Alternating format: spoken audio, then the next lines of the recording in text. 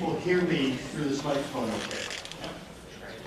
Seems to be working. Way back? Okay. So we're going to have a couple logistics that we're going to be working out here, just sound and making sure we can all hear. So that would be something we'll just be all working out together here, and I appreciate that. So first thing I just want to say thank you to everyone who showed up here in this beautiful morning, in this beautiful room, in this new building, in this beautiful building with a wonderful mission statement here. So it's a nice place to be. Just a reminder that this is officially, all right, this is a official meeting of the City Commission. This is a committee of the whole meeting. So we're going to be starting, as we would with any committee of the whole meeting, beginning our agenda, calling the meeting to order, and then having an opportunity for public comment. So this is where we go official at this moment. I'm officially calling the Kalamazoo City Commission Committee of the Whole meeting for Saturday, March 14th, 2026 to order. In the first order of business, Clerk Borling is roll call. Commissioner Hess. Present. Commissioner Hoffman. Present. Commissioner Brady. Present. Commissioner Slavy. Commissioner Wilson. Present. Vice Mayor Duncan. Here. Mayor Anderson. Here, may I have a motion to excuse Commissioner Slavy, at least for the moment? Motion to excuse. Motion made by Vice Mayor Duncan, Second. supported by Commissioner Hoffman. All in favor, please signify by saying aye. Aye. All opposed, nay. Motion passes. Thank you. Next is communications. Any communications, Manager Hankins? Yes, Mayor, thank you. I did want to acknowledge Dr. Dietrich Martin and Teresa for allowing us to use this facility. We made a request, and I will tell you that it was greeted almost immediately with a yes. And so we had to work through the logistics, but just wanted to formally say thank you for allowing us to have this meeting here.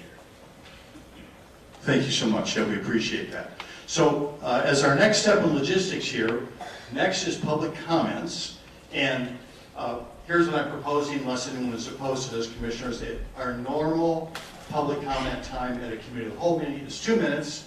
Our business meeting public comment time is 4 minutes. I'm suggesting, why don't we split the difference and give 3-minute public comment for today. Are people okay with that? Okay, so it'll be 3 minutes.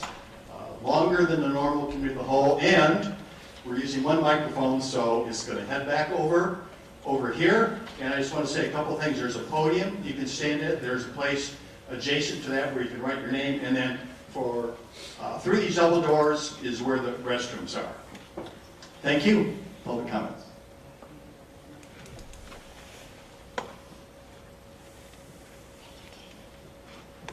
Good morning. I'm Toby Hannah Davies, city resident.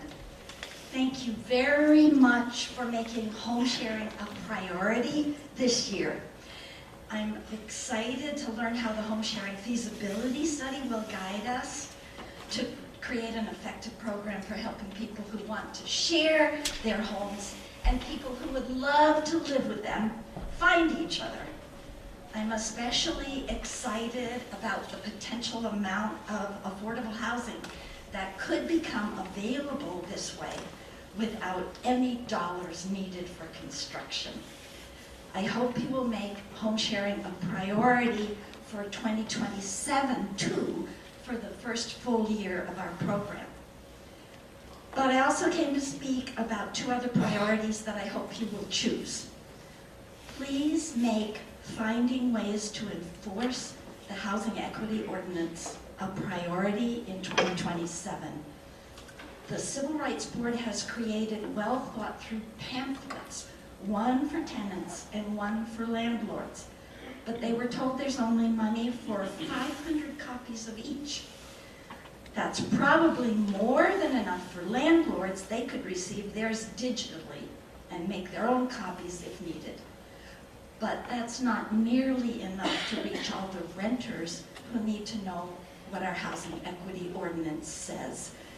I hope you can find funds for renters' pamphlets in this year's funding somehow, since those pamphlets will be ready to go out anytime now. Have you also thought about ways to help landlords who accept lower rents so they can afford to upgrade their properties and make make them more energy efficient. We have wonderful programs for low-income homeowners to get help paying for efficiency upgrades. KNHS, Community Homeworks, Kalamazoo Climate Crisis Coalition. But what if landlords who pledge to keep their rents low could get that kind of support as well? So many of our oldest houses that were once beautiful and well-built are now rental properties that need upgrades. We could keep that housing available for many more years and keep those rents lower if we help landlords get energy efficiency grants, if they kept their rents low and gave applicants a fair chance as described in the Housing Equity Ordinance. Thank you.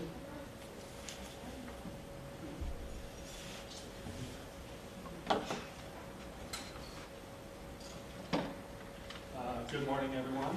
I will be reading Ms. Wendy Field's comment as she is unable to attend. Regrettably, I am unable to attend today's planning retreat meeting due to my commitment at the NAACP state meeting.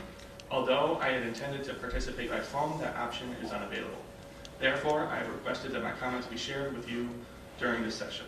In recent meetings with former City Manager Ritzema and David, it was discussed that $2 to $3 million would be allocated for updates to City Hall, for upgrades to the building and parking areas to enhance accessibility for our disabled citizens.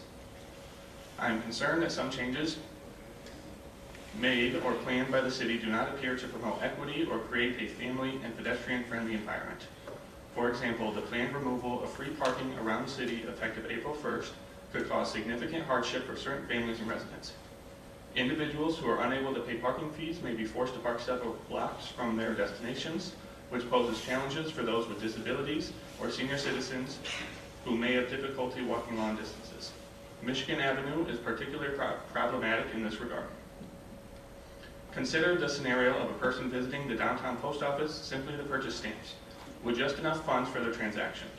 If they receive a parking ticket they cannot afford to pay, over time the fines can accumulate, resulting in license suspension and even incarceration for driving on a suspended license, potentially leading to job loss and further hardship. This cycle affects many individuals. I am familiar with these experiences through my work with this population. The addition of bike lanes utilized by a relatively small number of cyclists and only usable during certain months due to winter conditions has inadvertently increased risk for citizens as they load and unload children, strollers, mobility aids, and other items. It is recommended that the bike lanes be converted back to parking lanes to enhance sidewalk accessibility and ensure safety for all pedestrians. Additionally, it should be noted that certain traffic and street lane markings require repainting to maintain safety and clarity for all road users. Today's meeting is being held at KRESA Career Connect Building. Given the location of this facility, I would like to inquire about what measures were put in place to ensure your most vulnerable constituents had the opportunity to attend and provide input, given that the meeting will not be live streamed, nor can they call in. For example, were there any complimentary bus services provided? Why isn't the meeting live? Why isn't the meeting streamed or the call-in option available? It is imperative that your planning must be intentional and inclusive in building trust, transparency, and accountability. What anti-racism, bias, and cultural competency trainings will be implemented within the Commission, KDPS, and all associated boards? Additionally, what strategies will you employ to foster trust, transparency, and accountability? Given these concerns, I respectfully ask, are policies being considered or implemented that may unintentionally discourage low-income, disabled, or otherwise marginalized citizens from accessing downtown services and participating in public discourse? How will the city ensure that all voices are heard and included? Thank you.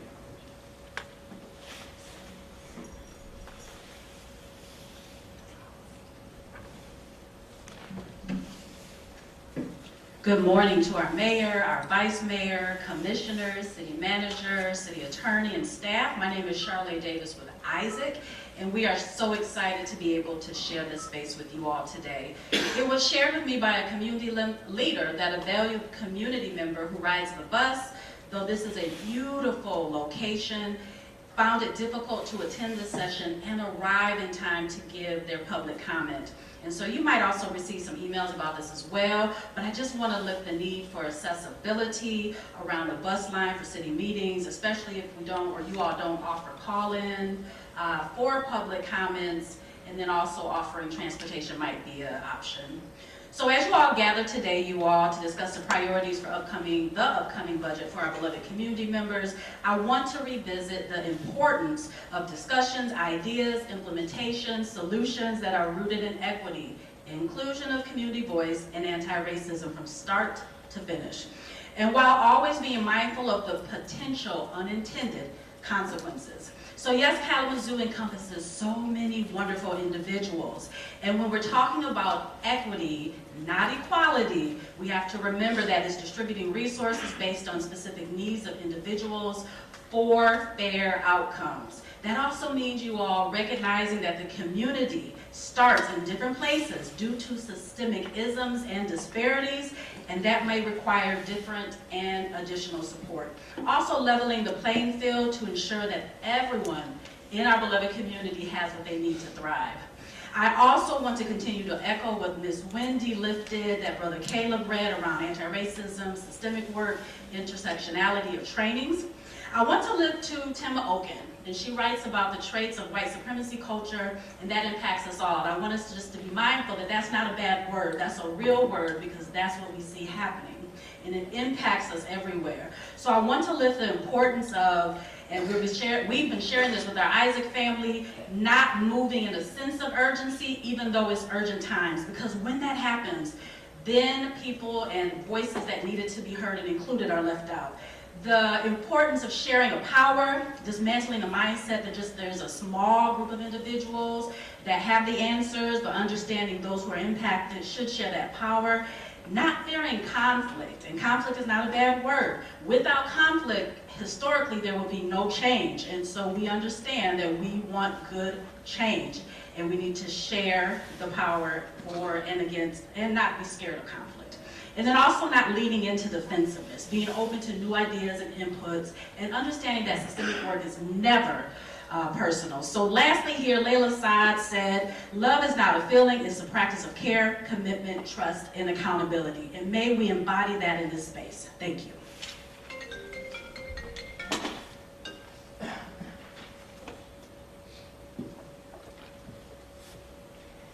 Good morning, everybody.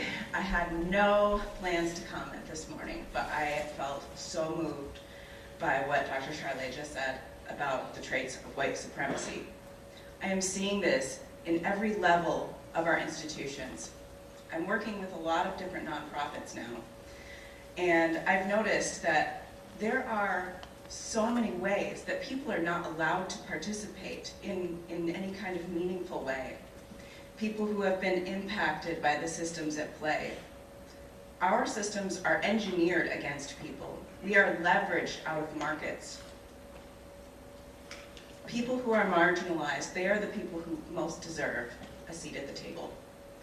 A lot of you have heard some of my story, how I came from homelessness and abuse, and now I've been given a seat at the table, and I am so grateful.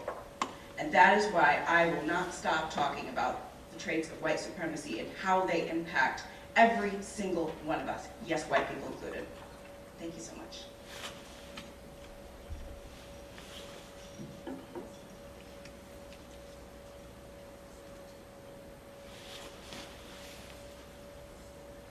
Next, please.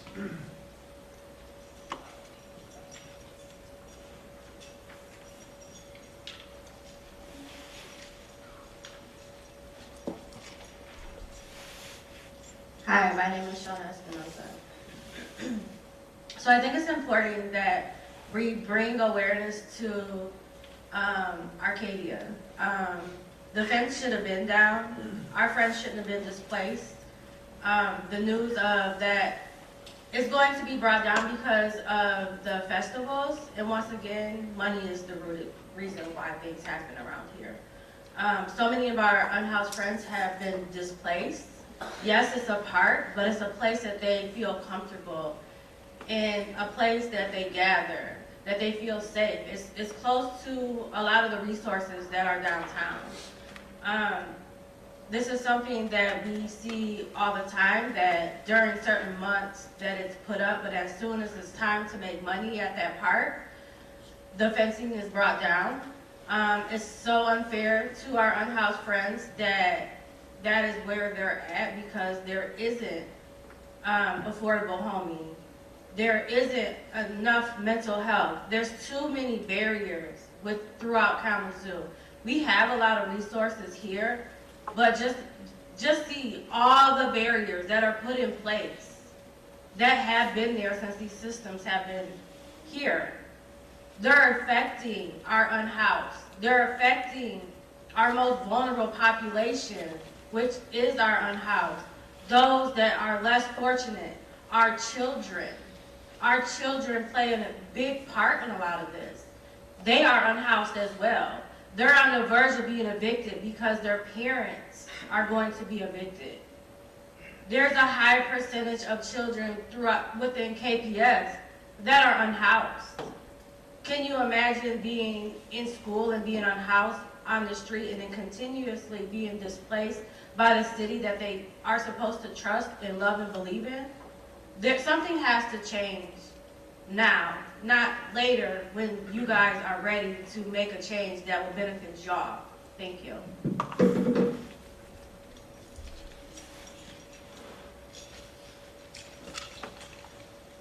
Anyone else want to take advantage of public comment time? All right, seeing no one, thank you so much. For everyone who's attended here today, knows you made public comments, I appreciate that very much. Back to our one mic, thank you. So I guess at this time, we're down here to the work of the day, Manager Hankins, and I know that you're kind of ready to get that set and talk a little bit about what we're doing and get our facilitators introduced. I will pass it over to you for that. Thank you, Mayor. And again, thank you everyone for coming. We have the opportunity right now to work with the Commission and engage in a process related to setting goals, hearing from you as Commission for our employees and our community to understand where this board or where this Commission would like to see the future of our city. I would like to introduce a couple of facilitators that we've asked to help us in this conversation. And some of them, one of them you are already familiar with. So Pamela Weidman is a senior manager at Raptellus with more than 25 years of experience in local government leadership, including 10 years in executive roles in the city of, I believe is it Durham or is it Charlotte? Charlotte, North Carolina. Charlotte. Thank you. I apologize, I know that's a different place. So she served in a capacity as a director in neighborhoods and housing, and she has, again, a number of years of experience not only in government but in facilitation. You know her because she assisted our community in recruitment for this role. With her today is Michelle Ferguson, who's an executive vice president at Raptellus. Michelle's experience, again, is excellent in the space of strategy and community and meeting with executive level folks such as yourselves to work through strategic planning. She again has, I believe, more than a decade of experience in local government leadership, having served as an assistant county manager and an assistant city manager in Kansas, I believe. Right? So I'll bring them here and pass it over to them to start us out with our process. And again, thank you both for being willing to help us through this conversation. Good morning to everyone. Hopefully you can hear me. I feel a little bit like Britney Spears with the microphone here. And I just want to say thank you very much for having both Pamela and I here today. She and I are going to share the space in facilitating your time together today. What's important as we get started in today's work is to remember that this is your time. While this is a formal committee of the whole meeting, as the mayor said, this is a unique opportunity for you all as the elected leadership of this community to spend time in conversation and a little bit of fellowship together, to really get to know each other at a different level, to be able to talk about what you as a body want to accomplish for this community. It's rare. I know you all do a retreat every year, which is a wonderful best practice as Pamela and I work with cities and counties and towns across the country. We sort of preach the value of having conversations like this, because you do get to learn more about your shared priorities as a group. And that's really what we're gonna spend time on today, really talking about those important priorities. Now, and just in terms of the agenda, real briefly, we're gonna spend a little bit of time setting the stage. I wanna talk about some expectations that you all have. I'm gonna invite staff to participate. This is usually when I tell them very carefully that they have to pay attention here in a minute, not that they aren't listening to every single word, I know that for sure. Then I asked, first of all, thank you too also for each of the commissioners and the mayor for spending a little time with me on the phone. I know many of you had a chance to work with Pamela during the last process, but I think it's important as your facilitators to have an understanding of what's important to each of you as you engage in today's conversation. And one of the things that I heard from those conversations is, again, being able to use this time to get to know each other a little bit, to identify what your shared priorities are as a commission. And so I gave you all a little bit of homework as you get ready for today's discussion. We're going to invite you each of the elected officials to share what you believe about this community. What's precious to you about Kalamazoo? What you love about this community that's important, grounding as you all identify what those shared priorities are. Then we're going to talk about how you all want to govern together. Just like any team, you all are a team. I refer to you very specifically as a body. You are the governing body of Kalamazoo, and as a body, you have to work together well. You have to govern together for this community. And so I posed for you a series of questions that will engage you all in some conversation on what it looks like, what the ideal governing body looks like from each of your perspectives. We'll talk about that. Then we're going to move into really the meat of the day, and that's really about strategic planning and priority setting. And so we've got some information that staff will share around some of the strategic planning efforts, the community engagement process, and some of the draft strategic vision areas that you all have in front of you that we'll talk about and get your feedback on. So that information can be used as you all spend time really developing your collective priorities. Obviously then we'll end the day making sure that you end on time. Part of the role for Pamela and I is to be a little bit of the timekeepers today, to make sure that you get to enjoy the beautiful weather before it changes 18 times before the sun sets, hopefully, and get outside. I know you all are missing the St. Patrick's Day parade, is what I saw on the news this morning.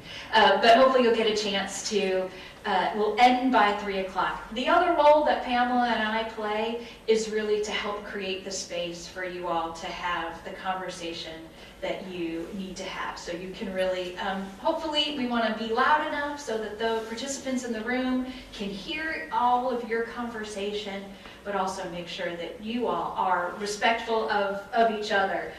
Oops. Sorry, no, I got it. Thanks. Yeah, and in terms of how to operate together today, whenever we work with elected officials, or any groups for that matter, we always like to have a handful of norms, really the how-tos for today, how we want to work together today. I hope that each of you listen to each other with respect, and really what that means in this environment is letting each person finish, we also will be taking notes during your conversation today so that at the end of this session, we can give you a summary of the things that we've heard. I know you've got your clerk taking notes, and the meeting itself is being taped so that there will be record of everything, but we'll be writing on flip charts, and we'll make sure that you all have access to that, and the community has access to that as well after today's session. We hope that as each of you are speaking with each other, that you're attentive to each other. You also, I'm sure, will hear things in today's conversation that you may not agree with, and that's okay. Part of creating community is bringing all of the best ideas together and then identifying as a body what your collective priorities are. If you do hear things that you disagree with, I hope that in this space that you disagree agreeably. I also firmly believe, having worked all across the country with elected officials, from all different lived experiences, all different walks of life, all different types of community, that in today's world, we actually agree on more things than we disagree on. If we can find that common ground, there's so many wonderful things that we can do for our communities. And yet in today's world, it's those few things that we disagree on that get the most noise. Those are the things that cause the most distraction for us. My hope for you all today is that you can find those places of commonality so that you can really build on that great foundation that you have for this community as the elected body. We hope today that you are honest and open and candid and realistic about your different perspectives. Each of you were elected to your roles for different reasons. You have different perspectives to bring to bear, and when each of those perspectives has a space in this room, there's amazing things that can be created for this community that really relies on your leadership as a group. And I hope that you maybe actually have a little bit of fun today. This is hard work that you do. You all know this. I'm not telling you anything you don't know. There are hard issues. Nothing gets easier, right? The challenges only get more complex and harder. And so just sitting back, really reflecting on what you love about this community, the strong foundation that you have, and how you can build on that, maybe you can have a little bit of fun in that conversation as well too. So those are the norms that I have for you today. Anything else anyone would like to add to that? You all willing to play by these at least for the next few hours? You can go back to whatever you want afterwards, but great. Well, I'm going to go back up, and I'd like to give each of you a chance to get your voice in the room, and this is where I'm going to invite staff to get their voice in the room as well too. I'll ask you to introduce yourself and use your outside voice so that everyone can hear you. And then I'm going to invite you just to share an expectation, if you have one, of today's session. What your expectations are, perhaps what your hopes are for today. Mayor, I will always give you the option of going first or last. Which would you choose? Last is great. Okay, well then that means that you have volunteered the person sitting to your left to go first. And I'm sorry, Mr. Attorney, that means you. So just an introduction and then your expectations for today. Hello, my name is Aaron Liao. Hello, my name is Aaron Liao. I'm the city attorney. As far as expectations for today, I hope that that the commission can have a very productive meeting to establish the goals that are important to not only the organization but primarily for the community.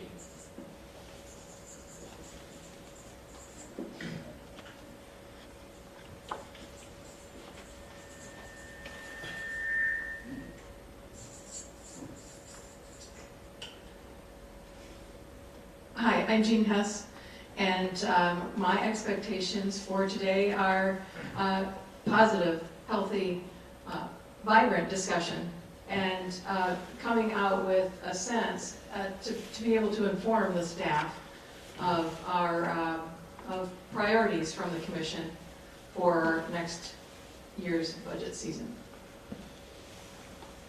Name's Chris Preble, City Commissioner. My hope is that we have an opportunity at the end of the day to walk out with clarity, both as a commission, as city staff, and as a community about what we're going to focus on in the next year.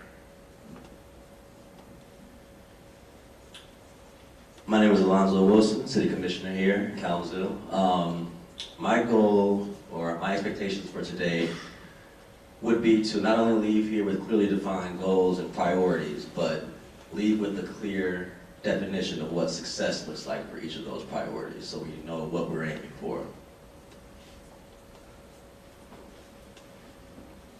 My name's Scott Borling. I'm the city clerk, and as a staff member, what I'm looking forward to today is to hear the discussion by the commission, again, for kind of clarity, and I mean, we can read what the draft goals say, but to hear that discussion and hear what commissioners think about those and kind of the, the direction they might want to take on those.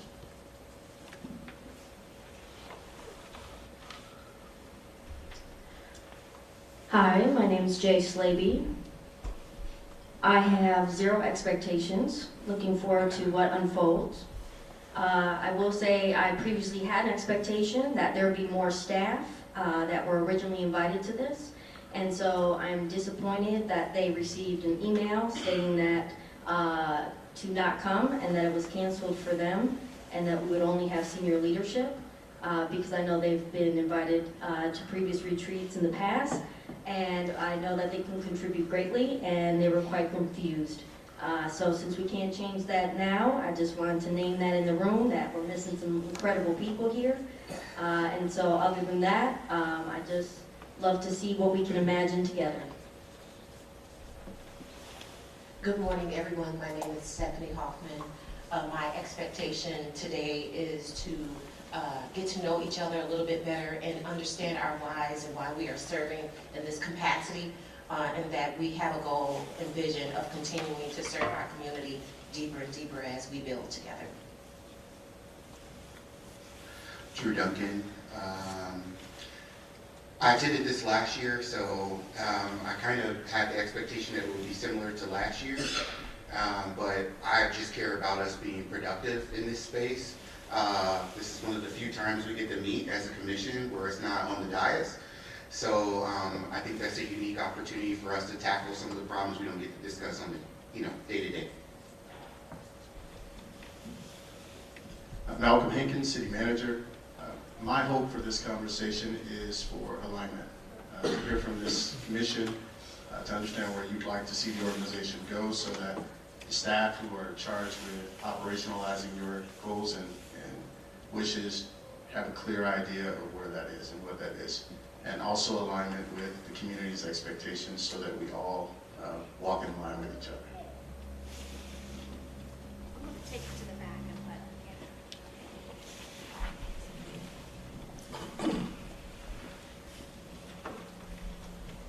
Good morning. My name is Christina Anderson. I'm the city planner for Kalamazoo.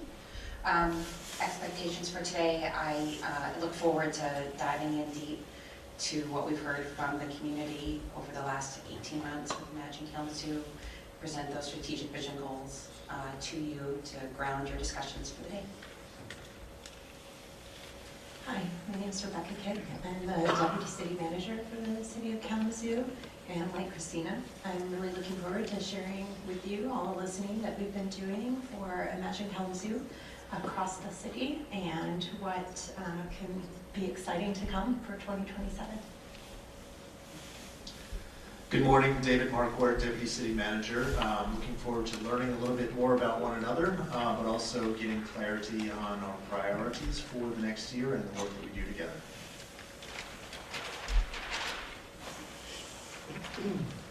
Well, I'm Steve Senzi, City CFO. My expectation for today is that the commission be engaged and open and honest, just to get us on the same page as staff moving forward.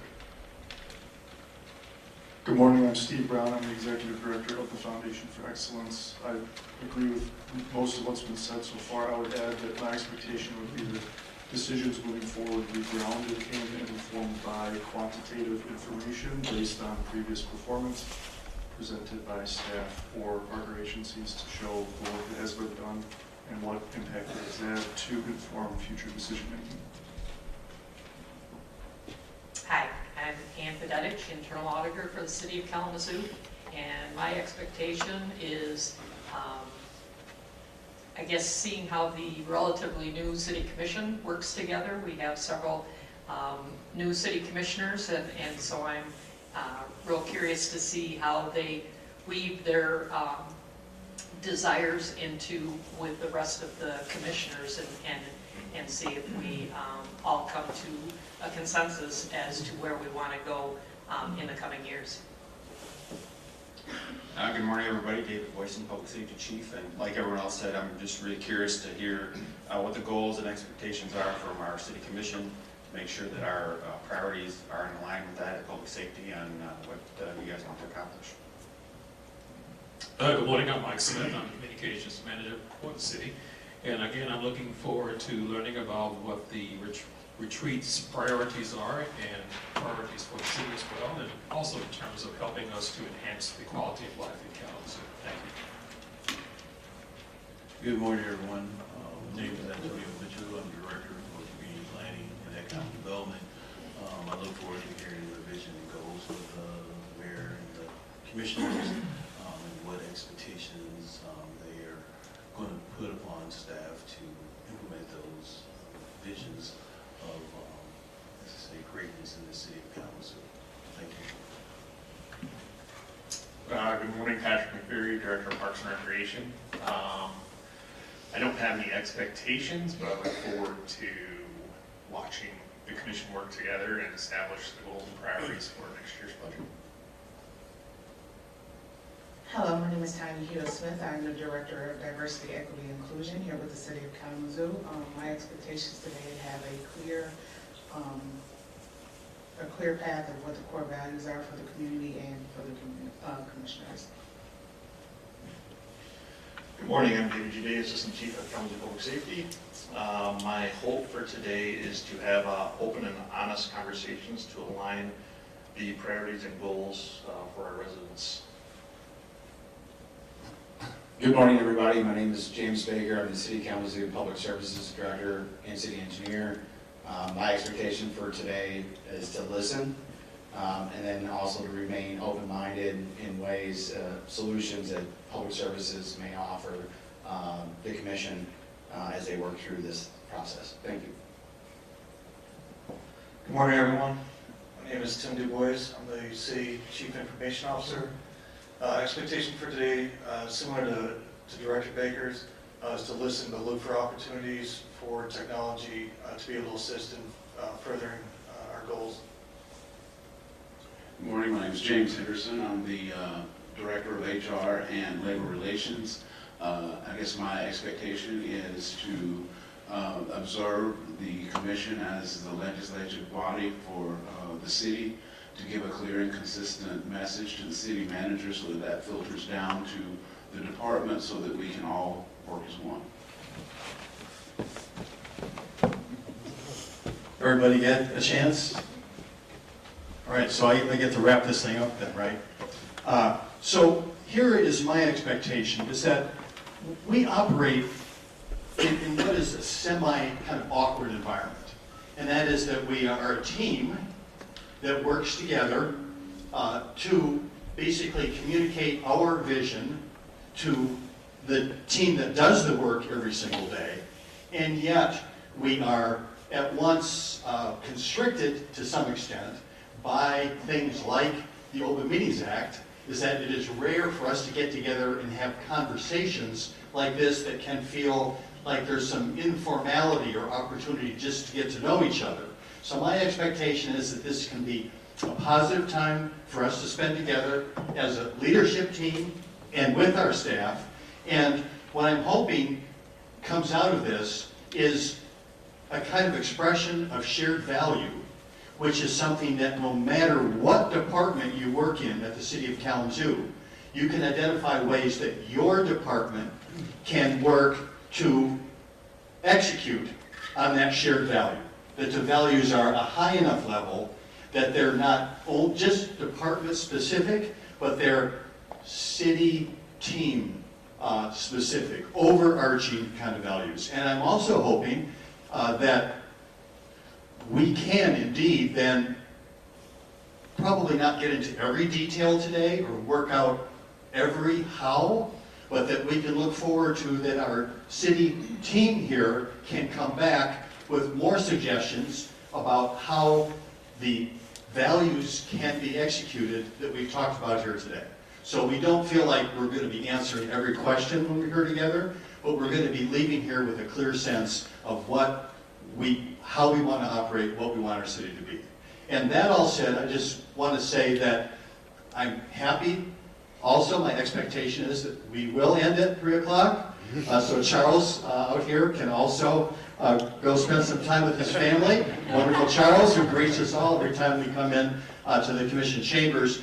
And that what a blessing it is to get to spend a Saturday with a group of people who universally express their desire to make a plan that is a positive plan for everyone that lives in the city, and getting to get some time together to do that, I think, is really almost an overwhelmingly profound, positive thing to get to do. Thank you. Absolutely. Thank you, Mayor.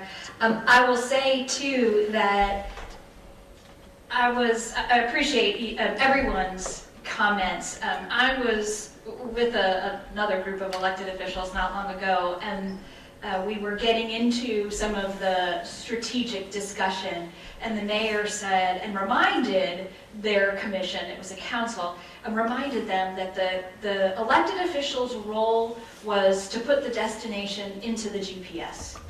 It was staff's role to determine the turn-by-turn directions. So I'm going to invite you today, and maybe challenge you a little bit today, as we talk about your strategic focus areas and vision areas, to stay up at that 10,000 foot level. If you don't stay up at that level about what it is that you hope this community achieves in the future, nobody else will. That's your role as the elected leadership here, is to really set the direction. Put that destination for Kalamazoo 2035 into the GPS. You are surrounded by incredibly professional staff, Mayor, as you said, who can figure out the how, can figure out the turn-by-turn. Your role is really to set that bigger vision. Because if you don't, nobody else will. There's nobody else in this community that has been elected to do that. That's your responsibility. That's your privilege. That's also your task. And so we'll spend a lot of time today really talking about what that collective vision is of this body. So the other thing that I heard, oh, and I should also mention too, most importantly, I think, Mayor, you said it, restrooms are out that way. This is your time. If you need to get up and stretch your legs, if you need to adjust your fluid levels, if you need to do a couple of jumping jacks in the back of the room, please do so. While you are sitting in a formal setting, this is your time to be comfortable. And please show up in whatever way is most comfortable for you today. We want to use the mic when we can to make sure that people can hear, but sometimes it's a little bit awkward too. And so if you can project, that's wonderful. Make sure that you use this time, as the mayor said, because it's a unique time, to really engage in the important conversation about the things that you need to engage in. So what I also heard in these expectations, and what I heard in my conversations with many of you, and we heard from the staff as they were sharing their expectations, is they want to hear from each of you. They want to hear, as the elected leadership, what's important to each of you. We'll talk about what that looks like collectively, but we're going to start by giving each of you an opportunity to share what you believe about this community? In other words, what do you love about Kalamazoo? What do you hope the future looks like? As a way to help introduce yourself and what's important to you, to your colleagues, both on the commission and also to staff as well. So this is where we get into that homework portion of the agenda. I asked each of you to just share with the group in a couple of minutes what you believe about Kalamazoo. And this is for the commission. And once the commission has a chance to share what they believe, I'll also invite the city manager to share his vision as well too. As a new leader in this organization, it's important for you all to hear from him, his perspective about Kalamazoo. So, Mayor, again, I give you the option of going first or last. So one thing that I do at the end of every meeting is help facilitate public comments. And I always go last. And I don't know how, if people are feeling comfortable or not comfortable with this action, which can be a little personal and a little revealing, I guess, for those of you that have done your homework and written out this I believe kind of a text. So I will just say, is there anyone who would like to start and work your way around? Or if people are not fully comfortable with it, I'm happy to start. Anyone? So I feel that no one is jumping forward. Am I right here? So I'm going to start this. I'm going to turn it upside down here a little bit. So this was an interesting thing for me to look at, this request, and doing some homework here. And I have to say that, in being in this public space, sometimes you're vulnerable to reveal personal things about yourself that, at least in this day and age, sometimes can be things that are used against you or used to portray you in a less than positive light, I guess. And so it's sometimes hard you want to drop that kind of professional, facade you have and look at personal. But one thing that I did, so this was not something I was fully aware of, was look back at the Edward R. Murrow, This I Believe. And I don't know if anybody got a chance to do that. Full disclosure, I was around when those were being broadcast, although I was listening not to the radio but to nursery rhymes at that time. But those were very challenging times, as a matter of fact. Big issue with McCarthy going on, all kind of Red Scare, all sorts of things happening. Edward R. Murrow played a big role in really ending some of that challenging saga that everyone was going through. And I think this, I believe, was part of it. So I did my homework, and to honor the request, I will start out with what I wrote for the This I Believe. And there's a ton of this online. Tons of people have done This I Believe over time. Wonderful things to look at. So I will read it. I believe that we are here for a reason, and that our purpose may not always be evident. The path is unclear, and that bad examples sometimes are the best examples. In my early 20s, I left Kalamazoo, where I was born, and sought to find a special place where people lived in community, based on values of honesty and caring and taking care of each other. It was a time of upheaval, wars, and concern for how we live together on the earth. Not unlike this moment. I ended up finding and living in several intentional communities known as communes, built around the ideas of providing a deeper meaning of sharing resources and living closer to the land. All of my daughters were born in those communities. To my crushing disappointment over time, it became evident to me that human capacity for error and even evil exists wherever people gather. And there is not an oasis on earth where human suffering, misunderstanding, and the intentional or unintentional inflicting of hurt is absent.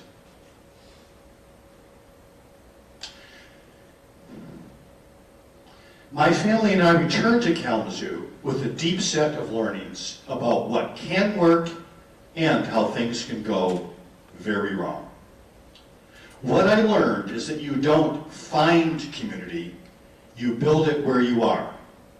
And that Kalamazoo is full of people building community in their households, on their blocks, in their schools, in their places of worship, and that those doing this work are plentiful and exist across political beliefs and can often be people you would not have considered allies. For me, this means build, don't divide. Look first for shared values, not areas of disagreement, and that how you treat people matters. Every day can be a day that builds community.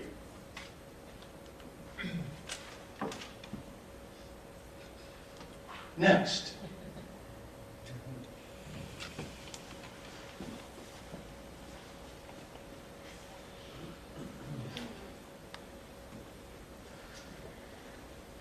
Thank you, Mayor. So I believe Kalamazoo's future will be shaped by political courage,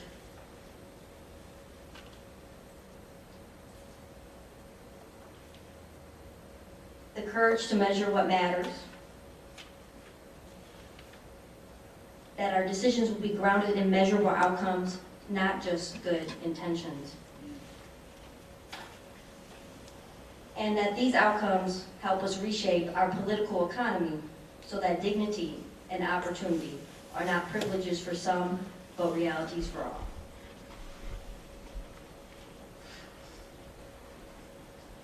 Who's next? Anyone like to go next?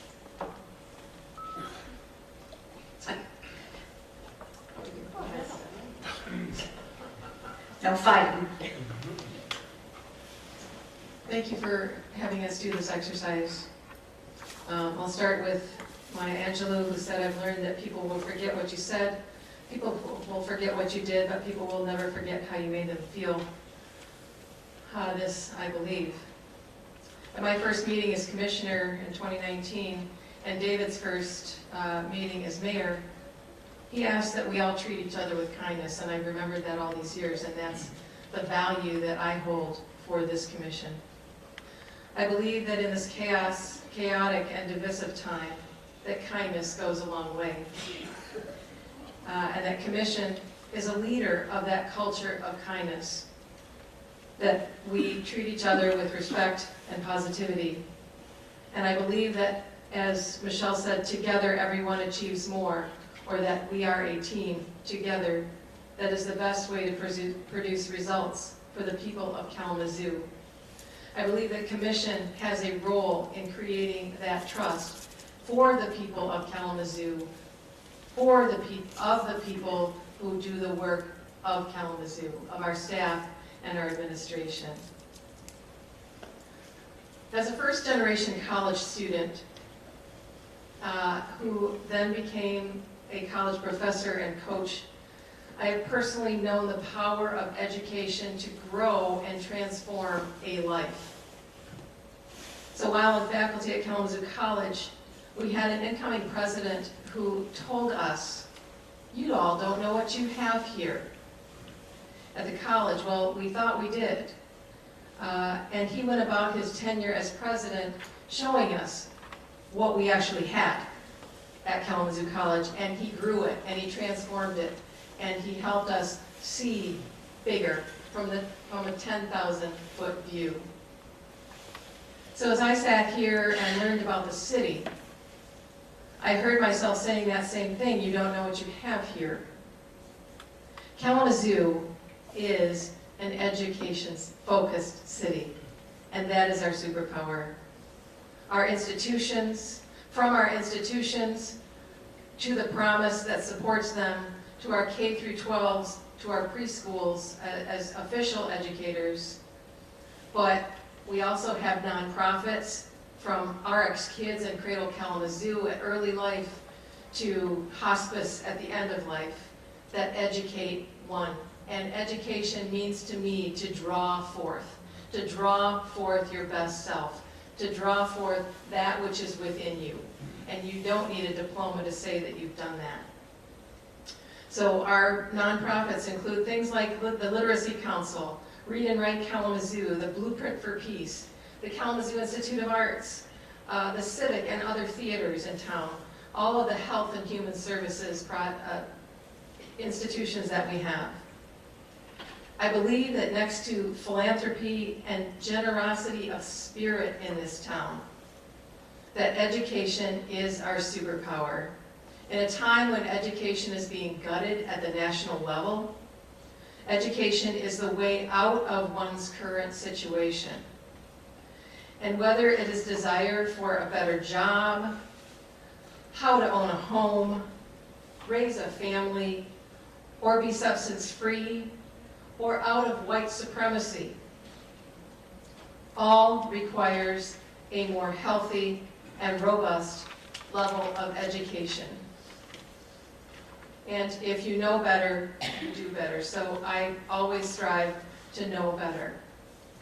I believe that education is a uniting force, one that can unite us as a citizenry, one that can advance individuals and families, that can attract students to our institutions from outside the city, that can also attract young families and recent graduates to make their home in Kalamazoo. I believe that if you live, work, study, play, pray, or visit Kalamazoo, you have an opportunity to have a higher self drawn forth. Kalamazoo is big enough to have both urban issues and resources to address them, and small enough to have a positive community feel. I believe that Kalamazoo is that place where people will never forget how we made them feel. We all have the possibilities of the happy city, and it starts with us. And I believe that community, as Mayor has talked about, community, the word is a verb, to have charge of together. And we are all here today because we are a part of this community. And I look forward to everything else that's going to occur today. Thank you.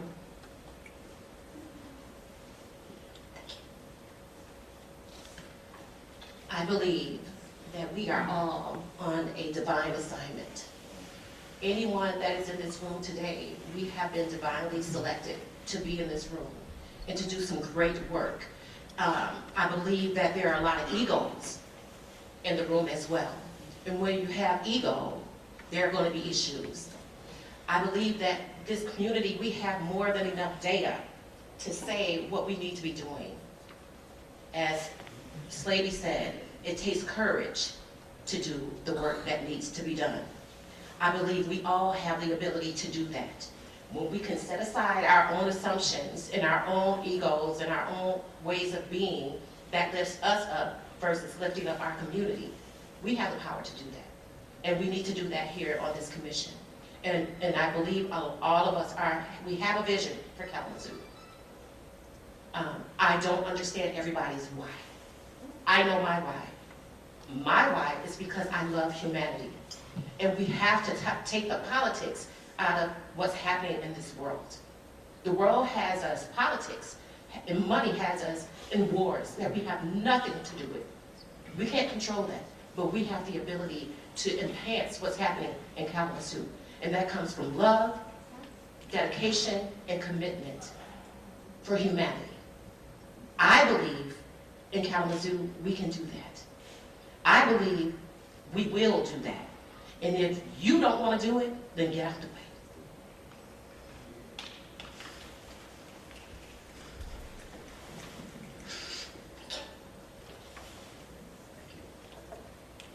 I believe that Kalamazoo cares, not just in words, but in the way that we show up for each other, in the way that neighbors check on neighbors, in the way that community organizations step up when someone's struggling, in the way people from different backgrounds, beliefs, and experiences still find ways to sit at the same table and work through hard problems together. I believe Kalamazoo has something special. We're not the biggest city, we don't have the most wealth or the loudest voice in the country, but what we do have is a community that believes people matter. We believe that prosperity should not belong only to those who already have it. We believe that opportunity should not depend on what neighborhood you were born into. And we believe that a strong city is one where everyone has a chance to live with dignity, safety, and hope. That belief shows up in big ways and in small ways. It shows up in volunteers who serve meals to people experiencing homelessness. It shows up in business leaders investing in neighborhoods. It shows up in teachers, nonprofit workers, public servants, and everyday residents who care deeply about the future of this city we call home. But belief alone is not enough. Belief must turn into action.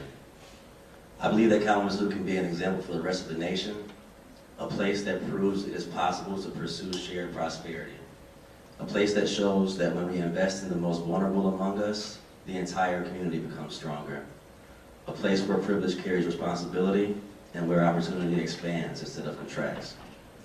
That does not mean the work is easy. It means we commit to doing the work together.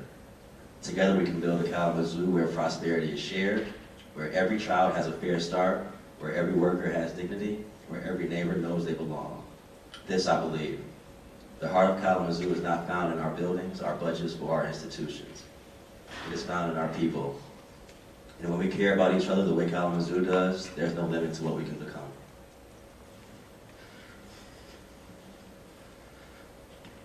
Anyone else? Thank you. I'm going to just apologize first. I'm feeling a little bit off today, so I'm going to do my best getting through the remarks, but just please know, just because it's not flowery, it's the content I'm trying to get out here. So I believe this for a long time, that Kalamazoo is truly an exceptional place. I believe that we are on the cusp of truly being the city in the state, in the region, in the country that people look to say, if you want to do it better than anybody else, look to them. I believe that, and I think it's possible, and I think we're on our way to doing that. I do think there are some things that we need to do, and I believe we need to do and continue doing in order to make that happen. I want every parent to be able to not worry about their child going outside so that kids can just be kids. I was kind of grounded in that in the first 6 months that I was a commissioner. I remember there was a young person who was shot by a stray bullet playing in a corner lot. And I remember the kid saying, you know, I don't want to go outside, I don't want to play. And so no child should have to feel that, no parent should have to worry. And I think we can do something about that. I believe we can create a community, when we talk about economic development, it means closing the gap on earnings, wealth, and opportunities in places it doesn't get. Normally, we normally don't find it. So what I mean by that is that perhaps the next Upjohn or Stryker exists in a garage on the north side, being built by somebody who doesn't look like me. I believe that Kalamazoo can be the place where people want to pull off the highway or cross the municipal border because we have the greatest trails, the coolest parks, some of the best attractions, and the most innovative things that we do. One of the most responsive and resident-driven municipalities, where when people have issues, they know and trust that there is somebody that's capable and will respond to them in a caring way and make sure that they are heard and their issue is addressed. I believe we can innovate and be at the forefront of housing and affordability. And I believe that every young person in this community has a right to have at least one adult and one thing outside of school that provides them a positive outlet to live a fulfilling life and to believe that they could have a seat here where we're sitting in the future. I think it's time that we as a community stop comparing ourselves to other people, but rather we can be the community that other people compare themselves to. I think this is a wonderful place. It is a place that I knew from a young age that this is the place I want to spend the rest of my life, and where I want to literally just spend the end of my days raising a family and living and making an impact. The thing that I think is most remarkable about Kalamazoo is that it's a wonderful place, not just when you see a beautiful sunny day on a Saturday at the farmer's market, or when you see June Jubilee Day with Pride and Art Fair in June, but even in the hard times of how we show up as a community, with the Uber shooting or a tragic bicycle accident, about how we as a community can show up for each other and can impact change. For me, I remember the first glimmer of getting involved with local government. For me, I wrote a letter to the time, at the time it was the mayor, And I was writing a letter saying basically that I wanted to change the name of my road because I thought it was messed up that it was named Random Road. And I thought it should be named after some really cool older folks who lived on the street. And for me personally, I have always challenged myself to think about how I can make sure that someday I can be there to be in that space to try to make change in my community. The challenge that I'm challenged with is I want to make sure that every kid who lives in this community has that opportunity someday that I had. And so that's what grounds me, that's my why.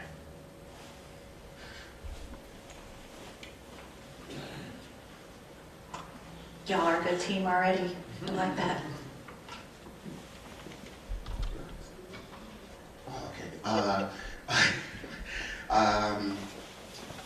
I believe that the city has made its residents a promise. And I believe that our fates and how our residents view and believe in us is based on whether we keep that promise. And I believe that that promise is predicated on, we told the public that we would be equitable and there would be shared prosperity and there would be education flowing in our neighborhoods and in our city. And I believe sometimes we fall short of our words, and I want us to be a city. I want to believe that we are a city that keeps its promises. And so my every why for being on this commission is that we are not a hypocritical city, that we don't just say that we love our residents in our city and we pass things without the intention of showing that love and gratitude through policy. And so I want to be intentional about engaging. I believe that the people who are closest to the solution are the people being affected by the problem. And I believe that this city can be better. I think we can be the best version of ourselves. And it does take political courage. It does take a spine in this moment. And it does take people standing up and being brave. So I believe that we all can answer that call. I believe that is incumbent on all of us. And I believe, again, that this city can be a place that keeps the promises to its residents.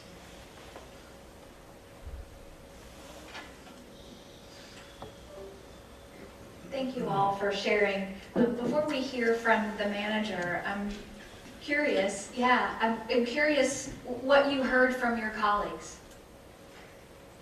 Anything stand out in what you heard? I would say there's great optimism about what this city is and can become. Yeah. That's something that we all share and value. Yeah, a lot of optimism. Others? So everybody can hear me that we have a heart for the people that live here. We have a heart on this commission for the people that live within our community and outside of our community. So that is something that's very important, and I felt that from us today. Anyone else? I felt the heart, the love of the people. Most of you talked about the people. Community is not the buildings. Community is the people that are here and who makes up this community. I heard a place that I would want to live. It's pretty awesome. Yeah, yeah. As an outsider, I'm the one from Durham, by the way. But as an outsider, when I hear you all talk about it, it kind of gives me goosebumps.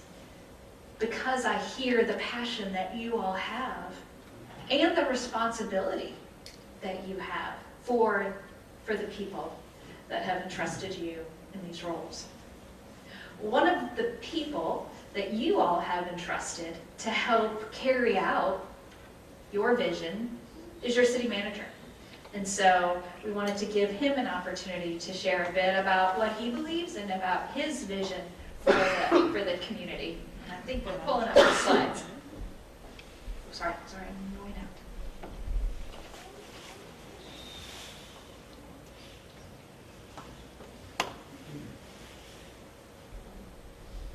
Manager. You really did your homework, didn't you? No, manager, this is where you dance until I get I was going to pull up TikTok, I think. That's where we're doing some dancing. That's where Britney Spears comes in handy. That's right. That's right. right. Here we go, here we go. Here it comes. Let's take a quick 5-minute break before we get into this. Restrooms are through that door. Thank you. Are there still snacks available if people want them? Yes? Okay.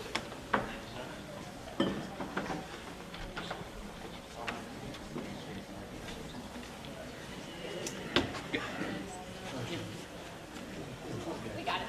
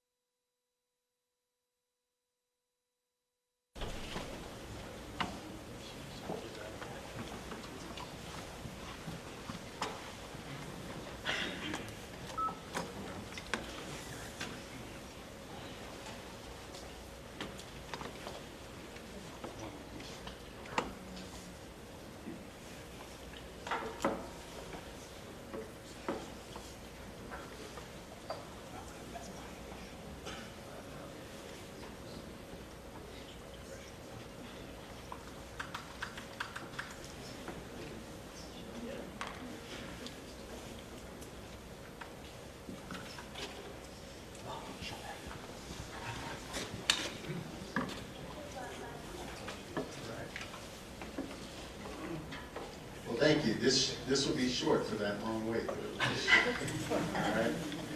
So I appreciate the opportunity to share a vision that I have, not only for how I see the community, but how I see the organization.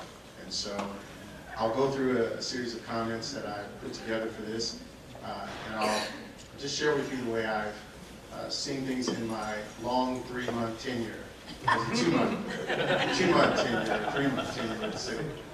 So from the city manager's perspective, I really think it's important that as an office we deliver excellent and reliable city services. I was glad to hear some of those themes when you gave your I believe statements, because to me a foundational important value of the city manager is to make sure that we do the small things well, and the things that you don't think about, it's because you don't have to, because the city is delivering on their services. One of my personal responsibilities, and I take it very seriously, is to support the City Commission and to give you clear information and give you what I can in a way that is able to be digested by you, to hear from you, and to execute when you give me directions. So that's an important part of the vision that I have. For the staff that you see in this room and the ones that you don't see, we all thirst for alignment with what you want to see done. And so if I had to ask anyone in this space that works for the city, what are you hoping comes out of this? I can tell you that one of those hopes will be a clear vision and alignment so that they know that the work that they do is meeting your expectations. And for that reason, I have the same hope and desire. Strengthen partnerships across the community. It's not lost on me that one of the things this commission was looking for when you sought out a city manager was someone who would be in the community and connecting with community and building relationships. I will say that that's not a one-way street. The community has welcomed me in a way that I appreciate. And so, this is not supposed to be emotional. All right. And then finally, ensure every neighborhood benefits from Kalamazoo's progress. I've heard those things as well. This is another way of saying shared prosperity. We should have a mindset for lifting up the entire community through the work that this office does. Next slide, please.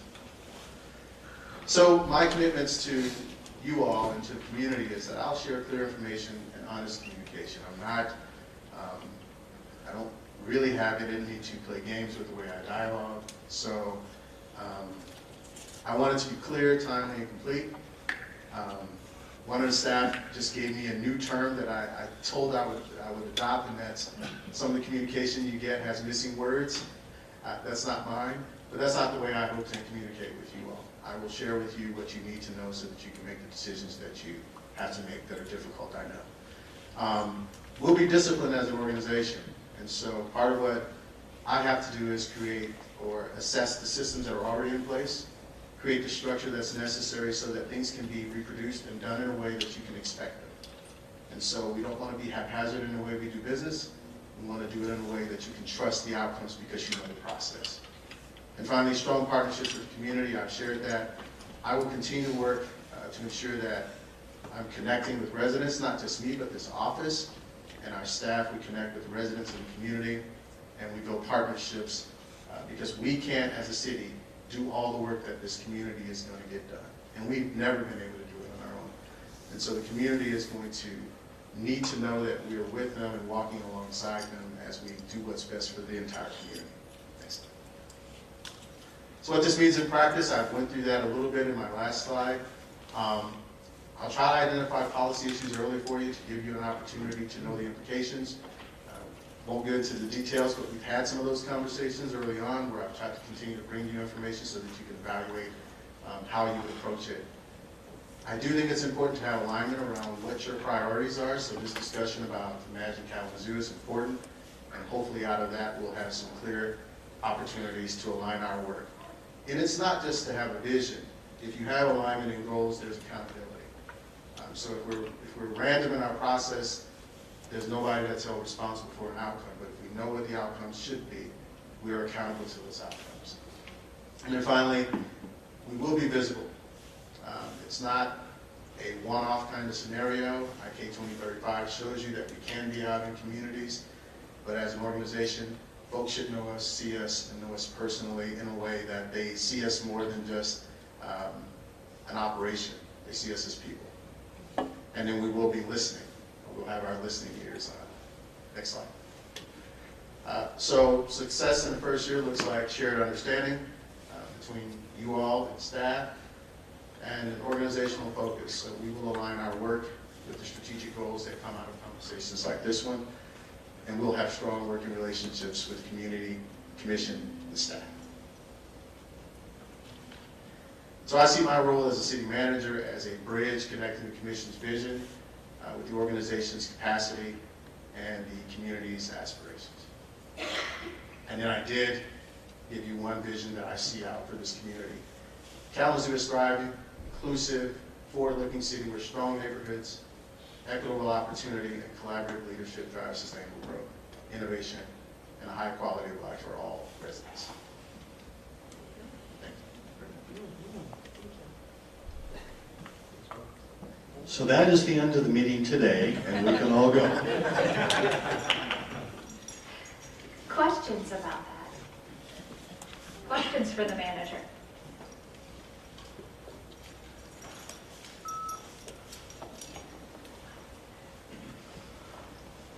Very well laid out, appreciate it.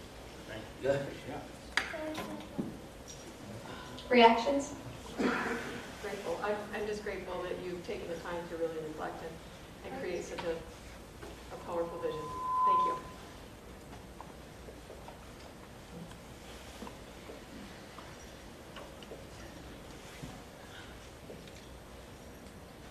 What I'm really pleased so far with our new city manager is that we don't just have a nice, flashy, clearly laid out presentation, but he looks to embody that in the decisions he makes, even when they're done in real time. So just noting that we did a quick restructuring of the room for the request of some of us, just to make sure that the community wasn't so far away. And he immediately took charge and figured out how to do that, when I think maybe other people in that role would say, hey, you know, this is just how we have it, and we gotta, you know, find some way to say we can't do it. And so I think this being that bridge and just being able to be someone that looks to solve problems, I see even in that small decision, which makes up how people feel and perceive and connect with us. I think that's important, so appreciate seeing that in real time. Yeah, that's great. And as I think Commissioner has said earlier, quoting Maya Angelou, people remember how you make them feel, not necessarily what you say. So yeah, how people feel is really important. And I just want to acknowledge, Manager, that you have been here for this amount of time. And so what you have presented is just beautiful, and I can't wait to see what happens in the next coming months and years with you leading us in a direction that I know is going to be powerful for the city of Kalamazoo, also the county and the state of Michigan. Like we talked about, we are that beacon and under your tutelage, so thank you.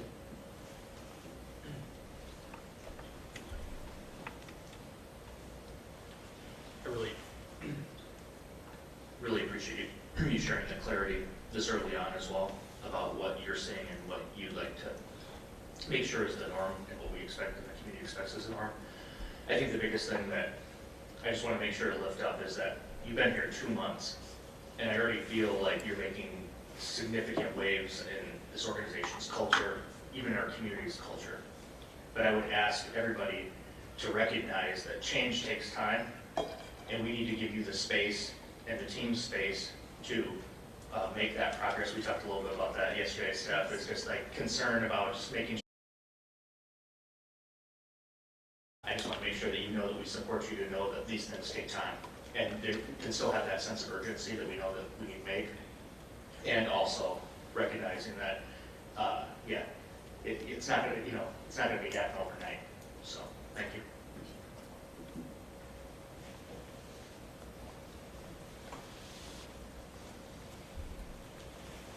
I think the manager wants to end the meeting now, right? That's good, like end on a high note, right? Go out on a high note. Yeah. Actually, what the manager really needs now from this body is that clarity. What I read and heard him say in that vision and in really his key focus areas is ensuring that the organization is aligned on this commission's priorities. So you have set the table by ensuring that you have someone, you have your city manager ready to go, you have your staff ready to go. Now you got to put the direction, that destination in the GPS. In order to do that effectively, you also, as a body, have to determine how you want to operate together, what your rules of governing together look like. And that's what we want to transition to and talk about a little bit now. So I have, maybe? There we go. The manager talked about his role as a bridge. And he's the bridge in many ways. Your city manager is the bridge between the staff and you all, and your policy decisions. He's the bridge that helps ensure that the direction you provide is implemented in a way that's aligned with your values and your expectations. Another way of thinking about what actually happens in your community is what gets done is really at that intersection of what is politically acceptable. That's your role as the commission. You determine what's politically acceptable. And I mean little p politics, not big P politics, but what's politically acceptable in the community and what's administratively sustainable. What does the organization actually have the capacity to do? What's in your jurisdiction to do? What can you actually do based on what you as a city are responsible for doing, your core services? So what actually gets done is what happens in the middle of that Venn diagram. Each of you come to this with your own expectations and perhaps conflicting priorities.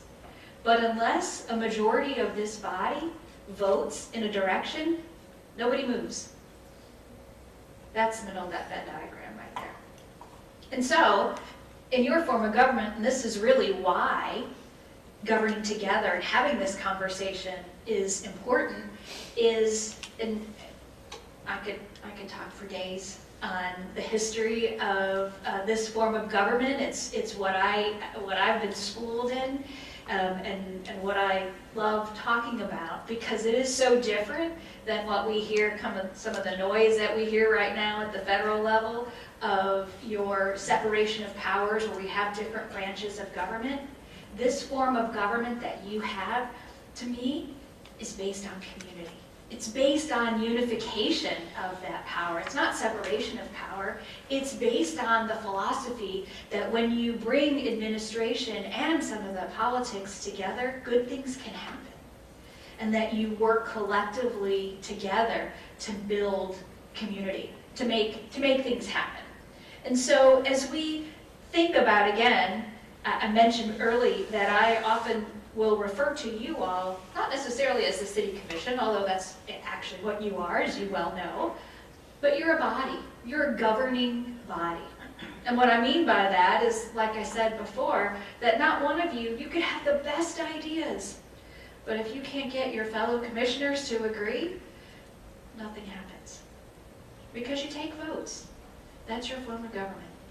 And so working together in alignment to identify where you have commonalities in the interest of the community is really important. And that's why having these conversations, I think, really does set the foundation for good governance. Does it mean that you're going to vote unanimously every time?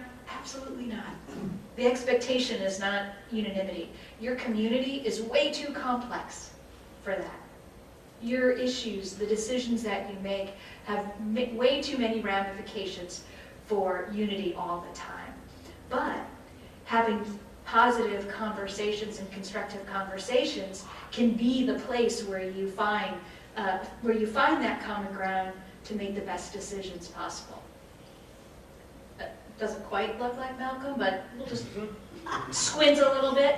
But that buffer, again, that person that sits at that middle, is your city manager, who can help be that translator too. When you all talk about the policy, the direction that you want to go, the city manager is the one that helps interpret that with the senior leadership to really make that policy come to life in the organization and really set the stage for implementation and realization of the vision that you all have cast for Kalamazoo.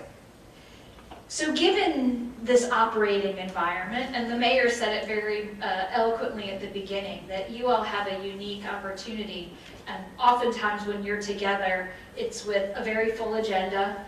It's probably often with lots of items, complex items that you have to vote on, and you have to, I'm imagining you follow Robert's rules. Is that accurate? Yeah. So one person speaks at a time. You don't ever really get to engage in conversation or dialogue with each other. It's very structured. Well, this is an opportunity to have a little bit more of an unstructured conversation about what does good governance look like? When you hear that term, what do you think of? What does good governance look like to you? Anyone?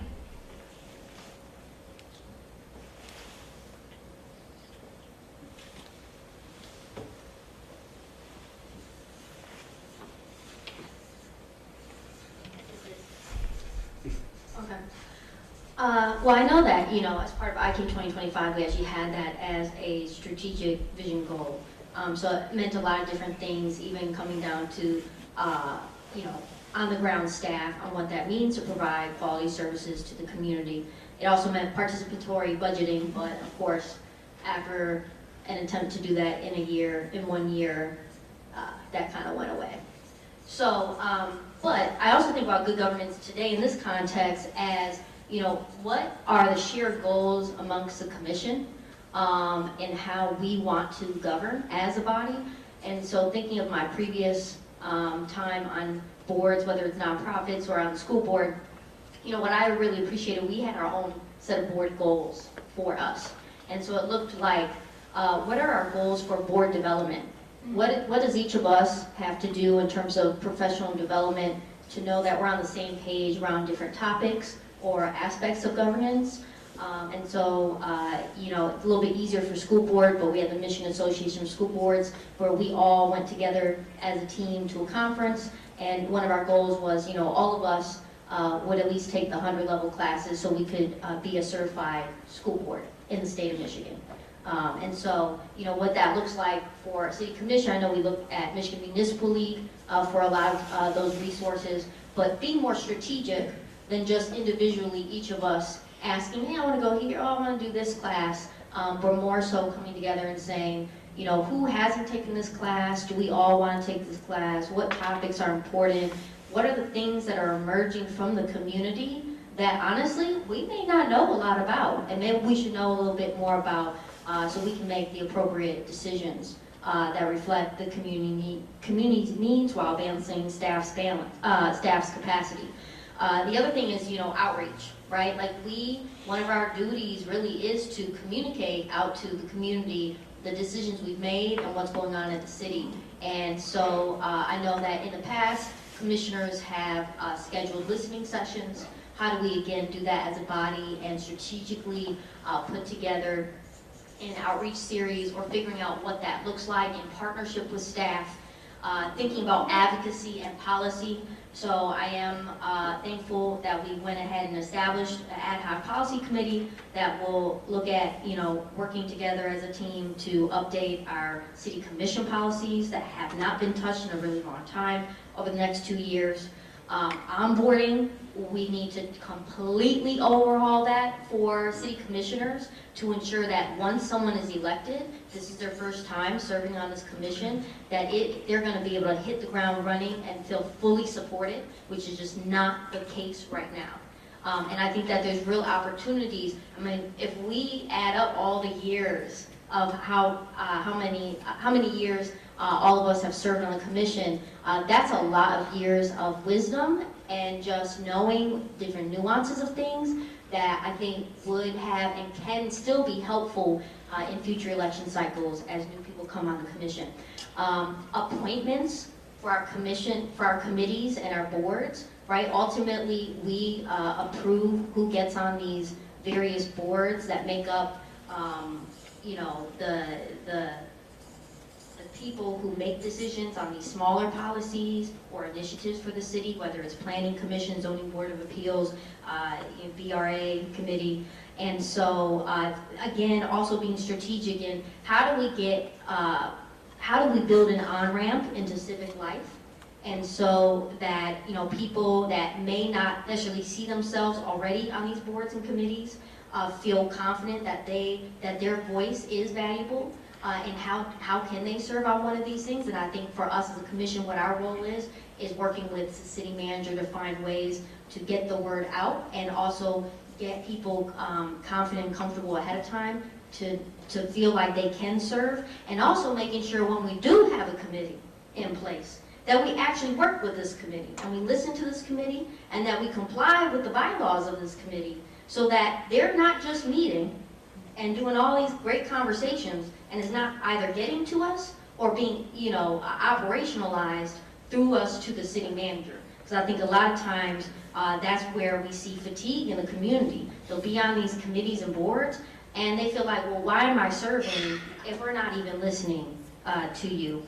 And so all of those things to me are important ingredients for the way, for what our strategy as a board is to create goals for us to know, what are we doing year to year to be able to be a strong board that's adaptable and responsive to the needs of the community.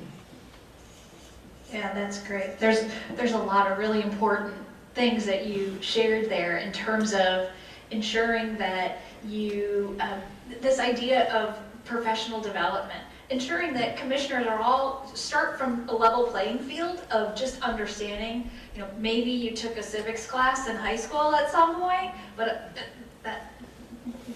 what prepares you for being in elected life? That's a really hard ask for many people, and I think today, commissioners, you shared this idea of on-ramp to leadership, that how can you get other members of your community interested in serving that maybe one day will sit at this table as well too. And so how can you all help support that? That's great.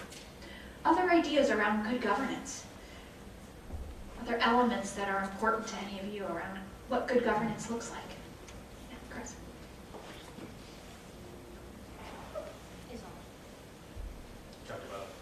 just having some candid conversation. Something that has kind of bothered me a lot over the 6+ years is, and I've heard it loud and clear, is about how public comment is perceived.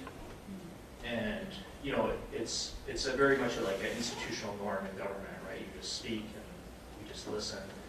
And I do my best. I can just speak in from an eye here is like, I try really, really hard, even if I'm exhausted and I'm tired, not to yawn, not to blink too many times, to focus on that person so they know that I'm paying attention and I care. But that doesn't feel like enough a lot of times. And I just wish there was a way we could examine a way where it doesn't feel like you're just speaking into a black hole. And City Manager Hankins has really helped us with that, because I've seen, and I can attest to this for staff and for the public, I know you all are working really hard to try to feed the machine, if you will, to get things out there. But I really appreciate it when it's, even if it's just somebody saying, hey, sidewalks on Alamo Hill, you know, it's like we get a response saying, hey, we're looking at that. We're examining that, we heard that, so that way we can respond. Or if we see somebody at the store, we can respond. Because it's just, from a capacity perspective, to do this job, most of us have grandkids or work full-time, and we want to be able to do all those things, but we just, to be able to respond to 17 people who made public comments and do it in the way that you deserve or whatever, we can't be that person. And so that's something that I would really love to look at or examine, of how we can more effectively make sure that that's not just speaking into a whole.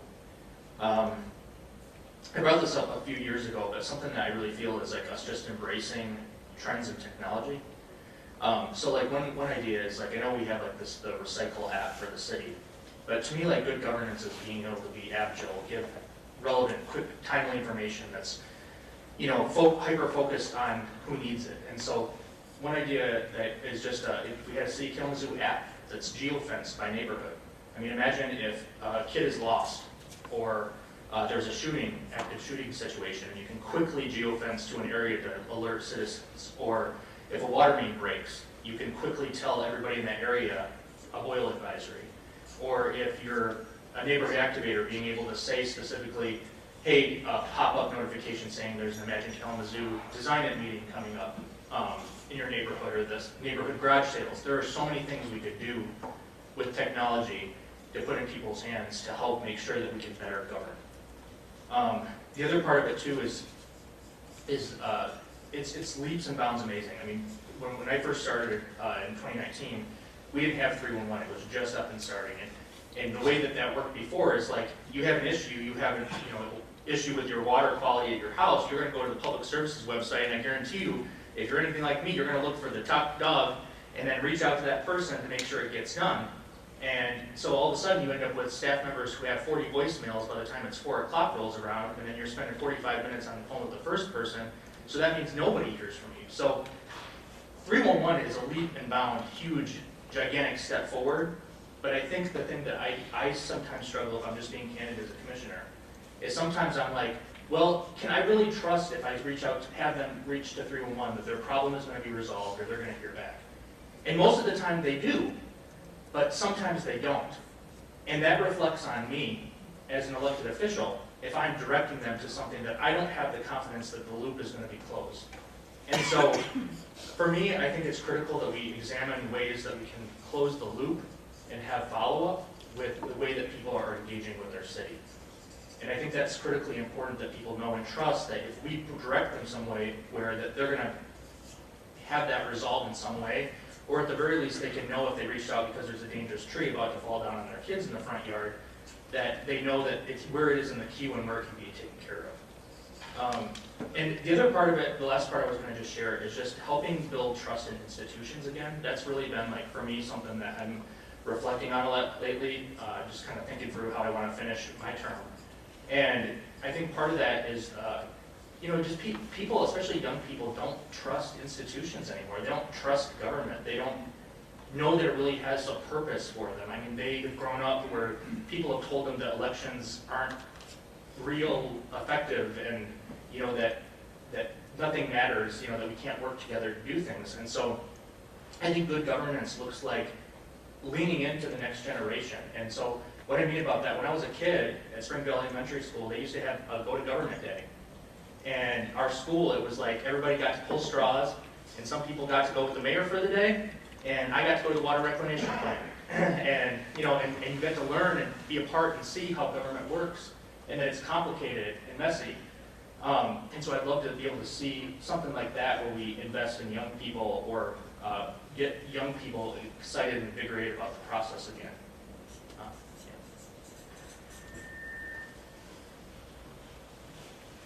Agree 100%, Chris. I was just going to say also that the level of communication between city and citizens, residents, is key in governance. And you know, I have a lot of people reach out to me, how do you do that? How do you do that? Well, I do it because what we've all said here today is that we love Kalamazoo. But it's more than that, it's more than the public comment. So how are we doing these public comments? And I appreciate City Manager, what he's done in these few short months is really let us know what is happening with those comments, how they are following up and creating that trust in voices coming to fruition at the city level, and where the intersection, that Venn diagram, is where things get done. We are the first level of government that the people can touch and that it can talk to personally. And I think, again, in this chaotic time of higher government, that we do have a responsibility to all the people of Kalamazoo to hear you, to respond, and to create the plan, the imagined Kalamazoo that's going to work for everyone. And I believe that we are the first line of creating that trust.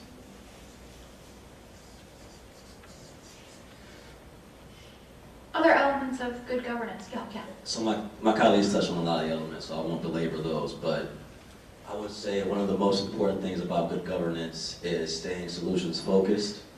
And to do that, it requires collaboration, not just within our own entity, but across entities, county, state, and local organizations as well. I believe that we do a great job at solving issues that pertain to the city that we can handle, but too often, it's not just us, it's other entities too. The buck normally stops at, oh, that's not our problem, that's the county's problem. Oh, reach out to the state, or reach out to this organization, but we don't do a good job at handing off and seeing those problems through solution. So I would say that collaboration amongst all entities to make sure that the most impactful issues are being solved and not just passed along to the next entity.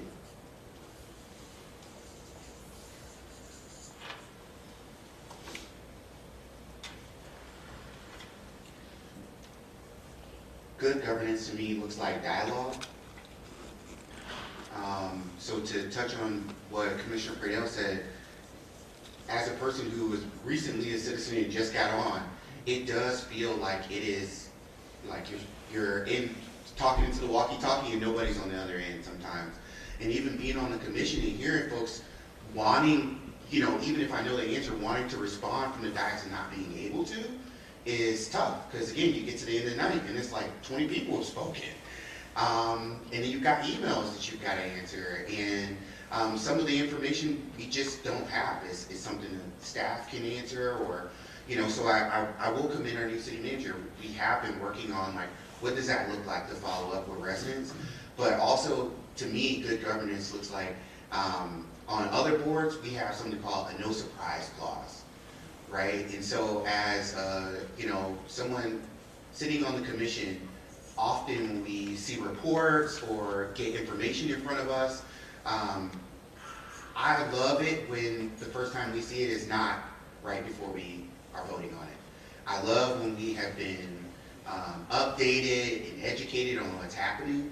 And I feel that when you do it in that fashion, it doesn't create this adversarial relationship with staff. Because sometimes some of the questions can be like, why would you wait until I get on the podium and ask me that? But if there's no other, again, like today, there's no other outlet to ask those questions or engage with staff, you know, sometimes that dialogue looks a little choppy. So no surprises. I feel that there's been several times since being elected that I find out things happening in the city from a Facebook post and not from somebody briefing us on what's happening. Yeah, that's a really common one, is you talk about no surprises. In terms of, you talked about, some of you shared the idea of respect. You want to respect your colleagues. We'll talk in a moment about the relationship with staff too. You know, they're running a mile a minute. You all are running a mile a minute. You're getting all kinds of calls and emails and requests. They're getting all kinds of calls and emails and requests. How do you align all that so that you aren't surprised and that they aren't surprised as well too? You know, what's that mutual relationship look like? Mayor. Oh. I just want to add, I want to focus on some of the board, specific board goals, and then hear from my colleagues about other aspects. So the fact that it hasn't been brought up yet, you know, again, we've so far since the beginning have, a lot of people have said this is about love, it's about shared understanding and trust. But we really can't have that unless we have consistent accountability. And I feel like to have accountability, we actually need metrics. And we don't do metrics. We just don't do it. And so we can have these lofty vision statements that sound really good. We can get them wordsmithed and we can hire consultants, put them together, or we can even do a full community engagement thing and have the people fill in the blank with the words. But ultimately, if we have nothing in place to be able to measure the progress that we're making on these, I just don't even know how we define success. And that needs to be something that not necessarily, you know, just the commission says, hey, we want to, I don't know, increase attendance by 500% at events, right? Like, we have to work with staff to understand what reasonable goals are, but we got to talk about SMART goals, and we never talk about goals as SMART goals. I mean, that's been talked about for decades now, so no one should not know what that is when they're working at the city or on this commission. And I just think it's so important if we don't walk away today with figuring out what that looks like when it comes to strategic vision, which is what I was waiting for to bring that up, but I think this is a good time too, then I wouldn't find this meeting productive. Yeah, you need to, it's great to have a vision on paper, but how do you know that the efforts, again, you're putting your trust in the organization to implement the policy decisions that you've articulated. How do you trust that that's actually happening in the way that you expect? And by doing that is really establishing what your metrics are. How do you measure success? And I think that came up earlier too. What does success look like? And then how do you measure it? And then have the ability for staff to come back and say, here's what we're measuring and here's what we're showing. And maybe even creating an environment where it's okay to say, you know what, we tried, this isn't working. The measures are telling us it's not working, we need to go a different way. You know, establishing that place of authenticity and maybe a little bit of vulnerability sometimes when things that you try don't work and you have to try something different. Yeah. Others, Mayor.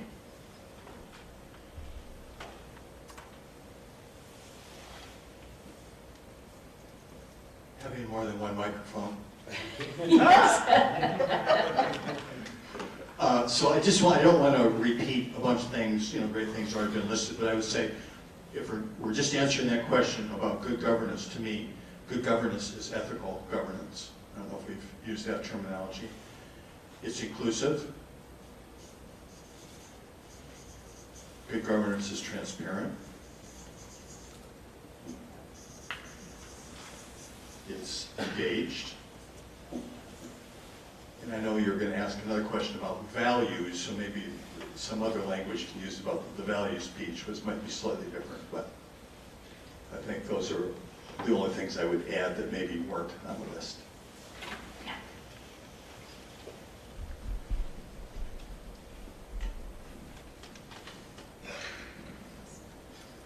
I won't make you put my ear on, so I'll let you use that one for the next question. So can you all hear me? Yeah. Without No, I would use it for the public. We want to make sure folks can hear us. So we ready? Yeah, go ahead. The next question. So the next question is around what, and Mayor, that was a nice segue into that, kind of what values are important to you in governing. And so, Mayor, since you raised that, I'll follow Michelle's lead. I'll give you an opportunity to go first or last. I'll follow up with I guess, could I get a little bit of clarification on this? I think maybe this would have been great ahead of the first question we just answered. So we're gonna put these on a piece of paper. And I know some of us brought up, Vice Mayor said dialogue, and we didn't really have a lot of dialogue. We kind of just went around the room and listed things and it went on the paper. So what's the next step once we do values? What are we doing with all this? This is really for you all to decide how you want to bring this into your meetings, how you identify these things as shared collective values that you have or decisions that you all want to see advance. So the intent of this conversation is for you all just to share what's important to you about some of those things that were mentioned. I also think having staff here is important so the manager can hear the things that are important to this group.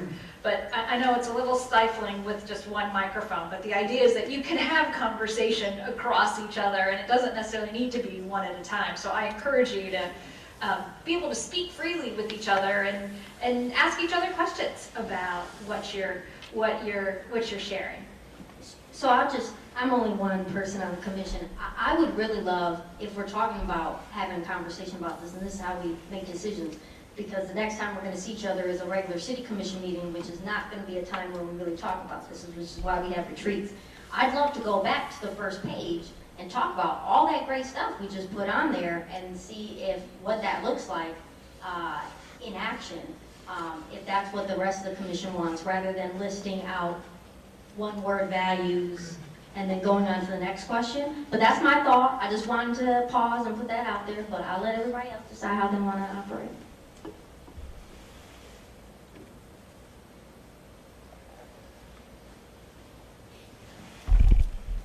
I'm going to answer the question. Important values for me in governing is mastery. We have to have a mastery of the things that we do, or we run the risk of leaving gaps. So mastery in the way that we serve the public, close loops, answer questions, engage constituents in conversation. I think that's big in us having the attitude that the way we enter these spaces and the way we enter these actions, we're striving for mastery of those things, even if we are not masters of them now. Can you elaborate a little bit on what that means for the commission? Yeah. For each of you. I'm not sure I understand that. Yeah, I can't speak for everybody else, but for me, like I ran on transparency. So since being here, I'm learning what that means to the public. If that's answering emails, if that's making statements, if that's having, tours in the neighborhoods, but like understanding that and understanding what the public wants is a level of mastery. And so again, some of the things that we've done, like the way we institute public comment, we have not mastered the way that we want, the public to engage with us. That process is broken. And mastery of that process will be the public being a little more happy with how they engage us and us being happy with how the public engages us. So mastery, just understanding each action, each thing that we participate in, are we looking at how can we do this the best we possibly can?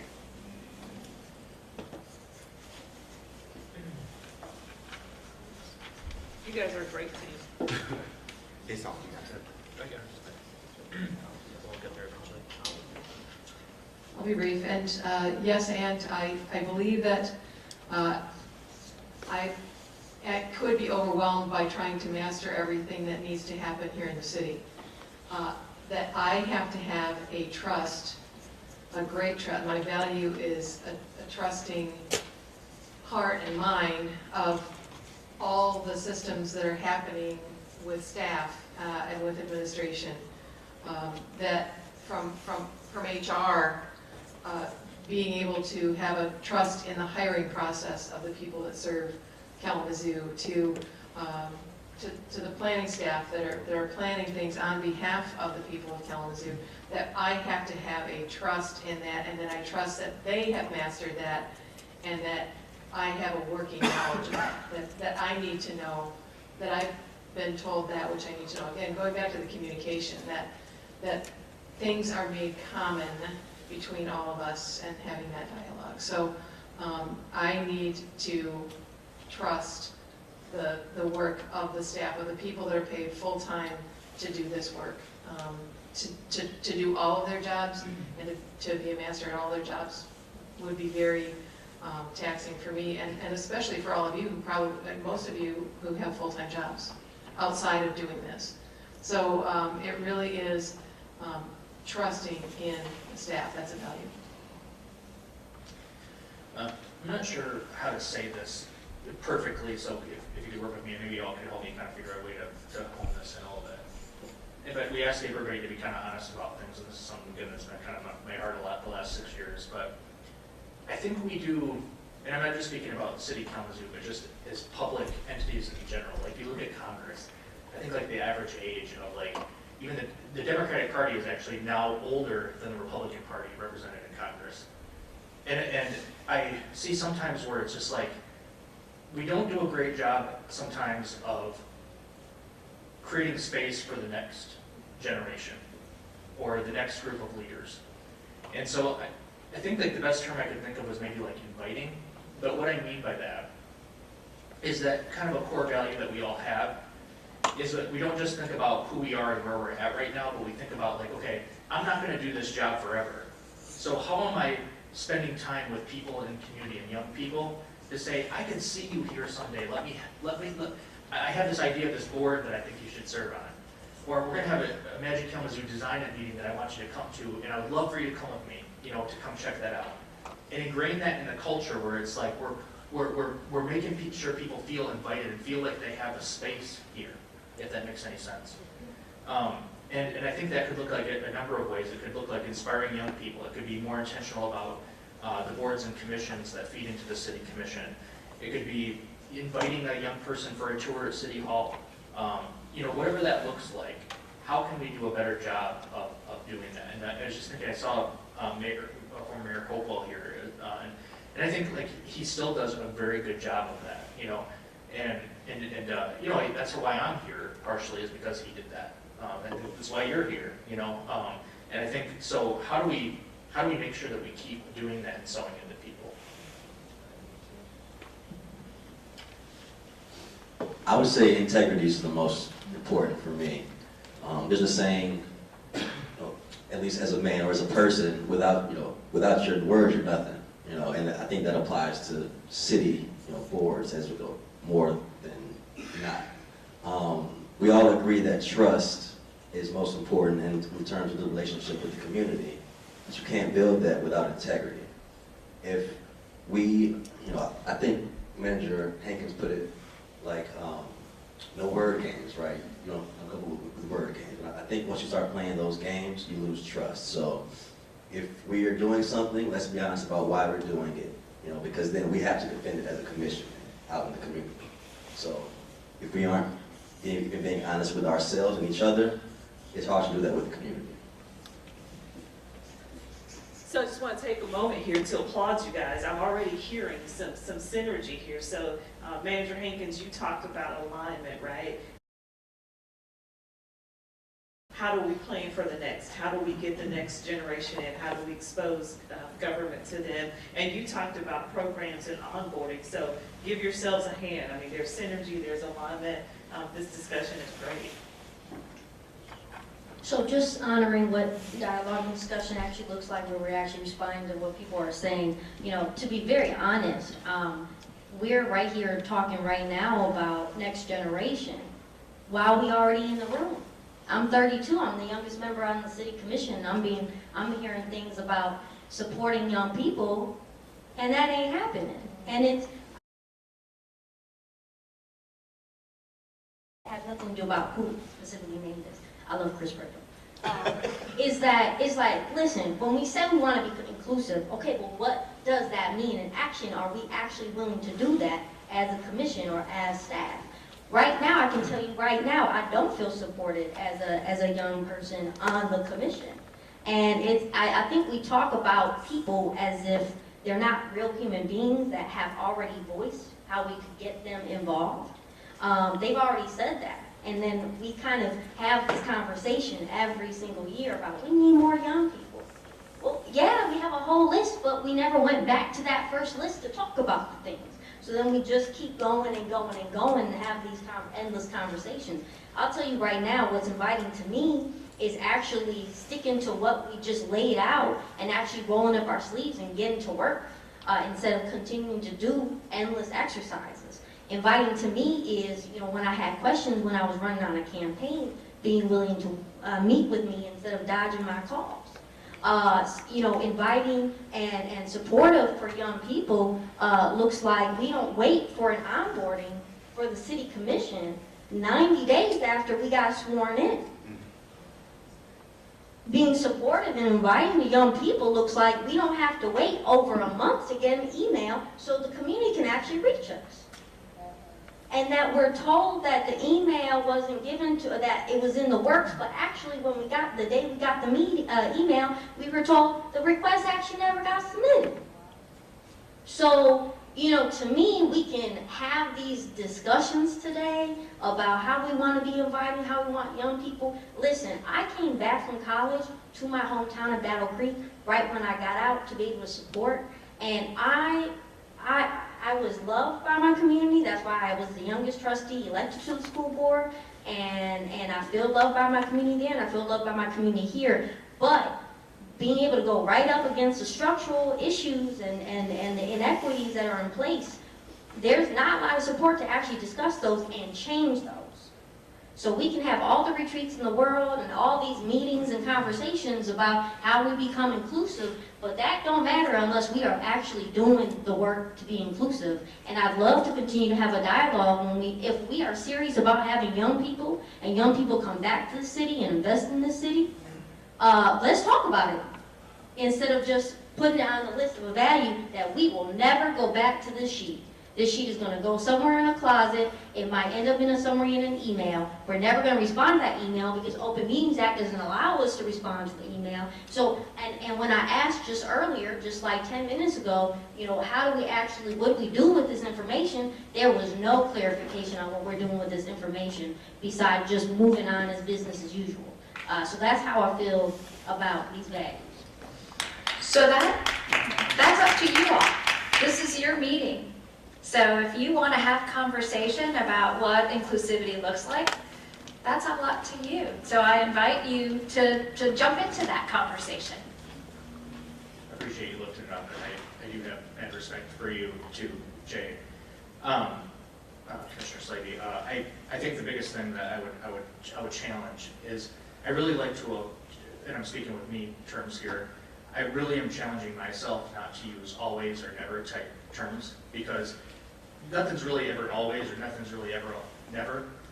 And the thing is like, at least where I was coming from, where I was trying to speak from about creating an inviting institution, I think there are things we can do as an institution where we can look to our city manager, we can look to our staff and say, hey, are there ways that we as an institution can do this? But what I'm doing is I'm trying to challenge myself every day to show up in ways and be thoughtful about how I personally, not whether I be on the dais or not, whether that be teaching state and local government at Western Michigan University for a semester, or going to a Boy Scout troop to talk about what we do as a city commission, or a Girl Scout troop. You know, those things we can do irregardless of who has an expectation of us or whatever. And so that's more what I'm talking about, is what we can do as individuals collectively to impact that work.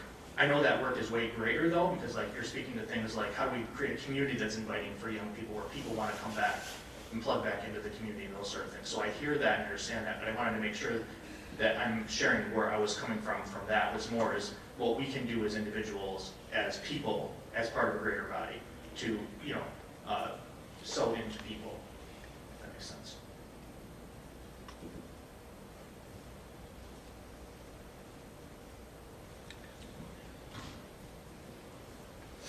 You know, I totally agree with that. And I guess I would just say, I did speak to some of the things of my own experience up as part of this governing body as a young person.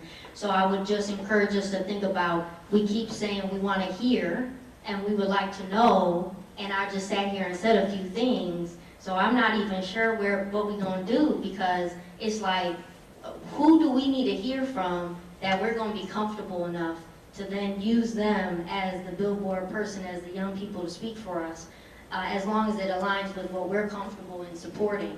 And so, again, Vice Mayor, you're not too much older than I am, and Alonzo young too, and we right here, we make up, almost half of the commission right now, and I mean, if we're trying to look at where can we find information about young people, we're right here talking. So I just feel like we're not listening, because I didn't really hear responses that would tell me that we heard what I said, so.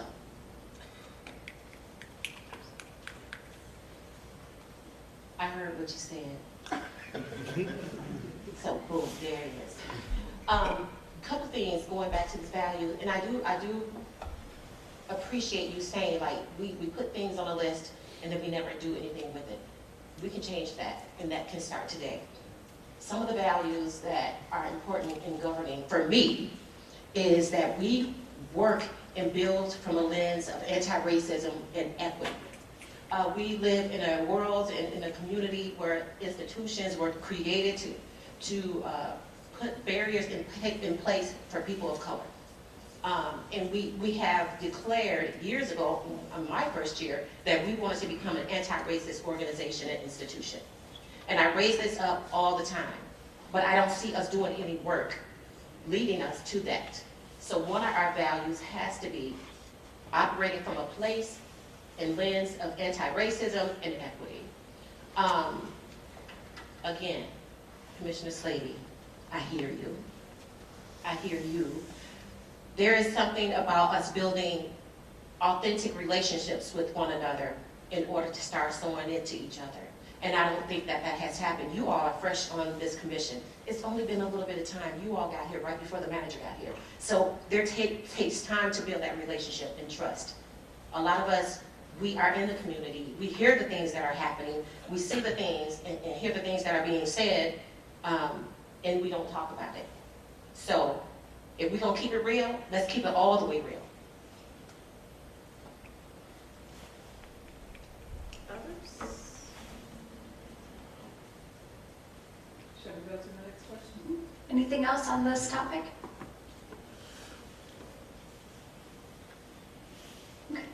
Can we at least go back to and honor the request? Like, let's go back to the first slide and see if we can't dig into a couple of those things that Commissioner Slavey brought up. Yeah, I listed them here in broad topics. This idea of public engagement, public comment, what that looks like, authentic engagement. There were comments in there about your boards and commissions and committees, ensuring that you have clarity around roles and how the commission interacts with that, and then also just commission development. Again, broad topic to talk about onboarding and support and training, those types of things. So comments around those topics, are there things that you all want to talk about related to any of those? So I just want to hit on what Commissioner Hoffman said. There isn't a lot of time for us outside of our own schedules to connect with one another. So us as a board may be talking about what do we do to, I guess, socialize or, talk to one another. That's been incredibly difficult for me. Again, I just got here and we're voting on stuff the day we got sworn in. And so I understand, people are asking us to have this patience to learn the job, but we're already doing the job. And so, some of this is, we're flying by the seat of our pants, just trying to, do what's right in the role. So again, I think that goes back to onboarding and board development, which is, is that our job, onboarding new commissioners? Because I will agree with Commissioner Slavey, the onboarding has been atrocious. I I've been onboarded at McDonald's and got better onboarding than this. And that's not speaking to anything of the staff. I just think, again, Don Cooney been on the commission longer than I've been alive. There hasn't been a lot of changing, right? So, you know, I think as we're getting into this space where we want to invest in new people coming on, we're seeing younger folks run, we're seeing younger folks get involved in governance, in civic life. What does that look like with intention? And also to talk about what Commissioner Slavy said, everybody that want to be involved don't always got the same mind for what you want to do. So how are we accepting of that when somebody that doesn't agree with us also wants to come serve? Because that seems to be a topic, and it does sometimes make it look intentional why you are not being given information, because maybe you are not aligned with what has been going on. So, you know, that's how I feel. So let's take this into, I think I heard you talk about two separate issues, and I think maybe talking about them separately might be helpful. So one is the onboarding and support of current commissioners. The other is this idea of how to encourage others and perhaps public participation. And I think those strategies for how you address those are different. So I think maybe having a conversation, let's start with how you support each other. Regardless of how long you've been on the commission, again, part of what you all said early in the expectations was, how do you get to know each other? How do you develop? What are your opportunities for just, like, what's your favorite color? I promise I won't make you do any of those exercises. But things just to get to know each other at a more human level, so that you spend a lot of time together. You spend a lot of late nights together. So how do you get to know each other in a respectful way, knowing that you have open meetings laws and so many of you can't be together at a certain time? So what thoughts do you all have about just how to support each other in this hard work?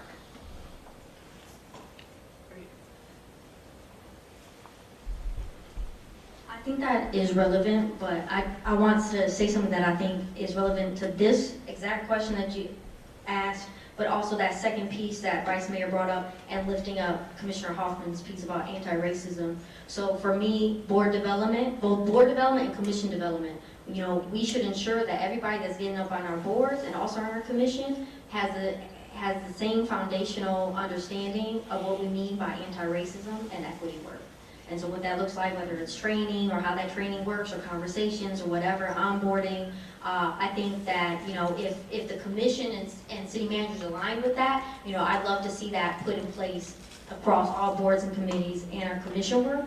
I think that would be helpful to Vice Mayor's piece of, what's that second piece that you split it into two things? What was that? Public, the public and bringing in new voices, Yeah, younger new voices, people, right. with leadership development. I think some people actually may feel in danger or unsafe of running in these roles.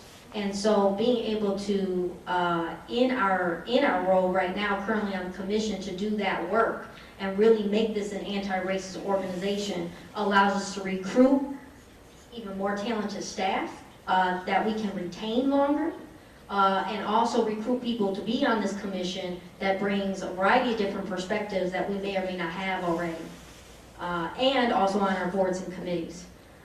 So I think that's important for us to make it feel actually welcoming and inclusive and inviting to more than just one segment of the population.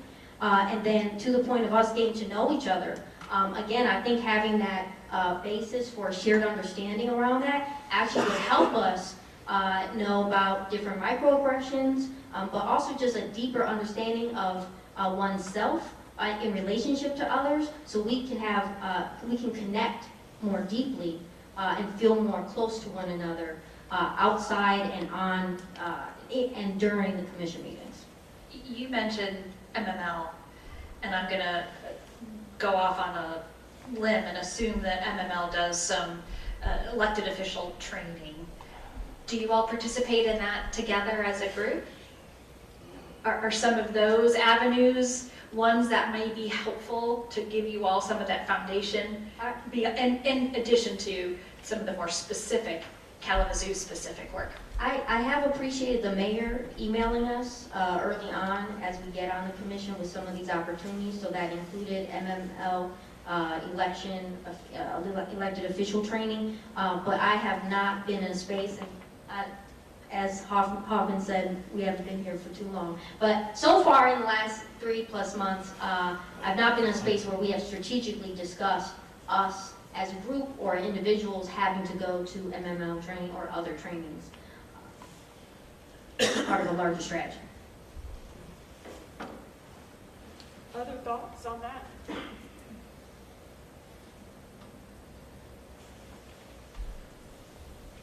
So to the anti-racism value training, do we have a fund? I guess it's for my college. Do we have a fund to send commissioners to E-race training or staff? Is that instituted into onboarding in the city? Because you just don't wake up one day because you work for the city of Kalamazoo and you're not racist anymore. So like, how are we instituting this training? Like when we hire somebody, are they mandated to go to anti-racism training? They're not mandated. Oh, wow, business. So, you know, for me, if we're going to pass it, I agree with Commissioner Hoffman. Like, why have we not instituted some type of training into the city that if we can't make it mandatory, highly encouraged?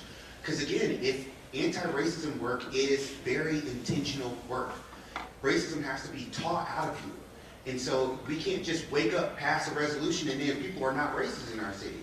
So the function that we can control, right, that 10,000 foot view is what have we installed as a city, as a commission, functionally for our staff that puts them in a predicament where they are educated about anti-racism.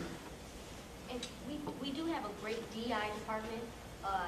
Tanya, I think that's...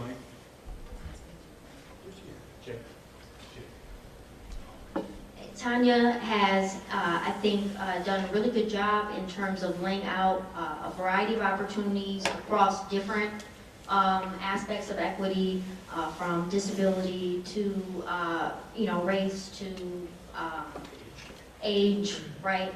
And so, and they're, what I understand, pretty much, I'd say 99% free, unless sometimes the department might have to pay for it and they won't pay for it. But basically, it's throughout the year. It's not mandated. It is highly encouraged. I will say it's highly encouraged in emails. I think there's, as someone who was a staff, there could be opportunities to ensure that communication about these opportunities are a little bit more consistent and maybe across different channels, but I think in general, intercommunications is a real struggle in the city. So I just think that that is part of that is, hey man, someone sent an email about this one class like 5 months ago, like how do I find that? Like, but in terms of a board, I think there is an opportunity, but maybe I defer to our city attorney, is how can we institutionalize it across our appointed boards and committees and commissions, so, if we can't mandate it, it's not even about mandating, it's basically just like any other training we do for a board and committee. It's on the campus. They just, I guess, don't come to the meeting. But, and so maybe it's not like a mandate, if you miss the meeting, you can't be on the board anymore, but how do we bake it into the system? And my thing is like, if we're not thinking about it like that, where it's just gonna be on the calendar once a year, then we're not institutionalizing it. Even if we can't mandate something like that. And it doesn't have to be just the anti-racist. I think there's a lot of different trainings we could provide to our boards and committees. But I want to lift up Commissioner Hoffman's piece of that, because I think that is central and core to our mission as a city, since, how many years ago City Manager Ritzma said we're an anti-racist organization. But we can't say that if we're not doing things we need to do as an institution to make sure that is happening, and not just for 1 year where we're celebrating it, but time and time again, because it's already baked and built into our system now. Mr. Manager, do you want to talk at all about your perspective on what types of training is available?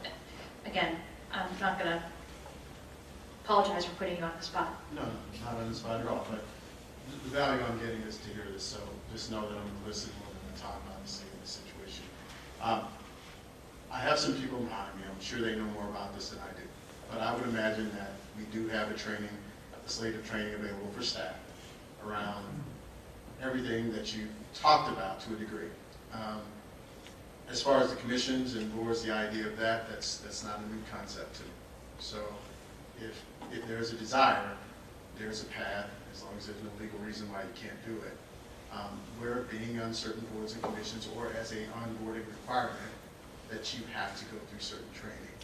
Now, I put that out there without knowing a lot of the factors that you might want to consider with that, but it is available as an option. I've led organizations that have boards and commissions that have training requirements that we track inside the city, and board members have a timeline to complete those. They don't, they get notice that they need to complete it, and then there's a process if they don't do it. So that's structurally available, and so I'll put that out there.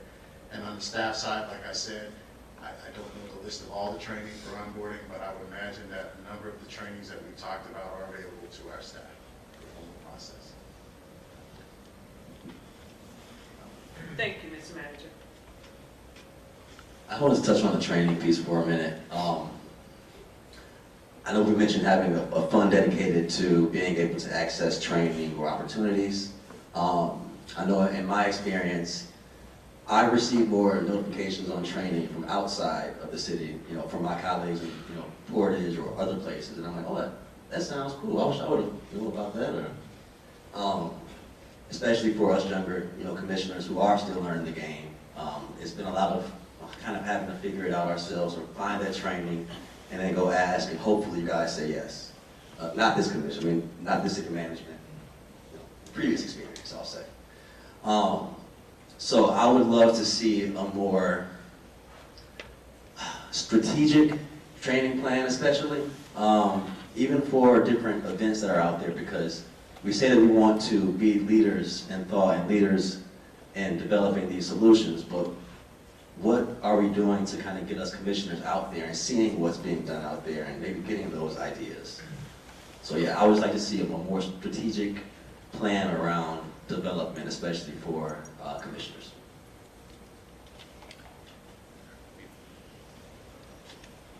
Yeah, I know that our last commission codified and voted to always have DEI as part of who we are and what we do as a city, and that we stated that as a value. That's a non-negotiable for us. And so, I know Tanya was here. I know she had to go to a funeral, so she had to leave, and she is committed to this work.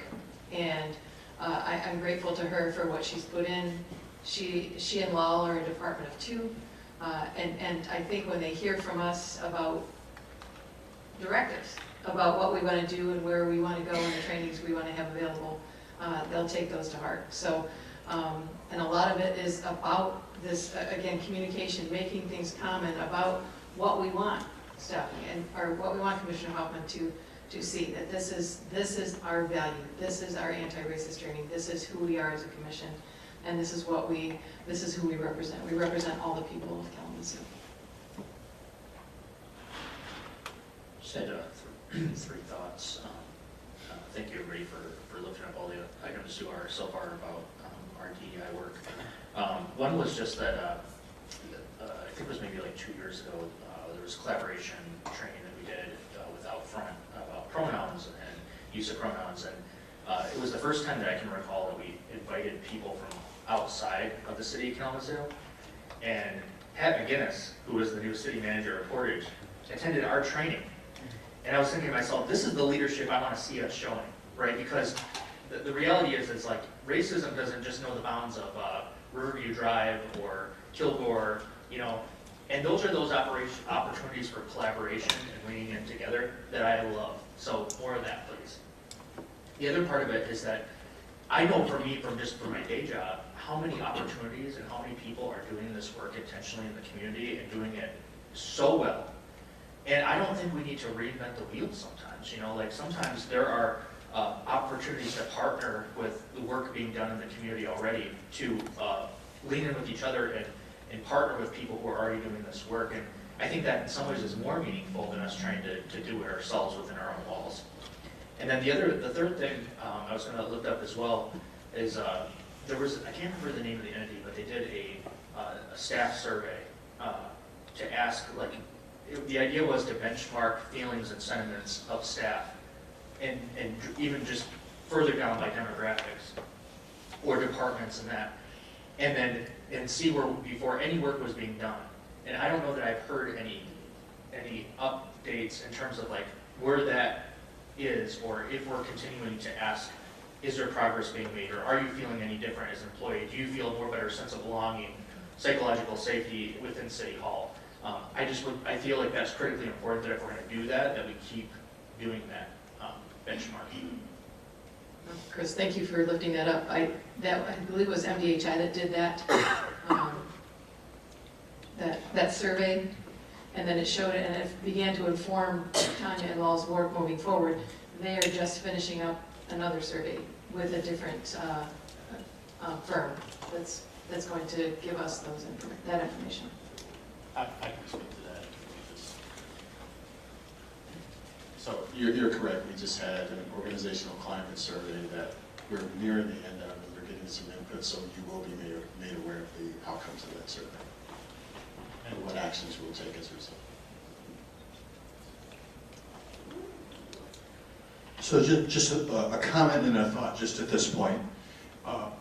So important discussion, a bit commission focused, I would say, which is good, but I also want to make sure we're using this as a basis to also determine what is our citywide vision focus also, and not just commission focus. So just a comment related to that. An unfortunate circumstance, and I related to onboarding for the two newest commissioners here, is that has primarily been a staff responsibility to go through that onboarding process. And I know I reached out to both of you. We got to spend some time together. We've had conversations since then.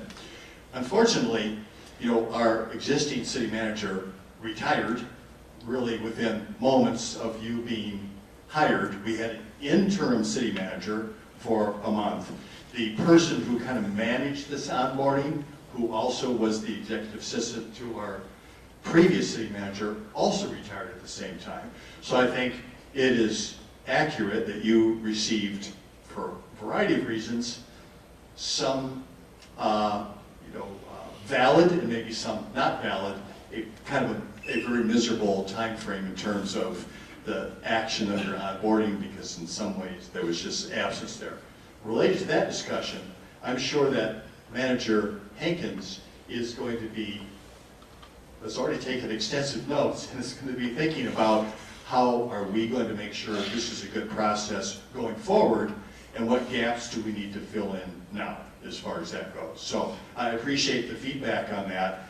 And if there's more, Commissioner Slade, you think we should delve into that, I'm happy to do it. But I'm also just thinking we also want to come out of this, if possible, with a sense for our manager of what he can communicate and what the team here can hear about as we're looking forward to the broader city vision here, coming out of this in just a few short hours. So I don't know if that means, we don't have to, we've hired some folks to help facilitate this. We're not locked in to just having to follow this necessarily. We can be more flexible around it. But is there, relative to all that, is there a good way for us to kind of take this feedback and move on in a way that feels useful and not, just another dusty plan, and is effective, and ultimately, we are doing is in public an opportunity for us to talk to each other and hopefully in an honest way, but also to help our team here, and particularly our city manager, actualize our broad desires for the city. So I don't know what the next step is along those lines, but is it okay?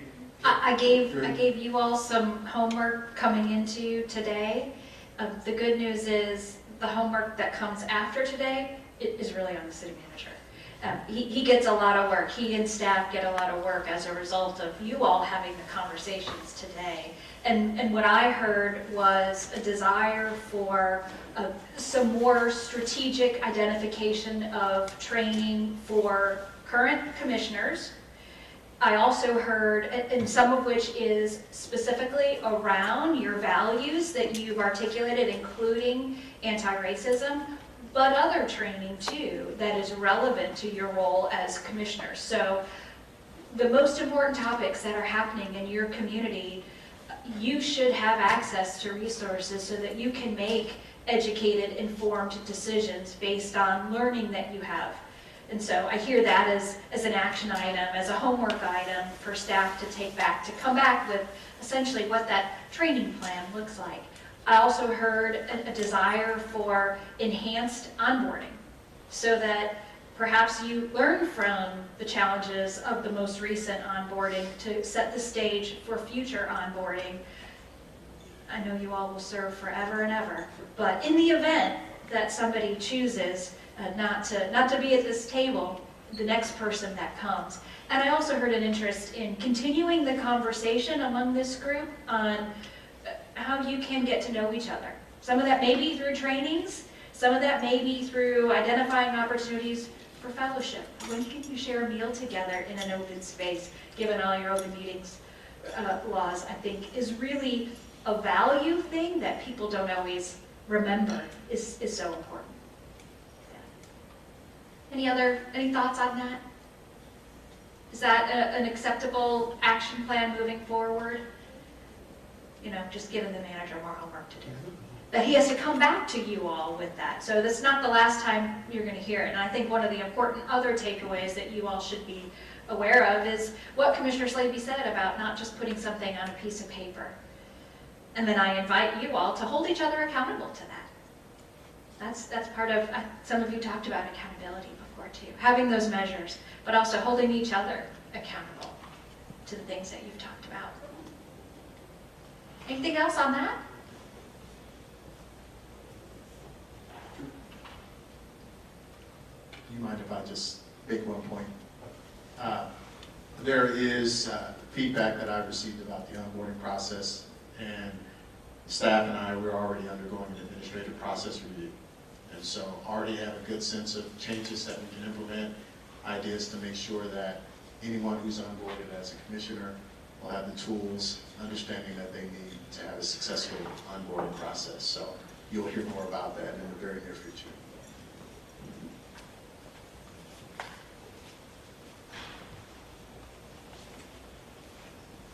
I think that we spoke to a lot of different things that were brought up today, and I guess just because we're in this space of governing together, as the exercise, which was really the main focus, was how do we govern well together as a commission rather than the full city. So I'm looking forward to, after this, getting into that work of the strategic vision. Is that I just wanted to name that we keep saying that, you know, we got new commissioners, i.e. me and Drew, as if we never have new commissioners every election cycle. Like just last election cycle we had Alonzo, and I'm pretty sure the election cycle before that we had 1 or 2 new members, and then before that we always get at least 1 seat flipped. And so it just seems for me a sense of othering us in some way that, you know, that I haven't really experienced or observed previous election cycles with this idea, and it's coded as, oh, well, you know, you guys are new, and, you know, we're new, and these processes are new, and it's like, not really. It's like we always have a new commissioner. So why are we speaking as if this is just some completely different thing that we haven't done in like 30 years? I will agree with the mayor about the point of saying, you know, we did have a transition in city management at the time of us getting sworn in, and so totally here, you know, with the retirement of a few people, that definitely, but for me, that speaks to why don't we have a process in place? There should be at least a PDF document or at least a physical binder where anyone in the role could pull out and say, this is how we onboard. And so I acknowledge that was a reality. We didn't have that, and so I can appreciate, like, you know, the people that usually do it weren't there, right? And so people have to step in those roles. But if we're a city of 775 full-time staff trying to lead a city of 75,000 people, if we don't even have a physical binder that we dust off, or definitely a PDF on our K drive, we got bigger issues. And so to me, that highlights a big process gap. And even the binder we did have a digital binder. It had missing stuff. It had missing committee and boards that should have been on there. So, you know, I'm happy to provide any feedback on that process, more than what we've already done.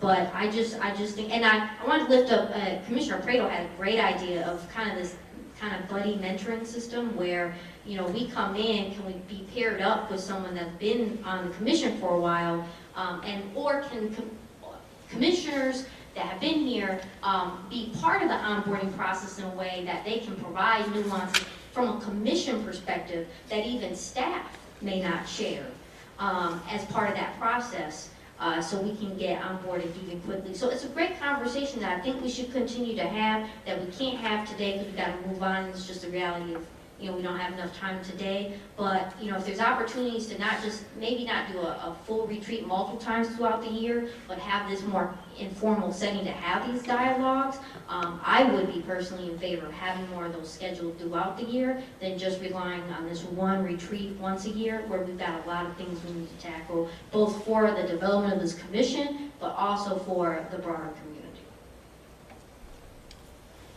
Great. So I want to just very briefly touch on a couple of those other governing questions because I had them in the agenda, and for those of you who have something you want to share, I want to make sure that we create the space for that. So I mentioned before that obviously you all come to this work with different perspectives.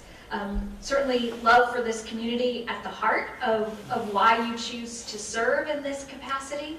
And all of your votes aren't going to be unanimous. You may have the same goal in mind, but the way in which you want to achieve that may look a little bit different. And so as you think about this concept of how you all want to work together as a team, what's important to you to remember as a team member when you're on the prevailing side of a vote, and then when you're not on the prevailing side of the vote? Does that look different? What does that look like to each of you?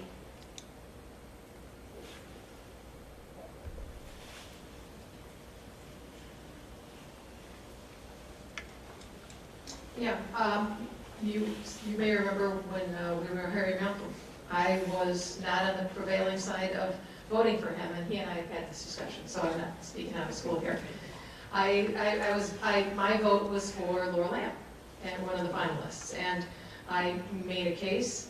I believe that we needed female leadership, and female leadership that understood and could hit the ground running, and so on.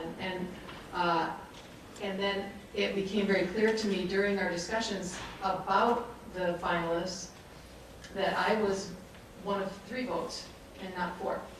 But I thought it was very important for me to change my vote and be unanimous, because this is such an important position, and it's important that whoever we hire felt that we were unanimous around that hire. And I thought that was an important change to make, and I believe Mayor changed his vote as well. And it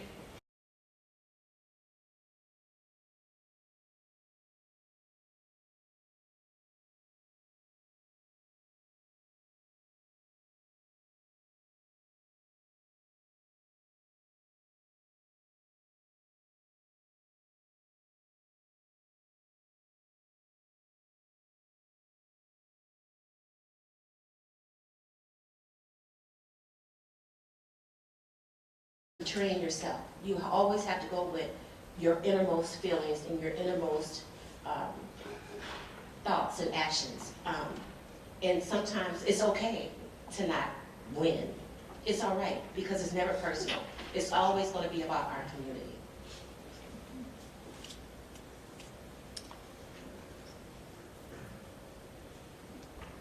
I think when you were talking earlier in one of the slides with the circle of the hands and the people, that this is the body, a governing body, right? And that's a unique way of governance, right? We're a body, so whatever the vote is, the final vote is, that is the final vote of the commission, not just, you know, the 4 people voted that was the majority.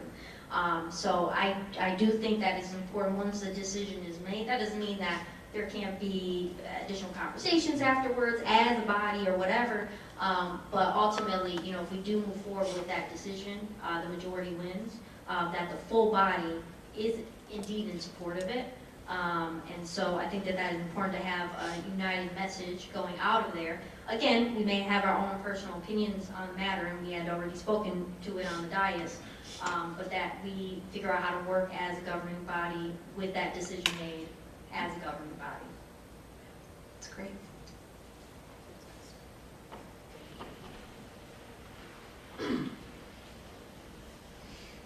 So we've talked a lot about how you all want to work together, again, as the body. I appreciate that comment.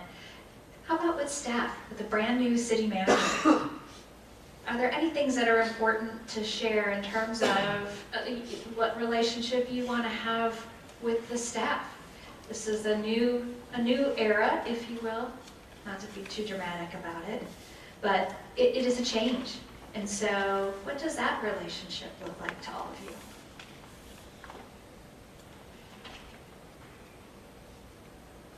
Everybody at once.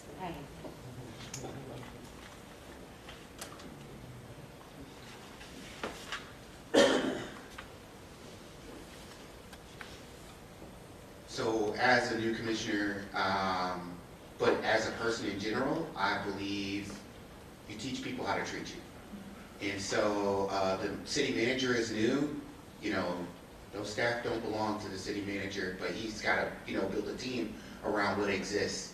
And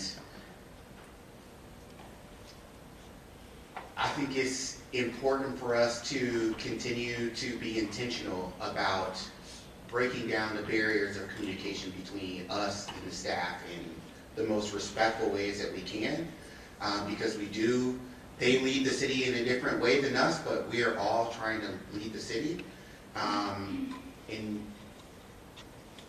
I'd like it to feel like there's more synergy in that.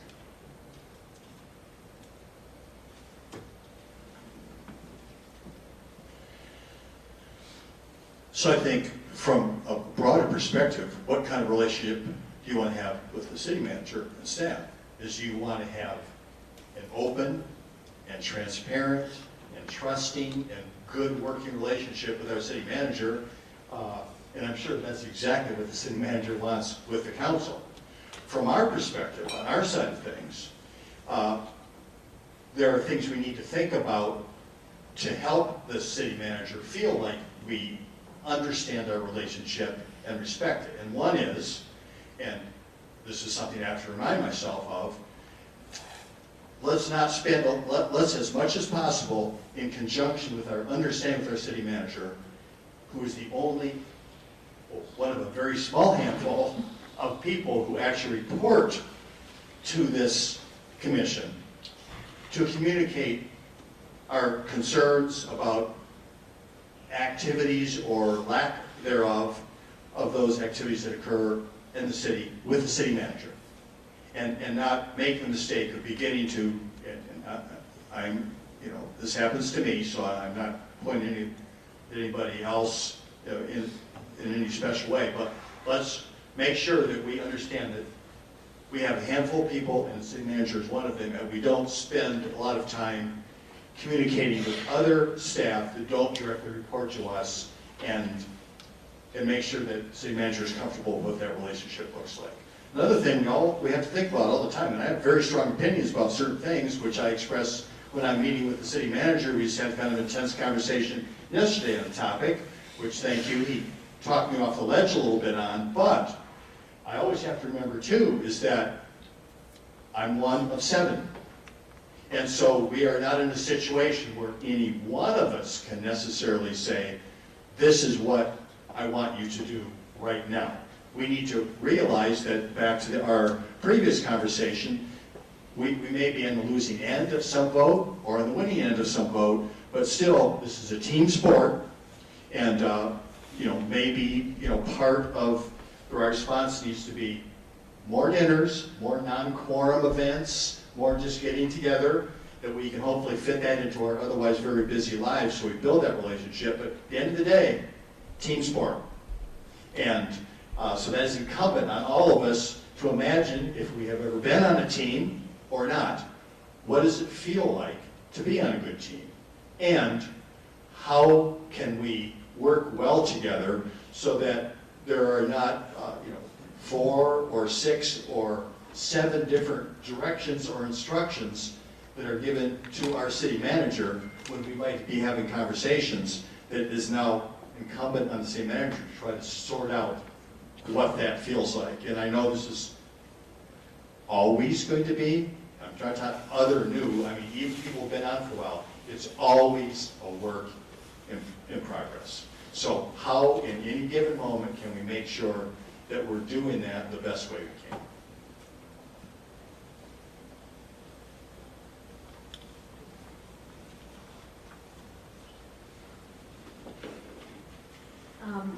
What I've noticed in my experience on boards, and including this commission, is certain things are unspoken. So I like to put things right on the table. And I think sometimes when in a commission meeting, and I just think this is over time based on relationships that are built, that certain staff can gauge based on body language or certain words said by senior commissioners that, oh, this is what they want. And then when other commissioners maybe very clearly verbally communicate, hey, I'd like this piece of information, well, it don't happen. And so I'm like, well, how does another commissioner get information? They didn't even ask. They just kind of like did a little nod, wink thing. No winks, but and it seemed like staff got into formation. They were, oh, we gotta get to this, And then I'm like, hey, can I know this data? And then it's like crickets. And so I'm like, what is that unspoken culture that has been built that don't be shared with us again in our onboarding? And what are those relationships that need to be built so people that are honoring these requests know, when I'm asking for something, I'm asking for something. Now, to be clear, again, I would prefer that we're all just very clear in our requests and that we operate on that level of transparency. And so, again, I don't think any of that is intentional. I just think it's natural how certain habits get built over time. So I think the commission as a whole, we could do a lot better in our directives to our city manager. I think a lot of times it'll be really, honestly, to me, even unclear if we're not saying yes to an item that already staff is asking us to say yes to, whether it's a no or postponing or we're tabling or whatever, or we're making an amendment to it. I think there's always a level of confusion what that really means after we walk away, particularly on staff side. And so I've seen now, even in the last few months, things that we postponed or maybe even said no to, the reaction from staff. I have to scratch my head and wonder, do they think that's what we want? Because I don't remember us saying that at all, but perhaps that's what they interpreted. And so I guess it's just like, how can we clearly provide a directive that allows staff, allow our city manager to delegate to staff and for staff to clearly understand what our vision is for that particular proposal or overall plan. And so I go back to, Commissioner Wilson, I really appreciate his focus on being solutions driven. As a person that was a staff and now a commissioner for this organization, I'm like, I think we're really quick to solving problems, a little too quick. And not all solutions are good solutions, but I think we get so wrapped up about having a solution to not get in trouble, to not get accountability, that we just pick any old solution and then we make it look really flashy and then everyone's, oh, okay, they're working on it. So I've just seen staff kind of run with something and it's not what was asked. And it's like a waste of resources and time. And I feel bad for staff because I'm like, oh man, they could have been focused on their project they've been working on for the last 6 months instead of putting on some chats that we ain't asked about. And so my question as a commissioner always, when something's being presented to us, is what is the problem we're trying to solve? And when I hear different solutions where I'm feeling like, okay, that's cool. I always want to be like, well, what is the actual problem we're trying to solve? Because often those solutions actually ain't even directly solving the original problem, because somehow we got multiple directives from different commissioners or different community partners that then dilutes what our original direction was. And now we have a whole solution that the community doesn't even want, and they're up in arms, and we're like, oh no, well, we talked about this 3 years ago. I don't know what happened. So I just think having clear directions from us, and then having our city manager feel comfortable, and he's new. So I think this was just historically something that has happened. But for our new city manager to feel comfortable in coming back and saying, you know what, I don't know if this was clear, because staff is unclear, and I want to make sure we don't put all our eggs in one basket and come back and y'all like, what is this? So I hope for that dialogue in the future. I think you make a really good point there in terms of ensuring that you all are clear and you give staff clear direction, and also giving the city manager the space to come back and say, you weren't clear, or we need more clarity. The other, I think, good news in what you described is, because the city manager is new, he doesn't know what those winks and nods mean. So he's going to be asking you all, he's starting from a very different place. He's developing his one-on-one relationship with each of you and the full relationship with this body. Again, I don't mean to speak for you, but he is developing his own relationship. And so back to the Vice Mayor's comment of people treat you the way that you treat them, or they learn how to treat you based on how you treat them. You all developing that relationship with the manager is really important, and why the communication through the manager's office is so important, so that there is clarity and you don't have, as Commissioner Slavy said, staff going off in a direction that maybe isn't quite translated correctly. So I'm going to answer the question. So the kind of relationship that I want to have, one of the things I really appreciated, either right before the election or right after the election, I got the opportunity to speak to Commissioner Pradell. And one of the things he sat down was like, first thing that he said to me was like, I don't take it personal. Because I can be abrasive. And I'm okay with that. But I don't want people to think it's personal. I'm passionate about what's happening in the city that we all live in. And so the type of relationship, again, that I want to have is that people make the assumption that in this space that we are all operating from the place of best intention. And that it's been said here, but I want to repeat it, that it's not personal.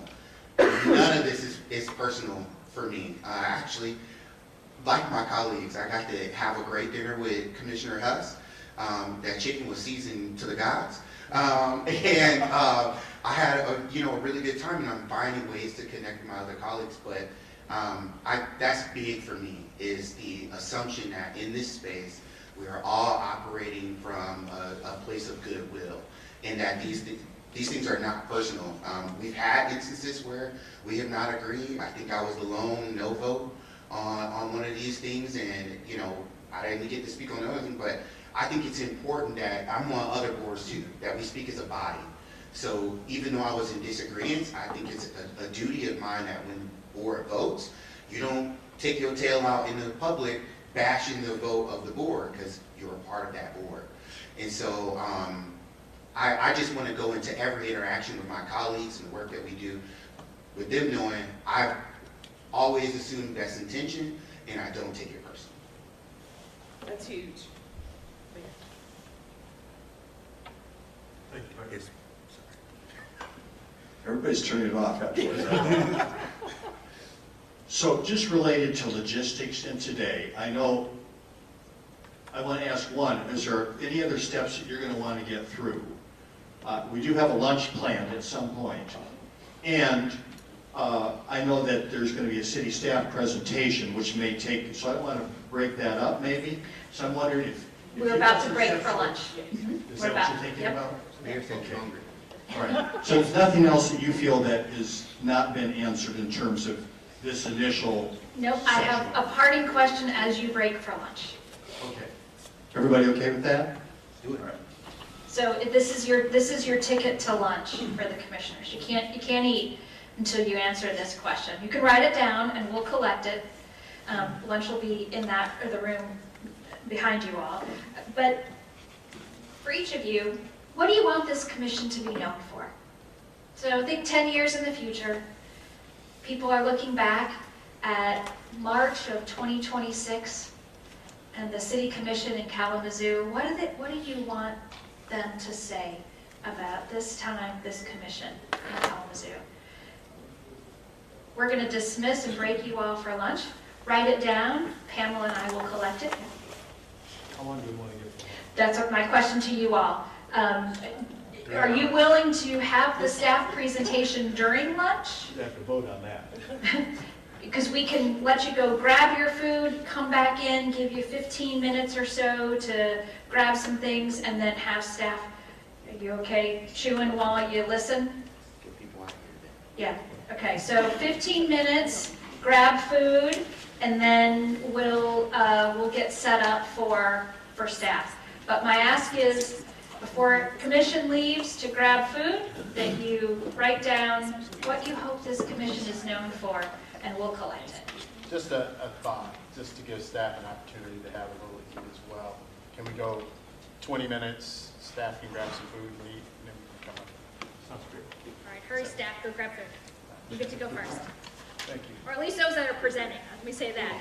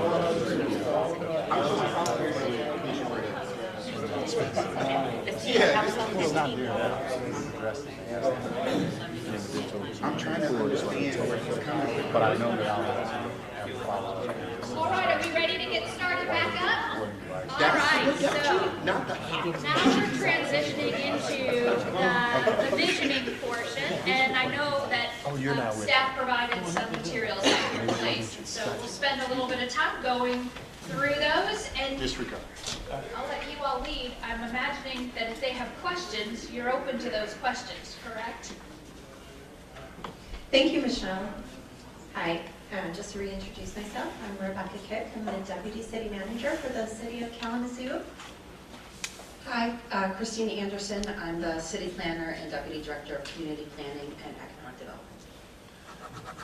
We're going to walk through some of the work that we did last year to kind of ground ourselves for the takeoff point to get into a handout that you've been given, which gives you the guiding principles and strategic goals that have come out of the Imagine Kalamazoo 2035 community engagement thus far.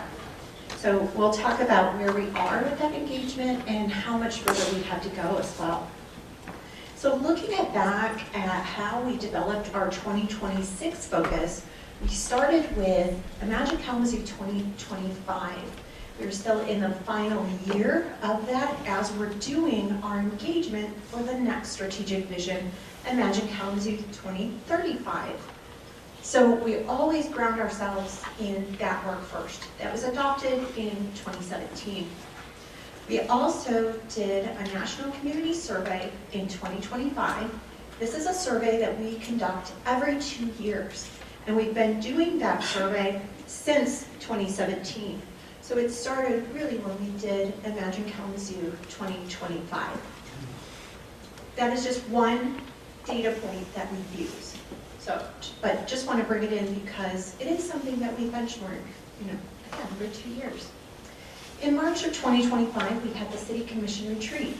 We started by giving the commissioners at that time a survey of all of the Imagine Kalamazoo 2025 goals and outcomes and asked you to rate them in a survey. We brought those into the meeting in March.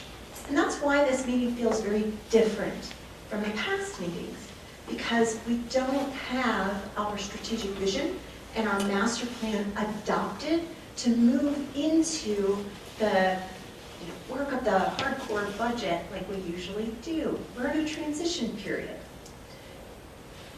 When we have that conceived priorities and rankings from the commissioners in order to create special requests that were submitted by staff based on that Imagine Kalamazoo information.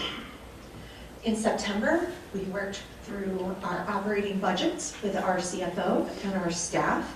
We incorporate them together. And then in October is when the staff comes and presents those budgets, those priorities, those special requests, the Foundation for Excellence, ask to the commission in October. It's kind of that preliminary draft budget review. And then in November, the budget is released. We start to work towards our public hearing in December, and then the eventual adoption in January.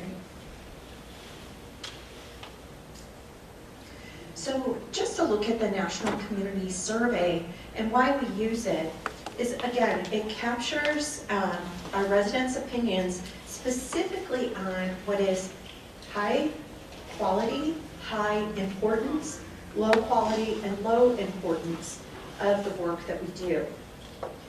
In our particular survey, this is a new graph that they went to in 2026. It's broken out again in the quality and then in the importance. And this slide's a little better because it really helps you see kind of where that is gauging. So you can see that safety, economy, utilities, and particularly mobility are of high importance here on this side and low quality. So those are the 4 categories that we really focused on in 2026 as we looked at our budgets, we looked at what our spending was in each of those particular categories and understanding where the priorities from the commission also aligned with that. So we were very well aligned with this survey and commission priorities at that time. I'm going to hand the microphone over to Christina so that she can walk us through the beginning of the Imagine Kalamazoo process. Before I do, are there any questions on the past timelines or the NCS survey? Okay, great. So, Imagine Kalamazoo. I know that many of you are familiar with some of the things that we're going to say. You've heard some of this before. We want to make sure that we're providing you with the information that we receive from the community that has created our draft strategic vision goals, goal statements, and the objectives that are related to those statements to ground your conversation that you're going to have after this in that community voice. This is an abbreviated presentation. If anyone wants more information on the engagement, on other data points that we have brought in to get to where we are today, we're happy to talk about that at another time. We just want to be mindful of the conversation that you're going to be having this afternoon. We do always start our conversations when talking about Imagine Kalamazoo with our timeline. We are about 18 months into this process of conversations with the community, collecting data, doing studies, merging all that together, and Thursday night, we wrapped up the 13th design meeting in Burke Acres. So we continue to be busy. But we're at a point now where we have draft language for the strategic vision that we'll be talking about today, and hopefully we'll round the conversation that you're going to have next. And soon, end of June, we'll probably be ready to start writing the master plan. And so those 2 documents will be coming forward to you before, one hopefully sooner rather than later, but the master plan before the end of the year. So very quickly, the first phase of engagement, we're in phase 3, which is design it, was called Imagine It, and it was the high-level questions. It was the look back at the last 8 years. It was where, what's worked, what's not worked. We engaged in a variety of different ways on this high-level engagement. We took that information and then went back out to the community and said, we heard this, right? Here are the 9 topics that have risen to the top. Here are the things that you said you wanted to make sure were not standalone goals, but things that were present in all the work we do, things like diversity, equity, inclusion, and accessibility, continuous engagement, and the desire to create a happy and healthy city. We took all of that and we went out in the second stage of engagement called Plan It. And we did public meetings across the city, we had online engagement, we did a series of focus groups in each of those topics to really dig in on those. At the same time, there was also a parallel kind of back of the house process with staff in our quarterly retreats that we had, where Rebecca and Laura and I helped share the information that we heard from the community at each stage, so staff was aware, because ultimately these documents become staff's work plans. And we really want to make sure that everyone is grounded in the conversations that are happening right from the start, so there aren't surprises when the document is done and the work plan exists. After the Plan It phase, which wrapped up, which wrapped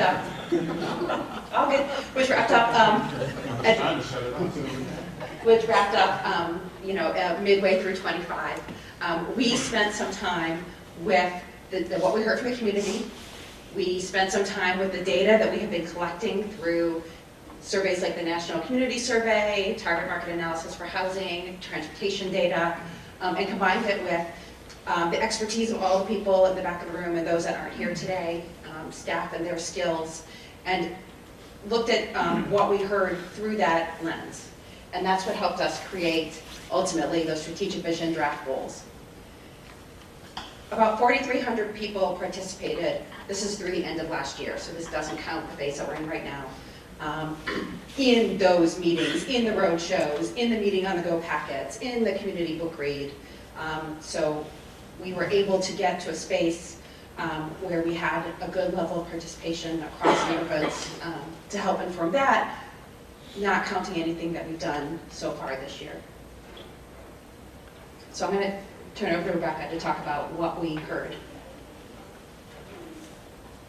The primary goals of this engagement was also to ask our community about their vision and a vision statement for this. Starting with that book read about a happy, healthy city, and really wanting to be able to have our residents grounded in what we've heard from them. This statement was done throughout the Imagine It and Plan It phases. We did youth projects around the vision statement as well, which was really exciting. Even Commissioner Hess went to Woodward Elementary and did some really cool vision exercises with those youth. And so this was a statement that we are using in our working draft right now for the strategic vision. In 2035, all Kalamazoo neighborhoods are supported by sustainable, responsive, and accessible services that lift people up and bring our community together at every stage of life. Another critical point of lesson learned from Imagine Kalamazoo 2025 to Imagine Kalamazoo 2035 is we didn't throw everything out from Imagine Kalamazoo 2025.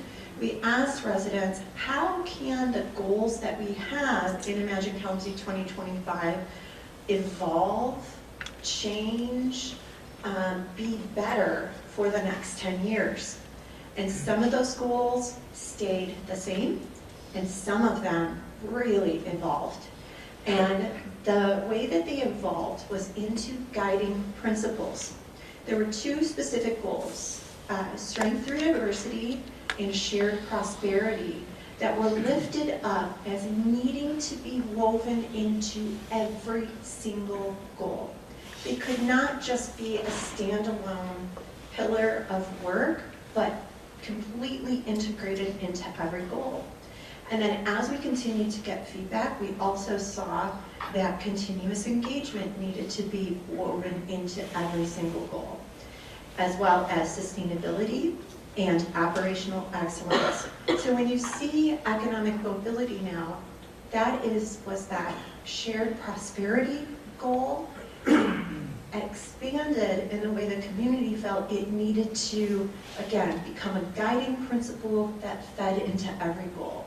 Continuous engagement, operational excellence, sustainability, and diversity, equity, inclusion, and accessibility. So each of these principles are defined by the words underneath them, and I'll show you in the next slide. These are each of the strategic goals. So again, using the principles and making sure that they are within each of the goals. The next, I'll show you how this is like a waterfall, right? How everything kind of flows into the next. So you'll have your goal, arts, culture, placemaking, community trust and safety, and then the statement for the goal. What does the goal represent? And then in your documents in front of you, this will be something that you're working on, you've got the goal statement, and then outcomes. Within these outcomes are where you're going to see those guiding principles really living into the goal. So this is where, again, we're in the draft language state of these goals, and we're really excited to hear your conversation around these. Seeing what it's like the community is kind of taking the first blush at this work, and now you guys can really chew on it, see where it's at, and see where it needs to go next. How does it get elevated? So each one of these, arts, culture, community trust and safety, economic vitality, effective city operations, environment, housing. Housing is a new goal. Housing was not standalone last time.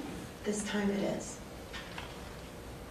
Transportation and youth and family. Okay, so this kind of gives you the big picture. So Christina explain to you how we take everything in the Imagine Kalamazoo process. What's really important about that is that in the past when community engagement was done around a plan, it was done around one plan. We're only going to talk about the master plan, we're only going to talk about a transportation plan, or we're only going to talk about a housing plan. In Imagine Kalamazoo, we allow, it's like every conversation. We want residents to come into the room and talk about whatever they need to talk about. There's no comment left behind. And all of that information becomes the vision. And then when we have all that data, it can go into whatever plan we need it to go to. People have real planning fatigue. You know, it's hard to attend every meeting or take every survey or do all this work around engagement and try to be constantly engaged. So we really try to open up that process, and then when we get into the details, then it's like, oh yeah, I am really interested in that transportation project, or I am really interested in that parks project, so I can go to those things. But this is that one place where everybody can talk about whatever they need to talk about. Then we can use that data in these plans. So we've got the strategic vision plan, which has the goals and outcomes that you guys are looking at today. Where we get into the strategic framework that you guys really want to see, the strategies and the measures, the metrics for these things live in these work plans, the very specific strategies and metrics. And then what we have here is a new plan for the city manager's office to help staff with capacity, technology, resources. Because can you imagine writing an entire vision for a city, handing it off to staff and go, okay guys, take care of that, add 12 more acres of parks, get, 800 more lead lines done, and they go, but CMO, we need 2 more vehicles, we need 3 more staff, we need technology for that. And so this set of documents helps us annually look at our work plans, and as we're looking at what does staff need, what do our departments need to truly bring the community's vision to fruition. Got to make sure we have the staff capacity to do it. Have to make sure we have the right resources to do it. We have to make sure that we've got the technology, the leadership, the policies in place.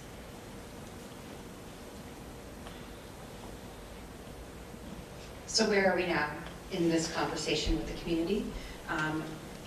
You all are going to dig into the strategic vision, goals, and outcomes today.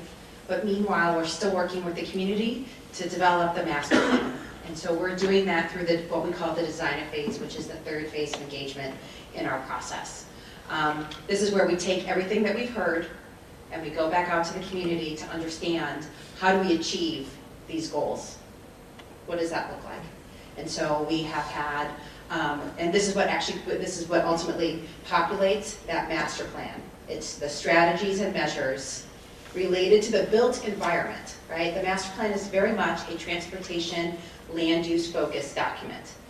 So that document is not going to be the capital T only implementation document for the strategic vision, but it's probably the biggest and touches the most. But think about built environment related topics. So in the design phase, we have been having a series of neighborhood open houses. We've had 13 of those to cover all the neighborhoods in the city. We will be at Western Michigan University in downtown coming up. I'll talk about those in a second. Just like we did in the planet phase, we're pairing not only public meetings with focus group meetings. Those that come to the focus group are those that work in that topic every single day. So the transportation focus group will have folks from KPS busing, from Metro Transit, Dignity of Motion, any organization that touches transportation. We invited about 20 folks to come into the room and really dig into what we are hearing from the community related to that. We are planning those for right now for the end of May. We really want to be able to provide them with the data and what we're hearing from the community in order for them to help us come up, better shape those strategies and measures. We're also doing a number of additional community conversations. Kalamazoo College Critical Ethnic Studies students have started a dialogue as our surrogates with Al Concilio. It's part of the work that they've been doing for the last 4 years, and so they're continuing that conversation on our behalf. Had meetings this week, we'll be having meetings this spring. I've already been in one middle school doing engagement with 8th graders, hope to hit all the middle schools in the next couple of months, and so I've reached out to all of the principals of those schools. And I've started a conversation with the partners group through KDPS for engagement with the Unhoused community, and got a lot of great ideas and have dug into the best timing and how to best do some of that work. So that is also coming still this spring. So as I said, what's left of the big organized meetings, so we will be at Western Michigan University 2 days, one this week, coming week, and one the next week. Because those are the 2 most popular days for people to come in and out of the student center, so we'll be there those days. And then we are doing a 4-day set of 4 days of downtown activities, walking audits. We'll be at Art Hop and a series of meetings, a couple that are listed here. Drew, I see one. Or Vice Mayor, if you have a question. No, thank you. Oh. So is that 18th through the 23rd, or No. 18th and the 23rd? The 18th and the 23rd. Okay, yeah. okay. Mondays and Wednesdays we've been told, are the most popular days for folks to be on campus, particularly in the Student Center. So we'll be there over the lunch hour on both of those days. We have a series of tables that will be engaging students on a number of topics. None of these meetings and none of the previous 13 meetings could happen without city staff being present. And these meetings are really run by staff. It's a pretty big time commitment. So we're really thankful that everyone has chipped in with us with planning to get these done. So these 2 coming, we will have a schedule for all the downtown events in a couple of weeks. We're still working on that. exact layout. I know many of you have come to the neighborhood meetings, and we're super appreciative of the time that you've given to observe and listen at those meetings. Yeah. Do I just give a quick look for the website where all these things are? Yeah. If you go back one slide. Imagine Kalamazoo 2035 lives on the city's website. And so from that page, you can know where upcoming meetings are being held, the when and the where. And then there's also a whole set of engagement. We parallel everything we do in person with online activities for those that can't or prefer not to come in person. So everything is set up that way. So right now, all the design meetings and the activities that we did at those design meetings are replicated online. And so we'll have that open for several more weeks as we continue to give folks the opportunity to weigh in that way. And so everything is available, city's website /IK2035. Yeah. Any questions on Commissioner Hess? Sure. Really quickly, Oh, sorry. thank you. I know that in the past, in IK 2025, we did neighborhood plans, and grateful to Commissioner Slavy for having my neighborhood have ours adopted. Where will those live in this new 2035, or if they do live, will they be updated given the information that you're learning? Yeah, thanks for that question. Staff is going to be spending time this year as we finish the master plan to really define what neighborhood plans look like in the future and how they move forward, where they live, what they look like, how do they best serve the residents, how do we in the city best implement them. So we're in the process of working through all of that, and so by the time the master plan document is done and approved, we'll have that path to go forward with neighborhoods. And that will include not only internal conversation on what neighborhood plans should look like, but also external conversation with the neighborhoods to understand, was this plan useful to you? You know, how did you use it? Did you use it once? Did you use it all the whole years of its life? What did that look like? What would be most useful to you? So it's both an internal conversation that we're going to have and an external conversation to get where we need to go with those neighborhood plans.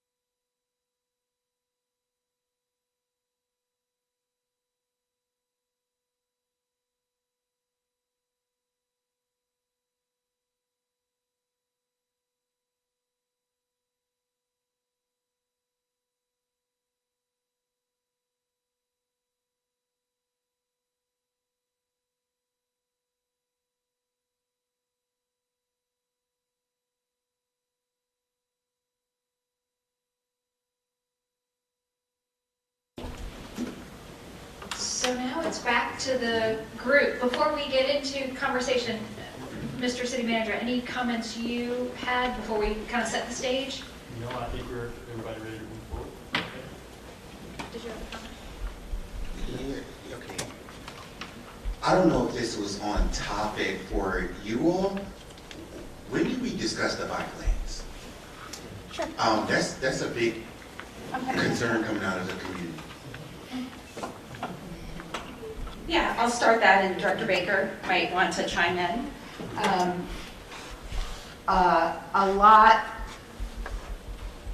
The work, the conversations were had at a high level 8 years ago when we did this work, when we did the strategic vision, and when we did the master plan. And so if you go through, look, particularly the downtown life chapter, but throughout, there's a lot of conversation about lifting up mobility for all, and making sure that when we are doing street planning, that we are thinking through who are the users, what does it look like, and what's missing, right? And do we have the space to include them? What does that look like? Do we need to be thinking about parallel routes, all of those things? So everything, our North Star, comes from the conversations we had 10 years ago.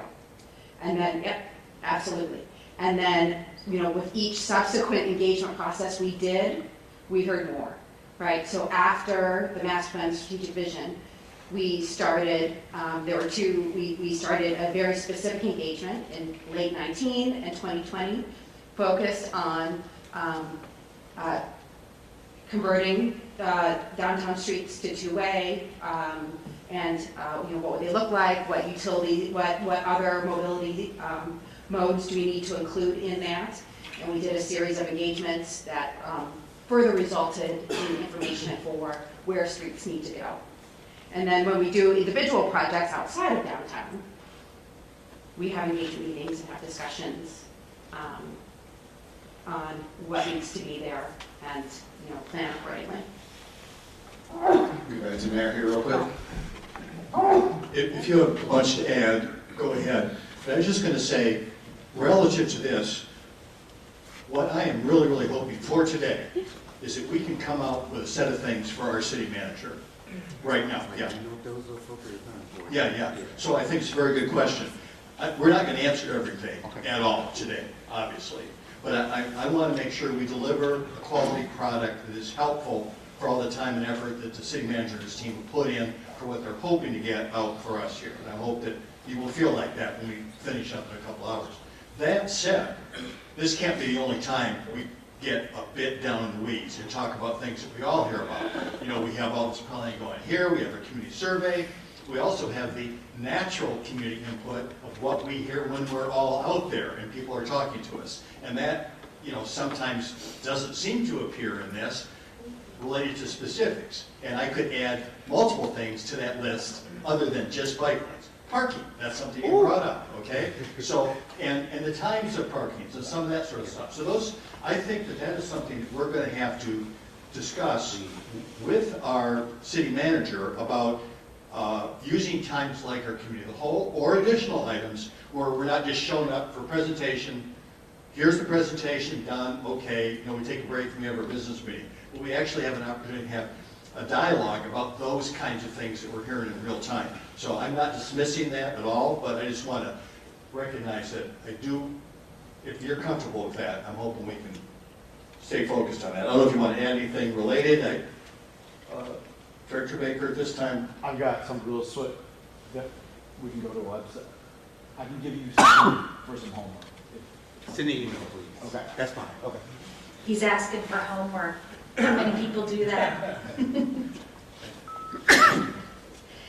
So thanks for setting the stage for where we want to now dive in. This is really the critical time for the commission to provide their feedback around the goals and the outcomes. And I'm going to steal Commissioner Slavy's question from earlier of what problem are we trying to solve? And I'll add to it, what does success look like? Because that's how you get to the specific strategies and to the measures. Most of us, and I know that you all are no different, I can tell that already, are doers. You want to see things happen. We have to start with making sure we have a collective understanding of what problem we're trying to solve so that the strategies that staff comes up with as they're working through the plan reflect your definition of success as well as what the problem is. So again, that's really what the focus, just to kind of set the stage for the conversation. We'll walk through each of the goal areas as they have been drafted. You all have a copy of them. We'll go through them on the slide as well too. And I'll invite you to just engage in some conversation about your reaction to what's in each of those outcome areas, what is in each of the goal areas, and then the outcomes that have been drafted. And again, like staff said, this is just draft, so this is really your opportunity to reflect on what the community provided in this process and use your own perspective as you think about perhaps what's missing, what's not reflected, or what needs to be modified? Questions? Yeah.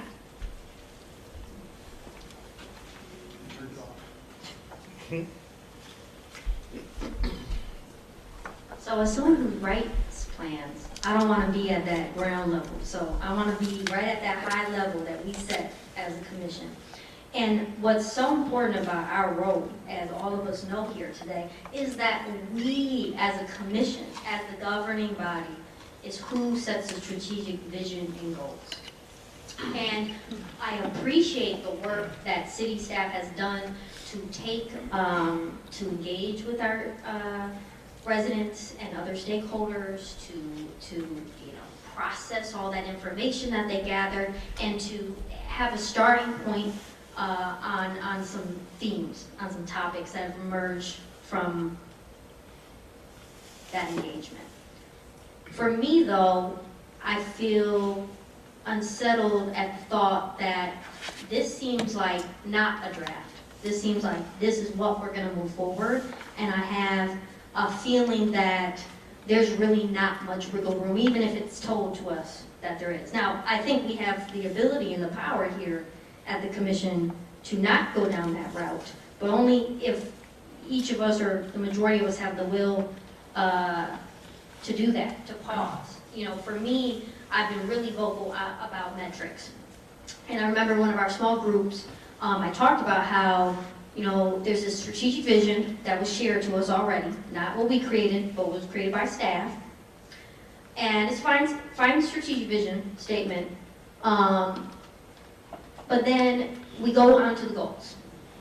And we got 8 goals, but to me, they're not goals. To me, these are 8 mini vision statements that are pretty much the same thing that our strategic vision statement already says, but a little tailored towards a specific topic. And in that small group meeting, I said, man, I really want us to have SMART goals for IK 2035. We didn't have that for IK 2025, and I thought that was a major factor into kind of how IK 2025 unfolded, and sources of why, you know, many residents have noted that they feel fatigued or feel like they didn't see any follow-through, some follow-through on some of the things that they had brought up over course of, you know, up to 10 years. And so I guess I'm just asking us as a commission, you know, this is our chance. We do this every 10 years for the master plan, and to set our strategic vision to help inform that master plan that has those on-the-ground strategies. And I would really love to see these goals actually be SMART goals, not to be told that, oh, we just got to wait it out. We got to move forward with these in order for us to see some metrics in our strategies.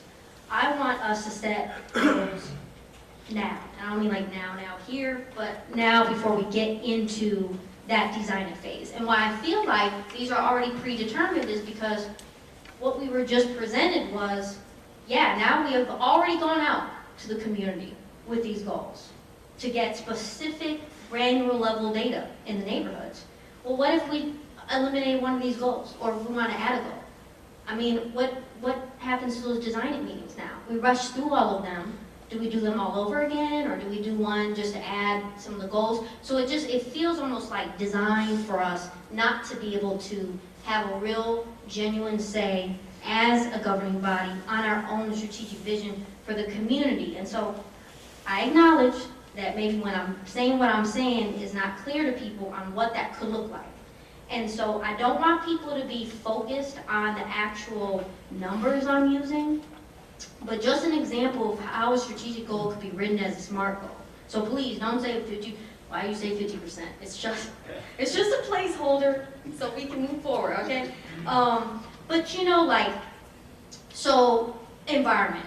Our goal is a healthy environment sustains community well-being today and for generations to come. And I know we have some additional bullet points under that on one of the slides. But for me, what we get in trouble with is we do that, and then everybody, staff and community and commissioners, over the course of 10 years, because that's a long time, right, think that everything in the kitchen sink falls under that, because that's how we've written it. But if we truly wanted to make progress, we would have those metrics that we can remain accountable to say, you know what, 10 years sound like a long time, but really, at the pace that, just city government moves and things come up, 10 years is not a long time for us to actually invest and really focus on moving the needle on some of these things. So if we have the environment, a healthy environment sustains community well-being today and for generations to come. Why wouldn't it be more like, by 2035, reduce Kalamazoo's environmental impact by cutting community-wide greenhouse gas emissions by 50% from the 2026 baseline, increasing tree canopy coverage to 35% citywide, and reducing solid waste sent to landfills by 40%. For youth and family, it says all young people and families have what they need to be healthy, to grow, and to succeed. Why can't it be something like, by 2035, expand opportunities for young people and families by ensuring every neighborhood has access to at least one youth-focused recreation, education, or mentoring program, increasing youth participation in city-supported programs by 50%, and reducing youth disconnection, ages 16 to 24 not in school or work, by 30% from the 2026 baseline. And I can do that for everything, but just to give us a And sense of can we do that? So that's part of what we want to do now, and I want to make sure we have time to actually start talking about that. So I hear what you're saying about the need, but I want to make sure that all the commissioners have an opportunity to talk about these areas and get those ideas out of, if there are certain metrics, again, back to that issue of accountability, let's hear about it. Let's hear what are some of those things, and then we can make sure that as the plan develops, those metrics are very much part of what these statements are. Right. One last point that I wanted to make before I get cut off is that I mentioned 2026 baseline. Well, we don't have that. Even with this homework today, we weren't given no baseline. I don't know any of that stuff. I don't know any of that stats unless I looked it up personally. And what I do know is in our IP 2025, it was very intentional, not in a malicious way. But staff chose not to have an existing condition section. What I would like to see and ensure is that we do have an existing condition section in our master plan. I don't know what plan should not have an existing condition. We absolutely have to have one so that we can understand where are we working from. I don't want people to just say it needs to be more accessible. Well, what do you mean by that? How accessible are we? And actually have those baselines so then we can understand if we are making progress based on that baseline where we start from. And we don't have that today, and I hope to have that moving forward. So we're going to make a note about existing conditions to make sure, and I imagine that there's some places where you have data that would provide for existing conditions, and there may be some places where you as a city don't have that yet. And so you may need to establish that in some cases. I'm just going to guess. I don't know that for sure, but if you're like the vast majority of communities, you have a lot of data, but may not have baseline for everything that's in this plan because there'll be some new things too. So let me go back to the question of this is what you have as draft. I think, and correct me if I'm wrong, Mr. Manager, this draft has not been shared publicly yet. Is that correct? I think to a degree it might have. Staff is, it has been shared. Yes. Okay. So it has been shared publicly in some of the meetings, but this is now back to the commission to weigh in on. And so you have 1, 2, 3, 4, 5, 6, 7, 8 strategic goals. And I'm going to start at the big picture level, not the words under the goals, but just the goals there. Do you believe those are reflective of what you've experienced and what you've heard in the data that's been presented to date from the community? Any initial reactions about those 8 areas? And then we'll talk about each one of those 8.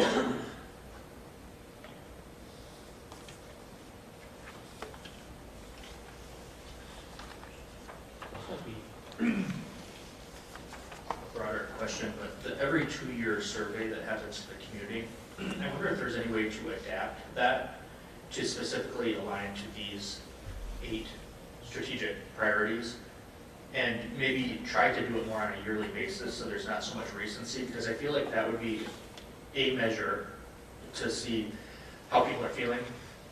Somebody wisely once told me, it doesn't matter what you think or what you think people think, all that matters is really what they think. And that would tell us what people think about how that movement is going forward. I mean, it could be one measure or metric that crosses all 8 pieces, but just looking at the way that that survey happens, I know it's some more broad community questions that don't necessarily always pertain to everything that we're doing. Just about. Any feedback on a more frequent survey? I mean, I don't know if it's available, the National Community Survey, every year. I know we do it every 2 years. I don't really know what that cadence of that is. I worry that there's too much of a recency effect that could happen, where like something in the world happens, war breaks out. Not this back or... No, well, We're talking about a recency effect, like something just happened last Yeah, week, so- and suddenly that changes all the outcomes on the survey you get the next You only week, get it right? every 2 years. We strike Iran, gas prices go through the roof, and inflation Now lasts. that's the number one Well, thing. exactly. Well, all of a sudden, economic development's going to look really poor about how people feel. But if you're doing it, Every year, you're getting more of a baseline.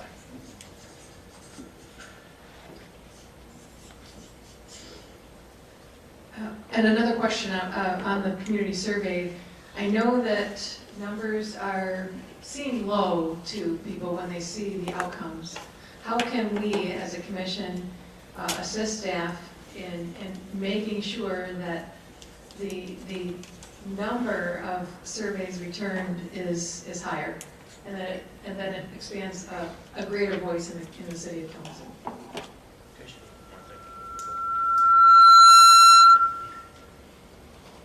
Somebody has a wire over there. I know.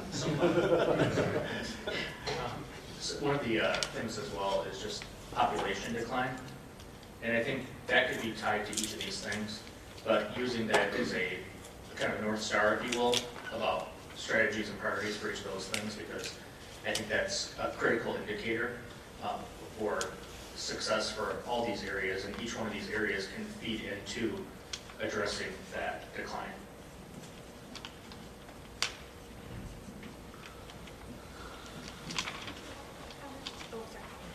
I was just going to say, my response immediately, as we go through that plan and look at all this, and I think there are, very important things to think about, like SMART goals. That's something, I don't know, it's been around for 30 years. It's not some brand new idea or anything.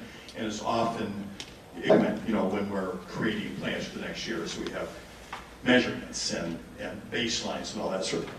But for me, just looking at this, I can just say, it's hard not to just feel completely overwhelmed by it. I mean, it's so much. And it is true that one of our jobs at the city is not just to do one thing. We got to keep a ton of plates spinning, and we might come here because whatever, there's people that ran for the Portage City Council specifically for one reason, and that's to get rid of their universal trash pickup program. Single issue, okay? So their goal might have been very simple, but when you get here, no matter what all of us think or run on, we realize the city does a lot of stuff. But this approach for me, I have to say, begins to feel like that if you have so many goals, then nothing's a goal.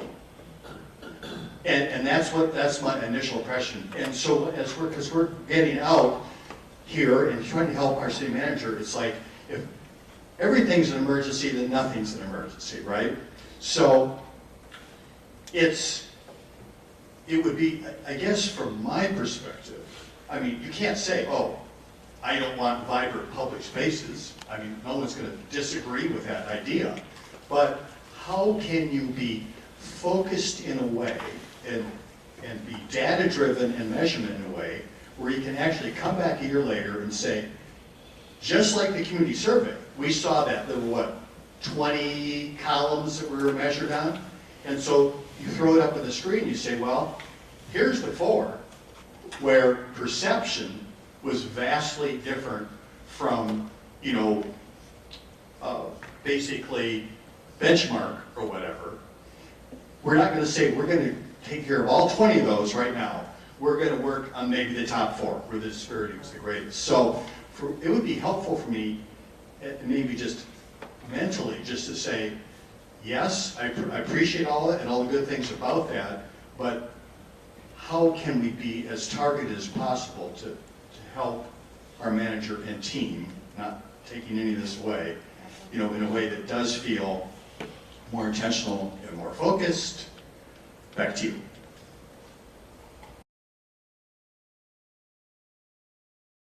I think the one thing that I really don't see here, based on the goals and then like the bullet points that aren't there but are on our sheets, is disaster preparedness, our resiliency in that. And so in understanding emergency management within our city in collaboration with the county, and that to me speaks to what do we do with our cold blue response, addressing people that are unhoused in the middle of winter, and being, very agile and responsive to those needs. When we have a windy, with whatever, however we want to agree or disagree on climate change and the existence of that, when we just had a tornado in Union City and Three Rivers, right? We had a tornado in 2024 in Portage, just south of us, right? And so how are we set up for that? But the second point, Mayor, about your public spaces is, again, not being tied to the specific numbers. We could rewrite that, so it could be by 2035, ensure 90% of Kalamazoo residents live within a 10-minute walk of a public place, plaza, or recreation space, while increasing annual attendance at city-supported arts and cultural program by 50% from the 2026 baseline, and supporting the creation or activation of at least 10 new community-led public gathering spaces across neighborhoods. But for me as a commissioner, or at least I'd want to see the city staff understanding how many public spaces, parks, plazas, and cultural venues currently exist. What is the annual attendance for city-supported arts and cultural events? What percentage of residents live within a 10-minute walk of a public space? How many arts organizations or creative businesses operate locally? And what is the economic contribution of arts and culture to the city? I don't think we have that data. Oh, we have some of that data. I know we have the park, walkability data. But for me, we spent almost 2 years on this. We can't go back, but I'm saying I would have loved us actually working on gathering that data. If we don't have that data, how do we get that data? Present that to our residents before asking them what they want, so that they also too understand some of that high-level data with us, and then add that layer of community engagement. Now, we didn't do that, but we could. We have an opportunity to do it now, and to better represent the needs of our communities in the drafting of these goals. So what is most helpful for us here? What's going to feel like progress related to going to these strategic goals? So I appreciate the dialogue. I can't help but think that some of what I'm hearing is in different places, right? So the community sustainability plan will probably have more details and specifics about environmental outcomes. Some of the planning documents that we use for our parks and recreation, we'll get into that. But I'm guessing if you all are willing to set the course for us and say, like you were doing there, out of these goals, the priorities for this commission are housing, youth and family, and transportation. Among these priorities, these are the ones that I think are important for the city manager and staff to lean into, to get into the more details, if that's what you would be willing to do in the space. I would say again that there's probably conversation or goals that are out there that meet the SMART goal criteria that are probably more embedded in other plans that we have already. And so if they're not, I know they're closer than what this is. So it may not be the complete model of SMART goals, but it's more of a goal than a statement. And that's what I'm hearing you all say. So I'm interested in understanding what your priorities are, your preferences around these, and if you think that we're completely off, or what you're seeing right there needs to be revised, or there needs to be something new added, and then how you would like to see that implemented from our standpoint. So I think that's very helpful, and there's a ton of things we can get into, but I really want to be helpful to our city manager here and team as we're getting forward here, and really reflect on this, imperfect as they may be, and what other details have to be added to it. And so, does that do we feel that that's something we can spend some time on and provide some feedback to our city manager today? And I'm not saying we can't go home and think about it tonight and somehow decide something needs to be changed about it and get back together and talk about that again. But I'm just hoping maybe maybe we can have that outcome for today, to see can we get to something that looks like that, you know, in some draft version of a way, if nothing else. And Mayor, I think there's an opportunity for us to take what you share with us and come back with some SMART goals for you to react to as well. So I don't know that, I'd love to see the attempt at it, but I don't know how that would work in this setting to try to iron out every SMART goal. Wordsmithing is so much fun with a group. It'd be a challenging thing to get done in the next couple of hours, but if we get the vision that you have, that we can come back and give you something to respond to as a SMART goal in the same space that you set the high level target for us, I think we can do that for your staff. I see a hand and then we'll move on. Chris? Maybe this is evolving. Chris. Oh, sorry. I'm just having trouble understanding what's being asked of us right now. Are we planning to go goal by goal and then we'll? That was the intent. Okay. The intent is to go through all 8 of these to get your perspective. Like initial reaction Yes. as a totality? Yes. Okay. I think like one initial reaction that would probably get into this as well as like a good example is like community trust and safety is making sure that like for a priority has been gun violence in our community. And even just looking at the bullet points there, I don't necessarily see anything that specifically talks about gun violence. So for me, that would be something to Perfect. Can you hold that? Yes. Hold that thought, because we're going to go through them and we're going to get right to that. That's exactly what we want to hear. Okay. So we're going to assume, for the sake of today's conversation and in the interest of time, that these are the draft 8 goal areas for discussion today. If we go through them and we hear there's not a lot of energy around something, that is also an indicator to staff and the manager that that's not a high priority of this group. This is sort of like, you know, which child do you love most? Is a really hard question to answer, at least when both of them are in the room. Sometimes when it's just one, I can easily answer that question. So these are all important things. These are all things that the community has expressed interest in. So the hard part is prioritization. But we want to now turn, oops, sorry, I went too far. We want to now turn to each of these and get your reactions. What's missing? What are some of the things that you want to define success by? Give some thought to what some of those metrics might be, knowing that this is really kind of the brainstorming piece of it so that staff can come back with some further revisions based on what you all say is most relevant.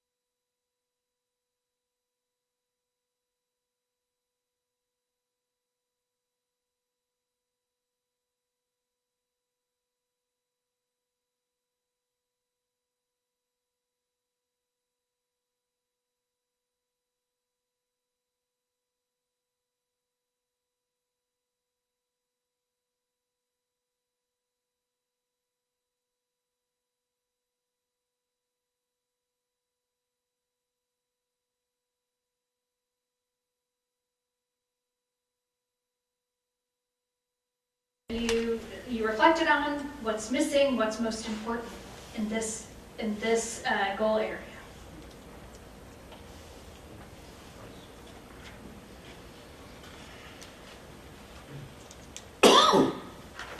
Kind of hard to talk about that without going into the goals.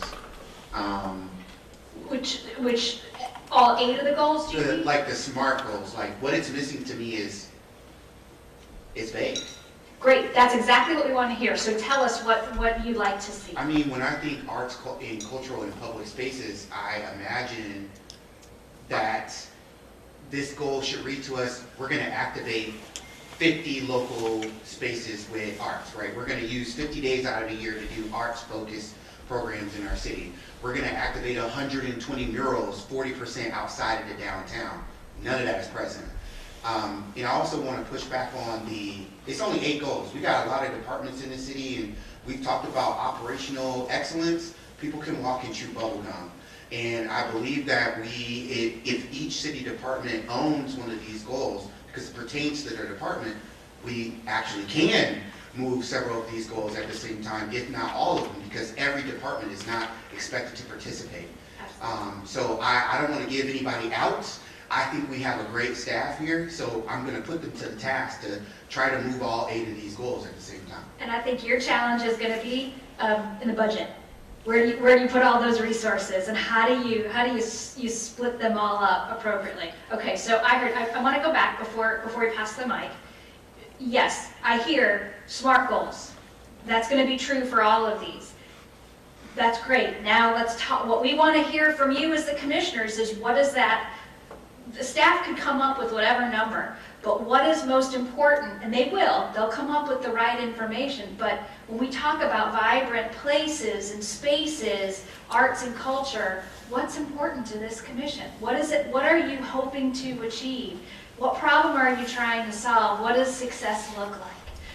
We'll get to the numbers, and you may have some of those numbers already, but what is most important so that staff knows what this body feels is priority? You talked about activating some of the public spaces. Yeah, so, activating the public in general, like we have a very resource-rich, artist-wise community as well, right? So did we use a local artist for the downtown design? Are we using local artists for the things that we're designing in the city? Are we activating folks who are in these spaces? So that's something that I would like to see, even if it was a vague goal, like we're investing in the artists in our city. That's huge to me. Great. Thank you. I think, again, it's hard for us to even have a project conversation because we don't have baseline data. So you're asking us to tell you what's most important, but we need to understand, what is the percentage of residents that live within a 10-minute walk of a public space? What that goal looks like in the next 10 years is maybe more like 80% based on staff capacity or what we think is possible. But I don't know that, so I can't tell you that right now. But what you told me in that is that being near public space is really important, right? And is that fair to say that because you said that is important for you when staff comes back with the baseline data, that they're looking at distance to public spaces? That's important to me as one commissioner. It's also important to see how many public spaces, parks, plazas, and cultural venues currently exist. It's also important is knowing what is the annual attendance for city-supported arts and cultural events. It's also important to me that how many arts organizations or creative businesses operate locally. It's also important for me to know what is the economic contribution of arts and culture to the city. Lastly, because it's arts and culture, what I've talked about with a lot of people, staff, but community members and also commissioners is making that reflected in the way we make decisions, right? So we're thinking arts, culture, and public spaces. I think, like other topics that we support, we need to have an arts and culture board that is made up of people from the arts and culture sector of our community to be able to provide oversight to the city on how we invest in arts and culture, not just public art, but our cultural events that we do and other things that fall under that. I know we can do that, so I would love to see that done within these next 10 years as part of our master plan process. And I think what's important in regards to that is that we are actually in compliance with the agreements that we are already involved in as a city. We are not right now when it comes to the urban cooperative agreement that we agreed to with the county and the city of Portage when it comes to public art. We are responsible for dedication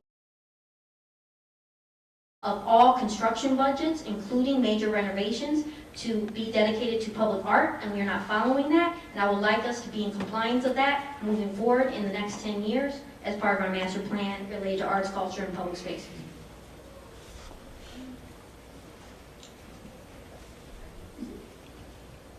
I have one pertaining to public spaces, and it's kind of touched on there with the inclusivity. But as a city and community, we kind of suck at sharing public spaces with our Unhoused friends. So I would love to see a focus on how we plan on making making sure that public spaces can be enjoyed by everyone. And that means everyone. This is just kind of a gut check thing. I'm trying to help myself kind of think through what you're saying, Commissioner Slavy, as well. But what is getting us to this point is guided by the thousands of people that have provided input so far, right? So they're directing us to say, these are, generally speaking, the things that we care, we're interested about, we're feeling right now. Is that? Yes. Yeah, Okay. that's fair. Yeah. So the way I see our role in this right now is that we're just making sure that we're being those bumpers to say, yeah, we think what we're hearing from the public is helping us, we're heading in that right direction. If I'm understanding it correctly, like where this would come in and what you're saying in terms of the SMART goals, is we're the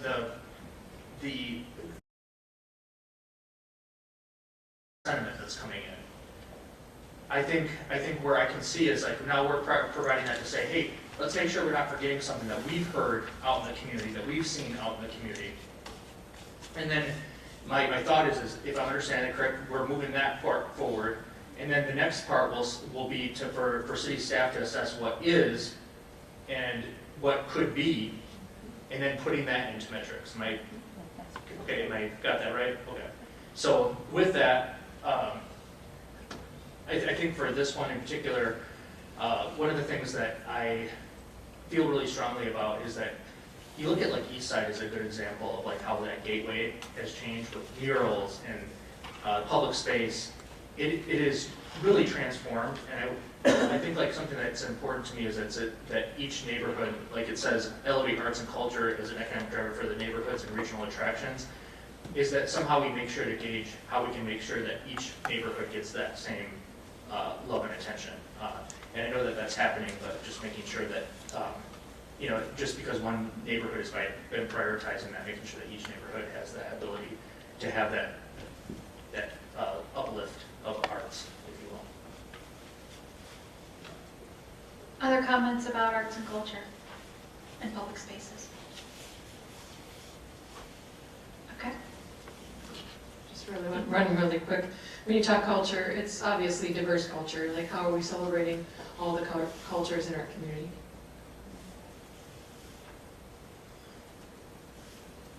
The next one is community trust and safety. I might at the moment, but I would go back to that part where I think it's critically important to me that we see gun violence in there, and that people know that we see that and recognize that. But one of the things, I've shared this with Chief Boysen quite a bit, but sometimes when we're setting the markers for gun violence, we'll say, well, let's reduce homicides by 25%. And it really bothers me when that happens, because I think the goal should always be get to zero. And I generally, there have been other communities that have been able to achieve getting to zero homicides. And if we have 10 years to do that, like I would love us to say, like, let's get to zero. Like, no homicide is acceptable in our community, and because it's like, well, human life is not that important. They're like, let's make it 25% better, I think the goal for something like gun violence should always be get to zero. That's fair.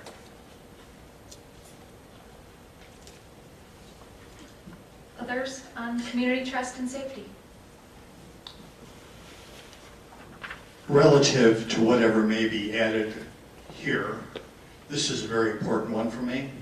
I've been involved since we partnered with the county to declare gun violence as basically a public health issue. I think that is gun violence and community safety across all neighborhoods in the city is a very, very important thing. And I know we're kind of grappling with here, do we want to rank these? Should we do all of them? Are these good enough to rank? Those kinds of things. But that said, however this is redefined, is the community trust and safety is something that's very important to me.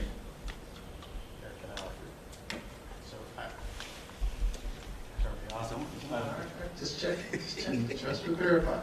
I think Commissioner Pradel laid out a nice kind of framework for how we're going through these, and I don't know if you want to restate it, but essentially you have each of these goals that we're going to walk through, and if you can give us your take on whether or not there's something missing, And if there isn't something that you would like to add, or, you know, if it looks good the way it is, my goal as a city manager is to work with staff, and I'll use an example of the last bullet, address systemic barriers with city services to give opportunities for all. I can take something like that and come back to you with my recommendations on how we would do that.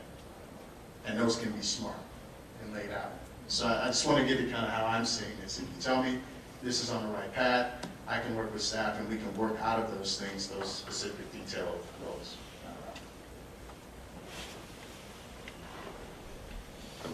I'd like to see us collaborate with a goal, collaborating with the Michigan Transformation Collective on a blueprint for peace.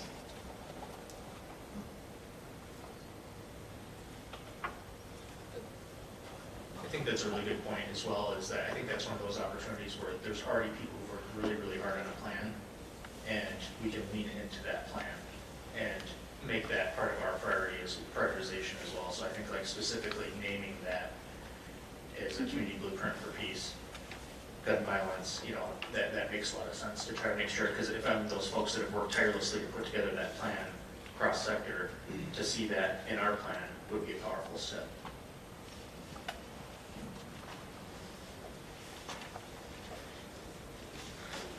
I'm getting my steps in.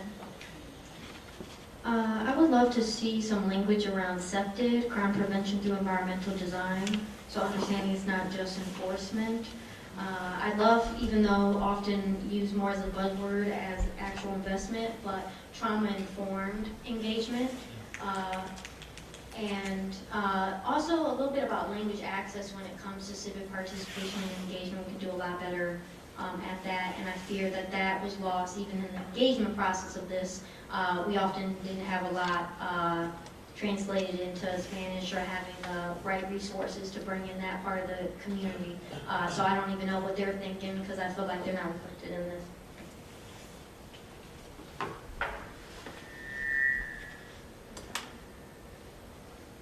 Anything else on community trust and safety?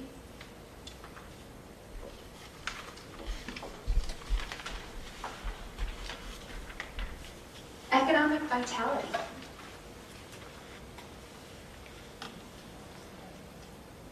Give you a second to reflect on that one.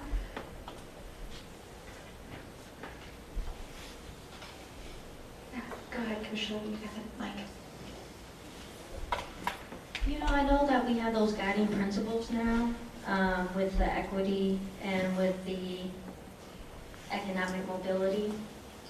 It's supposed to be interwoven in all of these goals. I fear that, I understand the intent behind that, and we used to have shared prosperity as a goal, as a separate goal. And I can understand how, you know, that being a standalone goal can be hard to make sure that that lens is also viewed in all the other things. But I also am afraid that that kind of dropping down to a guiding principle instead of its own goal or something else allows it to just be said like, oh yeah, we just think about equity with all this. Oh yeah, don't worry about it. We got that staff's thinking about equity all the time, instead of having that very clearly laid out at the high level for us. So like right now, I don't even see anything addressing poverty, which is something that Don Clooney left us with some strong recommendations on. And I know that you can argue some of these would get people out of poverty, but just in terms of wealth building, I'm not seeing that really show up, except for that high level in community wealth building here, but like in these bullet points, how that gets us to that. So again, having a SMART goal would allow us to think about that a little bit better when it comes to assets, asset protection, acquisition, things like that.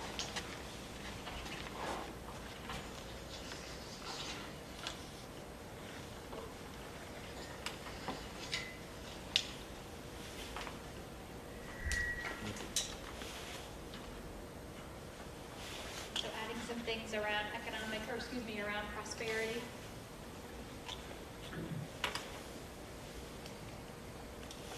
Really appreciate appreciate you looking that up as well, because one of the things I know, our economic development plan, this is the first time ever that it was meant to be focused more on mom and pop, people who've been traditionally left out of economic development, not big developers, big employer attraction. And so I would like to see more of that in there, but also to your point, Commissioner Slavy as well, when we talk about things like home ownership, the wealth gap between demographics, between neighborhoods, in some cases that is twice as large for populations in our community, which very much gives a feeling of a tale of kind of two cities, you know, and so I think that would be important to name and put in there as well. The other thing I put as well is just to your point about we have a lot of organizations and groups right now that are working on youth or younger adults, I guess if you will, and creating more opportunity for people who want to stay here in the community as well. And then the other thing I put in there as well is that it talks about cultivate vibrant commercial streets and neighborhoods, but really like naming some major corridors that seem to be just falling apart. So a good example would be like Riverview and Gulf is a good example. That is an area that I feel like has been largely unloved. On Burdick Street from like Balch to Elcott, like naming places in the community, there's not that many, but when they are bad and challenged right now, they're bad and challenged. And so maybe being able to just name or focus on 3 or 4 of those areas in 10 years that we say we want to transform and provide more opportunity to.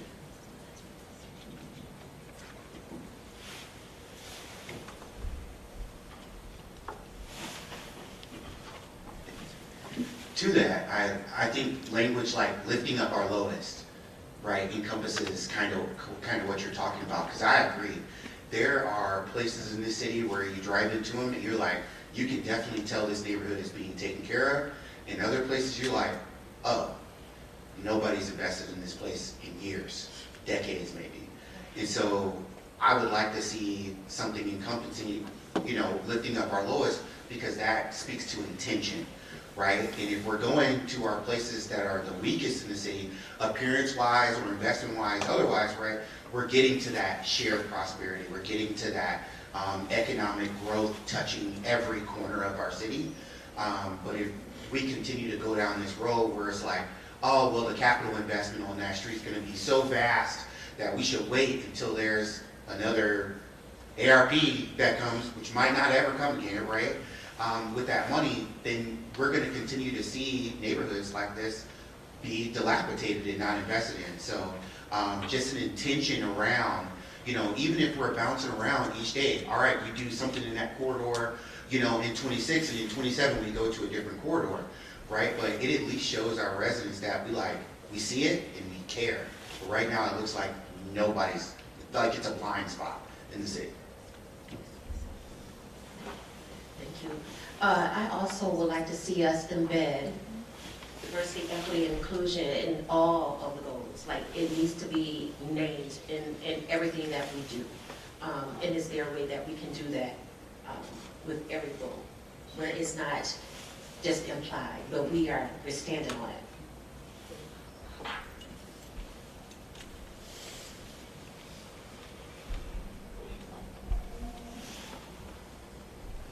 Some additional thoughts. I wouldn't be the unofficial night mayor if I didn't lift up that we don't talk enough about the night economy, and that's nowhere to be found in our economic development plan either. I think we're going to be left out in the dust when comparing ourselves to similar sized cities or trying to even grow ourselves. If we aren't thinking about that, when we think about accessibility and equity, we got to think about our second shift and our third shift workers, and they do not have the same access to programs, services, and opportunities as everybody else that may be working 9 to 5. I also would love to see, and this could fall under environment too, right? But how are we investing not just in our commercial corridors as we see based on streets, but also our water corridors, and thinking about our outdoor economy and creating spaces for recreation and how we create those opportunities along some of these same commercial corridors as Riverview, as you know, just Kalamazoo River, along Portage Street in Edison. So I think there's a lot of opportunities to reimagine those spaces as well, to support our economic vitality, and also the bidding process. Okay? You know, how can we support our local contractors and also our local businesses when it comes to doing business? And I think there's opportunities to remove, you know, barriers, whether it's, you know, net pay, turnaround for smaller contracts or contractors, or, you know, getting information out about bids to people. I think our purchasing department does is starting to do a really good job of getting around the community at different events, but how can we be a little bit more strategic with that? So it's not just on their shoulders to think about that when they do have the capacity, but strategically at a high level, how are we thinking about getting more local businesses and contractors as partners on all the work that we do, from printing, mailing, to you know, larger construction projects. Vice Mayor. Thank you.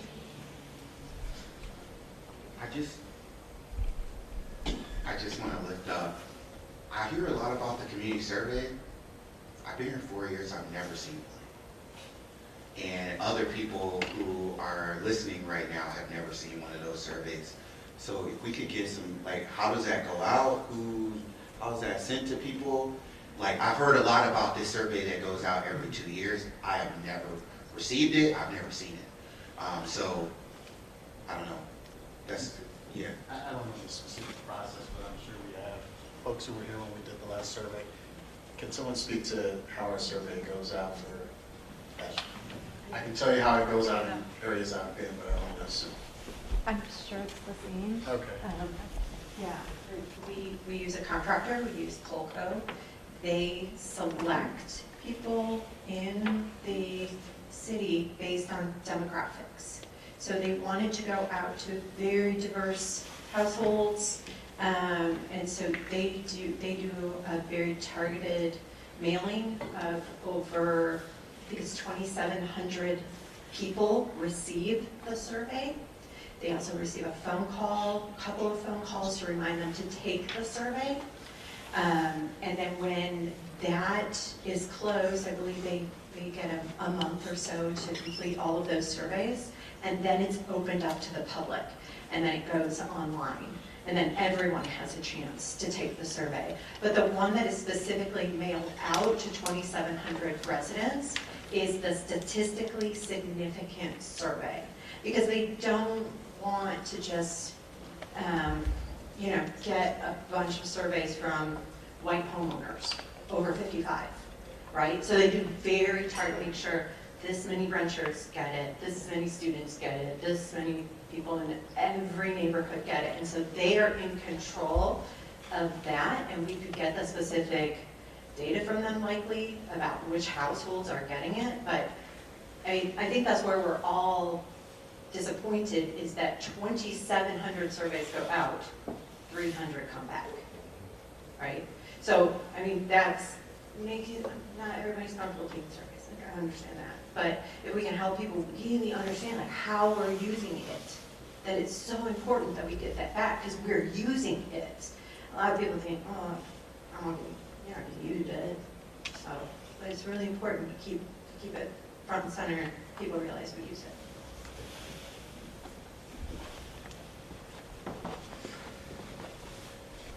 Others on economic vitality?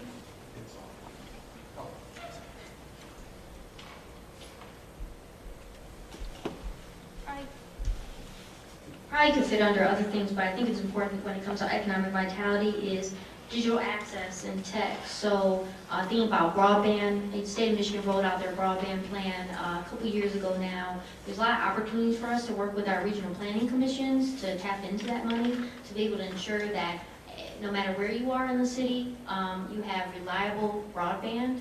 And also just once you do have connectivity to the internet, you know, is it possible to get to the resources? A lot of our people that are most vulnerable, whether they're unhoused or not, find themselves using their mobile devices more than anything. But also having people to be able to have access to the digital tech that honestly most services, resources, job opportunities are made available on those more than anything. nowadays. And so being able to think about, you know, in the work that we do and the services that we provide, if we're saying, oh, just go online and fill the form, how are we actually creating that pathway for somebody to do that easily? And then I just would love to lift up what Commissioner Prado said about population growth, right? And so if one of the goals, the North Star is, you know, we want to see our city grow, what does that mean for what services and amenities and other things we have to consider investing in to address that? That's going to, you know, be for our public safety department. How many more, you know, officers or EMS, you know, we have to think about, or different types of businesses, or you name it, to be able to not only attract but retain this population growth. Even though we may have seen a decline in population from small cities like Kalamazoo, you know, the state has reported since the 90s, this is the first time we're seeing actually growth in the state in terms of people returning. And so how can Kalamazoo also be part of that narrative, but just ensuring that we are supporting our staff and being able to still provide quality and resilient services to the people that have been here and to the new people that come.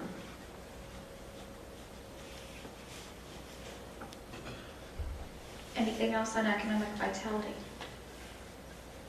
Because that transitions really nicely into the next area, effective city operations, as you were talking about, Commissioner Slaby, staff.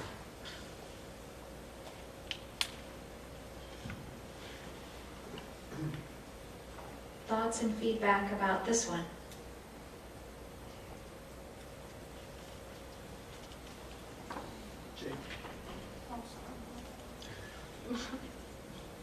Thank you. So this, for me, this ranks as number one out of everything, because all flows, every other thing that we're attempting to do either works or does not work, depending on whether you have effective city operations. That's what we're doing.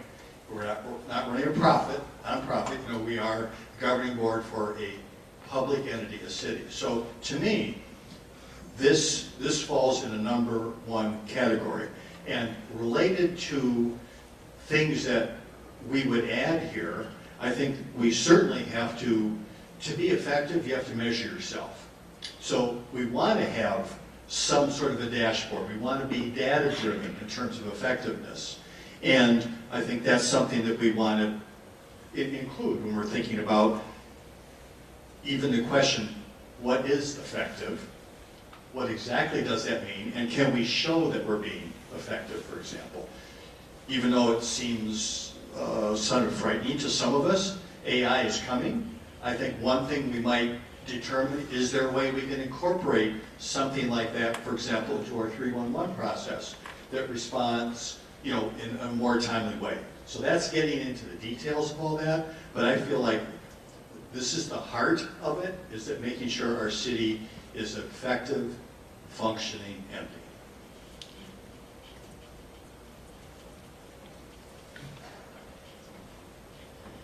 This is the part where I think it would be neat if we could include some, even if it's just inclusion of the word, so that we are thinking of strategies about inviting, like creating that inviting, or whatever that term is, to make sure that we're creating space for the future. And I need to be careful because I was using a lot of examples about young people. It does not have to be a young person to be somebody who wants to serve in a capacity, but just so that anybody who has that desire to give back to their community or get involved in governance have that ability. This would be the example too, where maybe like that technology and trends would be important with like that app. And I'm going to give another example where I think the app would be amazing. So like if you're anybody like my household, like the leaf pickup, right? Very unpredictable right now. And so like you're busy, you're working, and all of a sudden you're like, oh crap, we're on deck next, and we don't know when it's going to be. And so you are hustling to get all those leaves out as quickly as you can, doing it in the dark, you know, whatever you can, because they're coming tomorrow. But how cool would it if it was in geofence to say, a push out to an area to say, hey, I know this week we were supposed to pick up leaves, but we're behind schedule because of the weather, you know, you will be blank. And then be able to push and say, hey, actually it's going to happen 2 days from now, something like 2 days from now, so we wouldn't have to put out lit signs on street corners or something to tell people like it's coming soon. It would be more readily available to people in real time.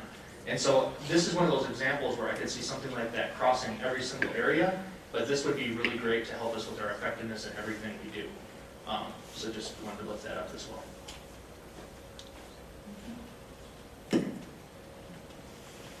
Ditto, build the app. I'm with Commissioner Pradell. I would love a central location where we can communicate, get communication from the city. Leaf pickup is a big thing, like large item pickup in the neighborhoods.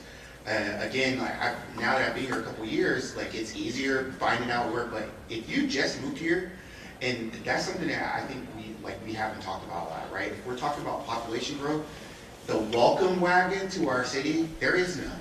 So I talk about this a lot. I moved here, and one of the first weekends I lived here, I put a toilet out at my sidewalk, and I got fined.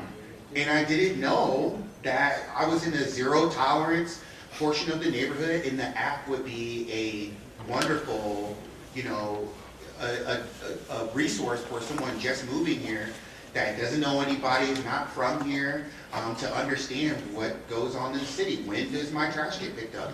When are you guys going to get my leaves? When can I put large items out at the end of the road? So, ditto, big ditto.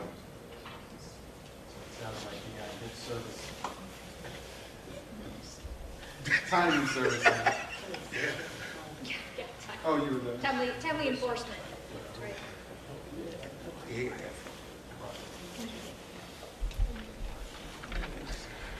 Well, I'm on Team App, for sure. I think that, maybe some people are thinking we got the website, but I think there's opportunities to be very user-friendly. Again, optimized not just for mobile, but just as an app. I think that allows us to tailor with different features that just a website can't do, even as a mobile site. Even I think about 311. Wouldn't it be amazing if I called 311 or put a little ticket in, I could actually return back to my tickets and see the status of that? I don't get no receipt off that at all. And so, unless, someone does follow up with a call or an email. But, I can't even, I'm not even in a queue anywhere that I could look at how that's going. I also think just being able to tailor it with an app, as everybody said, you can just make sure you can bookmark what your address is. So, because I look up bulk trash pickup all the time, I gotta click a button, put an address and scroll. Oh my God, I just want to say, go on my app and click, services, and boom, it already, because I bookmarked my address, they already tell me all the zones. I'm gonna go through all that and try to find it. I also think, just again, push notifications are huge, whether it's events or surveys or anything. People can, edit that on their own if they don't want the push notifications. But I think that's where we're heading in as just a society, and we should definitely be leading that when we're talking about us being a community that leads on things. The other thing about effective city operations, I totally agree with Mayor Anderson. This is number one for me, because again, if we're not doing this right, none of the stuff we're talking about is going to work out. So I think about code and building. So kind of to Vice Mayor's point about that toilet thing, that fine. I think that there's a lot of opportunities. It's not even staff doing anything. It's how can we leverage technology in we have 10 plus different software programs that we use in the city across multiple departments that don't talk to one another, the software, right? And I can attest to many times seeing staff, including myself, frustrated that either people are using that program totally different than the other department, or it's clunky, right? Actually, you can't just transfer that data from this program to this program. You got to print, upload, scan, and that slows everything down. And the public doesn't see all that goes into that. And so I think about code and building, it's so if I'm trying to put a new roof on my house, and I need to get a permit, I gotta call, email, then call again, then schedule, and go online. BSNA has a scheduler. We don't use it anymore. And there's probably a final explanation on why we don't for some reason. But I just think for us, we need to really start thinking about that in all aspects of what we do. How can we make each process accessible and user-friendly, both for our internal users, our staff, and our external users? And not just imagine us as just being a monopoly and say, well, people gotta come to us anyways, but knowing that customer service matters because they can go somewhere else. They can just move out of Kalamazoo. And then for me, what's really important too, as someone who was a staff member, is staff well-being. And I just don't think we take care of our staff. I think the way we're structured, and I'm really happy that we have a new city manager to bring that fresh perspective. I think there's a lot of opportunities to improve in that, whether it's benefits, but also just making sure that staff feel heard and staff feel safe. And there's many layers of safety, right? But I don't think we're there yet with staff at every single level being able to feel safe enough to actually raise their hand and talk like we do, but in the office and say, hey, this isn't working, I think. And I think I would just think that there's a lot of opportunities to fix that so that we can actually retain talented staff. I would hope that that's one of the #1 things as part of effective city operations, because we really rely on people to power this city.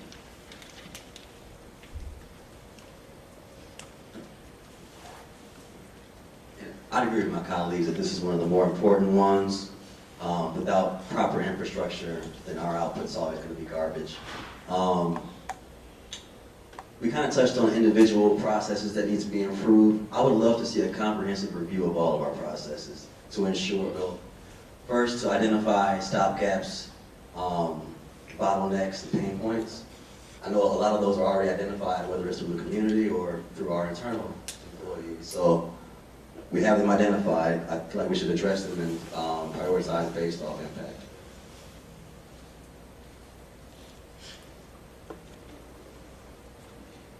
Other comments on city operations? Okay, before we move to the next one, let's take a quick break. Let you stretch your legs a little bit, grab a beverage if you need to, and it is 1:40 and we will come back at 1:55, so give you 15 minutes to stretch your legs.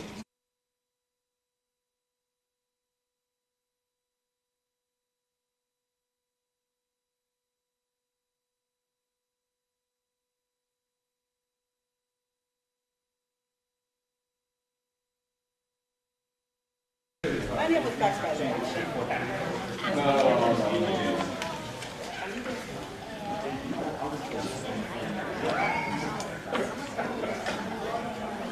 Okay, the next area is environment. Thoughts and comments on the environment?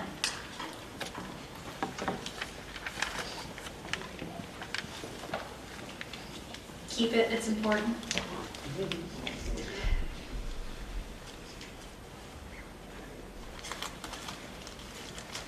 So I forgot to mention this in the last one, but I'm going to use it to make it relevant, like I can edit that. Okay, you can weave it in somehow. So asset management. I think our public services department does a really incredible job, particularly with wastewater and water, with their own division asset management plans. But we really need to do so much better as a full city. And I don't think we really fully embraced it. And the thing is whether we want to do something or not, we're already managing assets. We can't get around that. Assets are people, assets are our fleet, assets are the computers we use, phones. So it's not whether or not we want to do this or not. It's whether or not we have a system in place to address asset management issues.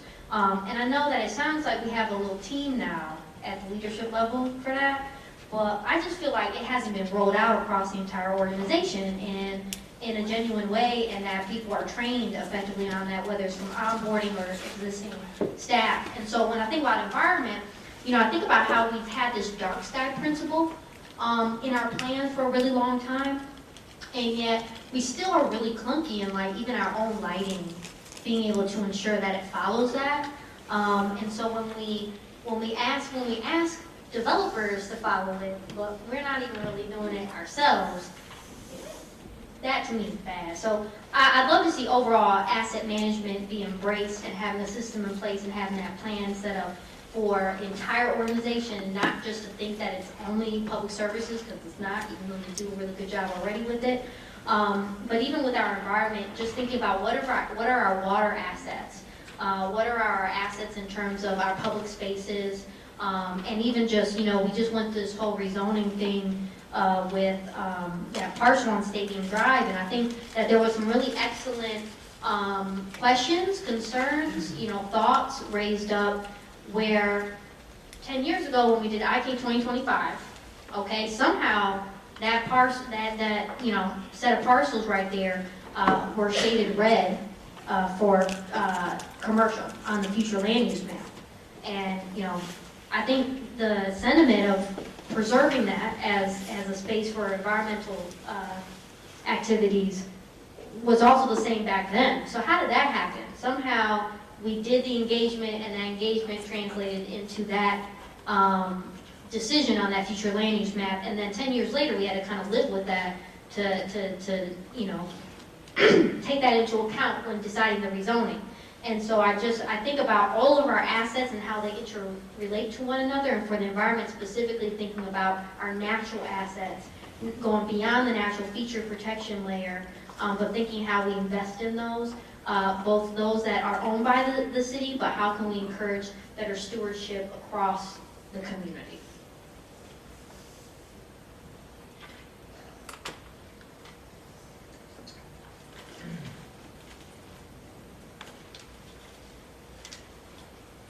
These might seem like more granular items, but I wanted to look up these items because I feel like these are big enough that they should almost be standalone. But one of the things that concerns me is just our urban forest, if you will, the trees in the city of Kalamazoo. We have over 12,000 right-of-way openings of trees that once existed in one place when we did that inventory. And especially in places where there's concerns about air quality and just quality of life and what that brings. And I think that you look at some neighborhoods, like a good example is like Millwood. Millwood pretty much has just one species of trees, and they're all aging out. There will come a point, 15 years from now, 20 years from now, where there will be just basically a bunch of blank spots down roadways, because for so many years we have not prioritized replacing our canopy in the city. And so we've done a really good job of investing that every year, like $500,000 per year, but I think that's something that we really need to think about, because it's one of those things that we won't impact, and we won't really be fully impacted for maybe a decade or two down the road. But I think that's something that we really need to start thinking about now, because it's going to be a huge, huge issue coming down the line when our kids are living here in the future. The other one too, and this is again kind of just like an aspirational thing, but connecting our trail system. They're from Blanche Hall Preserve to the Farmers Market. I am a firm believer that that is a game changer for our community to interconnect our trail system, and that is a difficult thing to figure out, so in terms of resources and connectivity to figure that out, but I think that would be huge for just the health of our community, for the connectivity of our community, and just being able to be fully connected on different places throughout the city. So I just want to look that one up as well.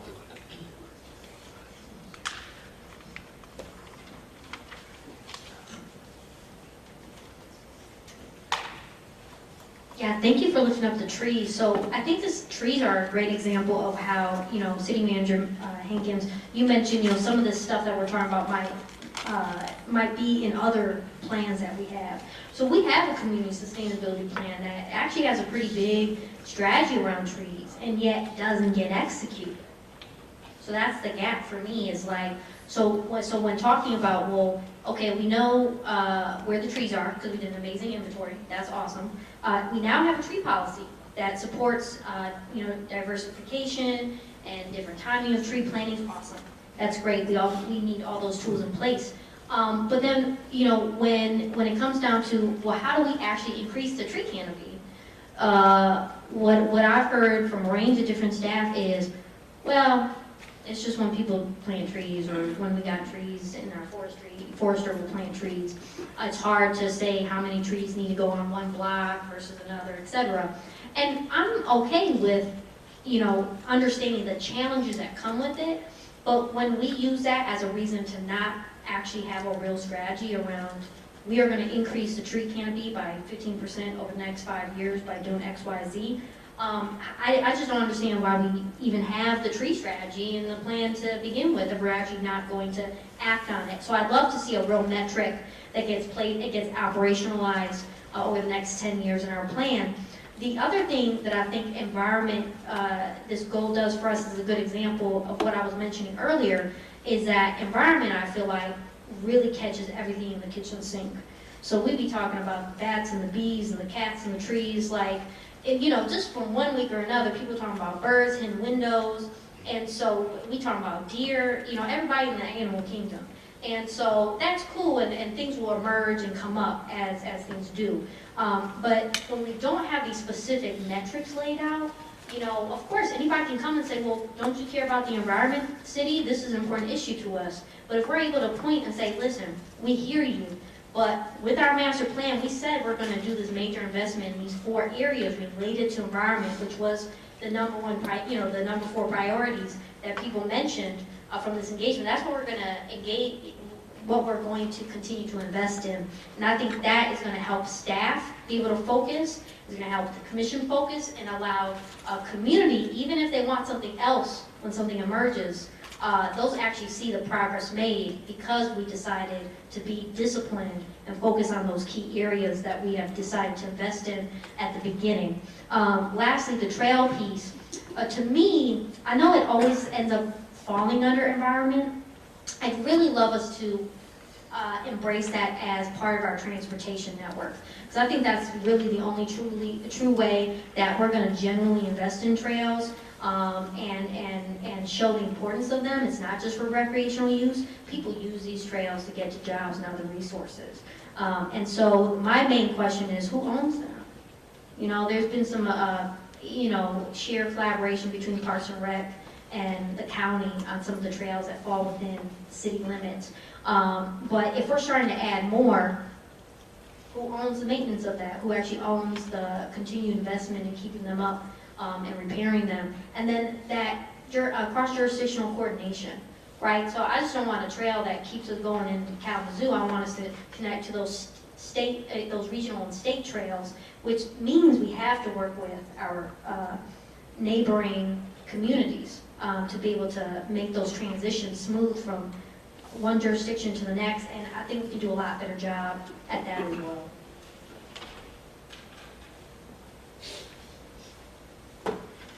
Anything else on environment?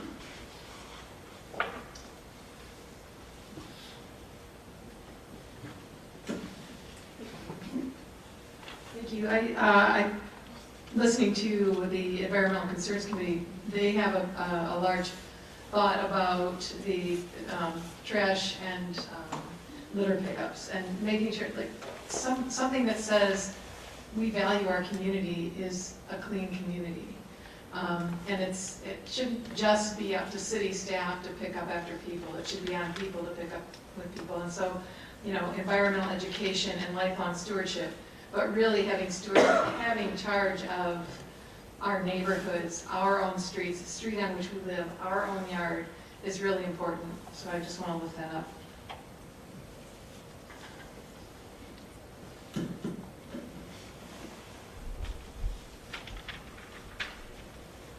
I want us to be thinking about how we can invite residents to participate in being environmentally conscious.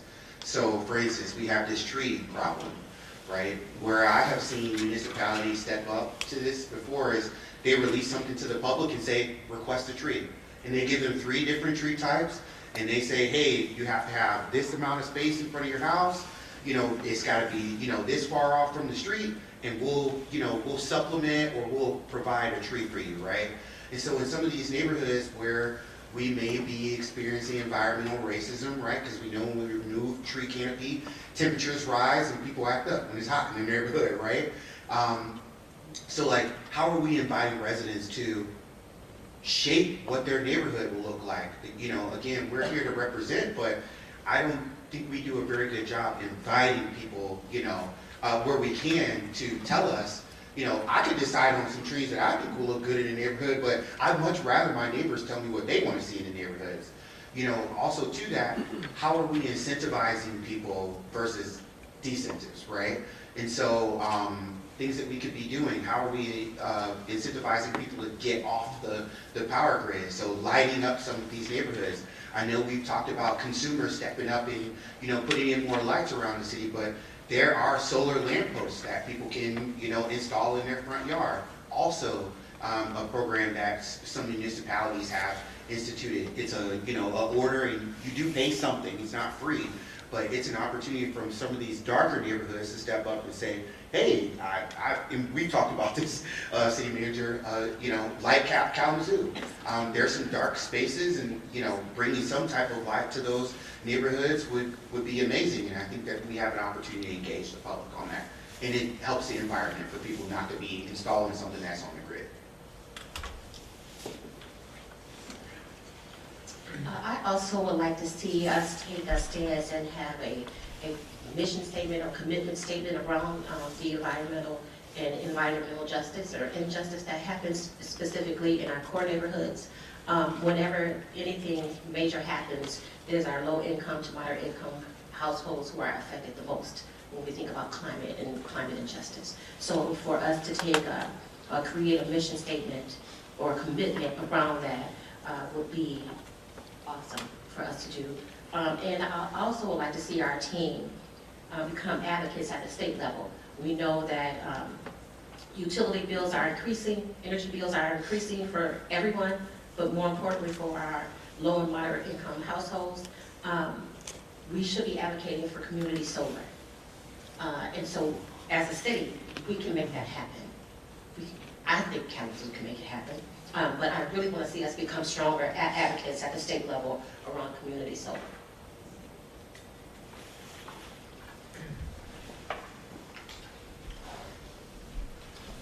Maybe one of the things that could go somewhere else as well, but it would make sense that in the public input sessions it may not have been included, but I was just thinking about the work of lead service replacement.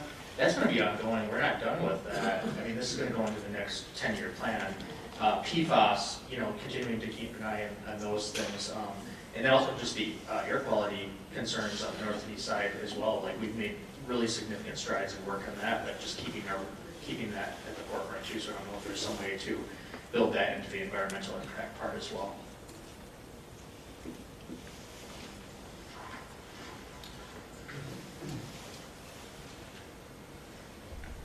I think one of our environmental hazards that I've heard from a lot of residents are houses that either have that still just remain there, sometimes for years, and then even just buildings or homes that have been demolished. The debris just remain there for months to years. And I think that there's opportunities, while that a lot of that is private property, a lot of that, you know, there's coordination between our building division around getting that, you know, process going. And I just think that there's a lot of opportunities for us to do better in that regard, at least even giving communication out to people, because, you know, to me, for somebody to have to live next to or walk by a debris-filled lot, and seeing how, you know, that can add to whatever, you know, whether there was lead or asbestos on site after it caught on fire, or just people going in and out of there as squatters, or honestly just anything, you know, with water runoff bringing out into the streets, into our system. I think that those are some serious concerns that I just feel like we could do a lot better job at addressing. The other thing is, you know, we have a contract with Consumers Energy as a municipality, and I was pretty surprised to hear that it's just on auto renewal. And just, you know, not to compare us to other communities, but I remember several years back, it was actually resident-led, but what it was, people were pretty dissatisfied with services they were receiving from Consumers Energy in Battle Creek. And so this, after the citizen-led, you know, kind of outcry or whatever, actually led to the city negotiating with Consumers Energy and getting a lot of money back for all the street lights that don't work, but we're paying for it.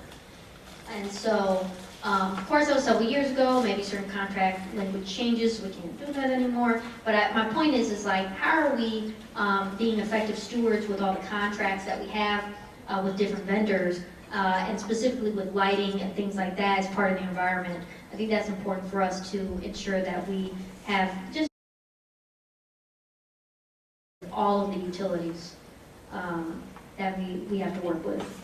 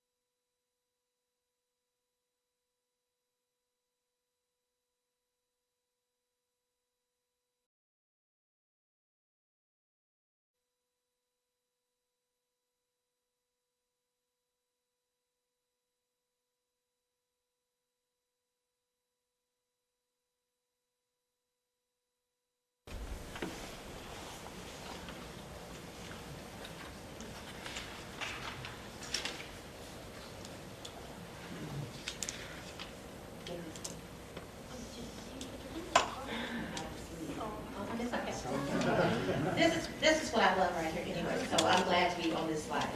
I would like to see us go a little deeper in working with our homelessness and our unhoused community. I think that we have the ability to create a position at the city level where there's someone designated to address some of those issues, because right now when people have questions, who do they go to? I didn't put my retainer back in, but who do they go to? We don't have that specific person. And I think we're in a climate at a time right now, we really, really need someone that we can rely on to be that community partner with organizations and the people that we are serving. The other thing is, I would like to see us go a little deeper with the affordable and mixed-use options and support some of those organizations such as NACD, yeah. And when we talk about affordable, what we hear a lot of right now is the missing middle. We don't talk about the low-income families and individuals that need housing at 50 and below, really 30% and below. We are focusing more on 80 to 120%. And that is leaving a lot of people out. It's not a whole lot of people, but it's a lot of people for a specific demographic of people. So I would like to see us expand that affordable housing piece, and what we are always told, it costs so much. You know what? The square footage cost doesn't change because you're doing more affordable housing. And we need to have people come in that understand, as this commission is very important to us. And if you want to get some tax abatements, these are the needs that we want to see addressed. And if they can't address it, okay, great, on to the next. But I'm over it when it comes to, we talk about affordable housing, but it is not accessible and it's not affordable to everyone. And we can do better.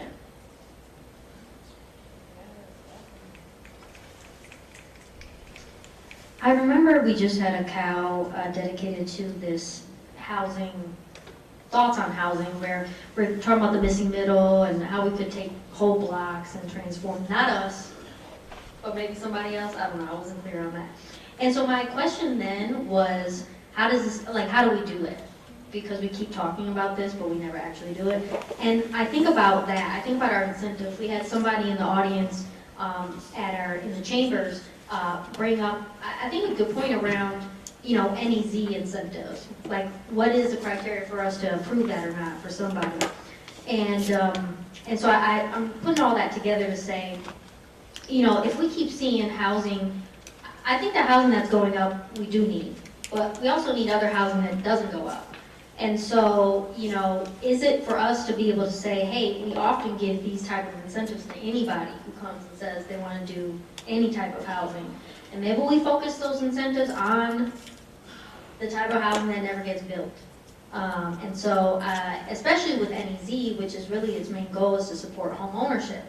But we just approved that for apartments. That really doesn't really meet that goal. So I just think that we could look at our incentives that we already provide and see, you know, could we adjust like the criteria for providing those to actually align with the type of housing we desperately need. And also just adding to those incentives and working with the state to advocate for incentives at that level to support the different types of housing at the different affordability, at the levels of affordability that we need. Because, you know, even if you say that a unit is affordable, if it's a studio, that's not gonna work for a family of 4. And so I think we need to be a lot more strategic in actually what we're supporting with incentives and be proactive in the type of incentives we even offer from the get-go to attract the types of housing that is missing. And then the other thought I had was going back to the code and building departments. I think just, you know, let's say you are someone that has multiple properties. Right now, to be able to coordinate all those properties, you have to go individually into BSNA and look up every individual address to look at things. But if you own multiple properties, you know, wouldn't it be nice if you could just go onto a portal and based on your login, you see all the properties that you own or are affiliated with, and then you can actually pay the utility bills for all of them for the water all at once, or you can look at the rental certificates for all of them all together, or schedule appointments for any one of those, all within one portal. And so I think there's opportunities to provide more customer service and streamline processes for people in that space of housing. And going back again to Vice Mayor's point about getting fined for the toilet, I just don't know why we do that. And what I mean by that is, okay, we send a letter, and let's say you was out of town, and this happens. You're out of town on vacation. Somebody decides to dump a bag of trash because they don't want to take care of it, and they put it on your yard. Well, somebody doing their job, doing good service, doing their job, sees it, takes a picture. You come back from your wonderful vacation to a $75 fine. Oh my God. And then guess what? The trash not even there, so you don't even know what's going on. Somebody already took care of it. And so, you know, to me it's like, okay, why do we penalize somebody just to send them a letter? The letter do not cost no $75 to send. And so my thing is like, why wouldn't we just say, we send a letter and say, hey, this happened. You may or may not know, you know, whatever day is for that particular issue. And then if they don't do it, double the fine. I don't know. You know what I mean? I think we could address this fee structure in a better way that is equitable, but also I just think it's really tough and sends a bad message to residents, especially those moving into the city, that may know different rules based on the different community, that hey, welcome to Kalamazoo, pay $75 for a bag of trash that you didn't even know about because you weren't there. $125. I mean, and that could be a lot for somebody because... It's a really nice toilet, wasn't it? And I'll just share a personal example. Someone dumped 50 tires in our front yard. Okay? And so, A, we got a fine for the letter to say, you know, whatever. You got to take care of that. How much do you think it costs to get 50 tires picked up and get taken? And God forbid, on top of the letter fine, we got to pay to actually address it. And God forbid we take a couple more days to address getting 50 tires off that. We get another fine, right, for having to remind us. And so, you know, and I will say staff is great. I don't ever do it, but like, you know, I know other people will call and say, hey, I need a couple days to work with you or to waive a fine. But, you know, ultimately, I just don't understand.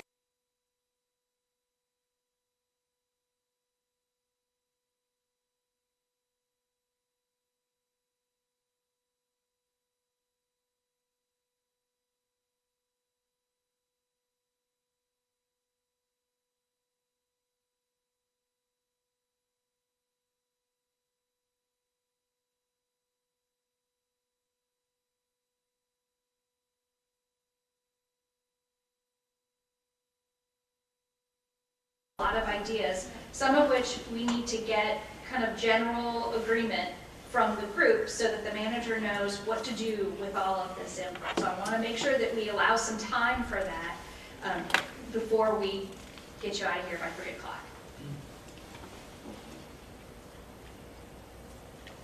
Thank you, Commissioner Slavey, for speaking my truth.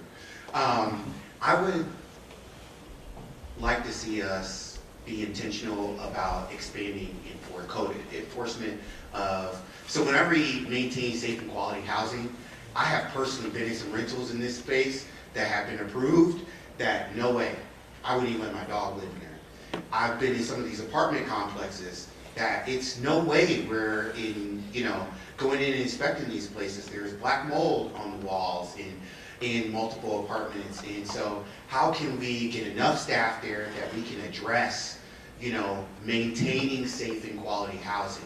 And what are we doing when somebody is proven to be a bad faith actor in this space to either remove them or make them behave as a landowner in our city?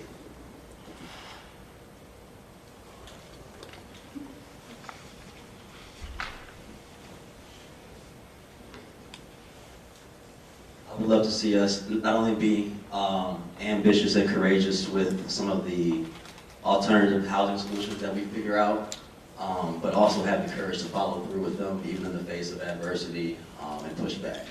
One of the recent examples, pods, hot topic.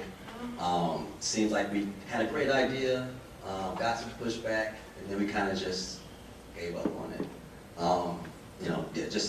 I like to see us be a little more intentional about following through with alternative solutions, because as we stated, it's not getting any cheaper to build houses, and land is going to just pop up. So, and then to Vice Mayor's point, revisit our housing ordinance to get rid of those bad actors and free up a lot of that housing stock for that working class that is missing right now and tied up in bad faith actors.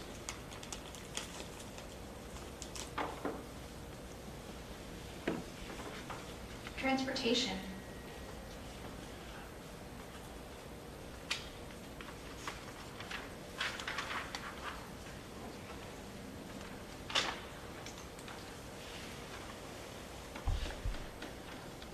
So again, I just want to note trails, I think should fall under this.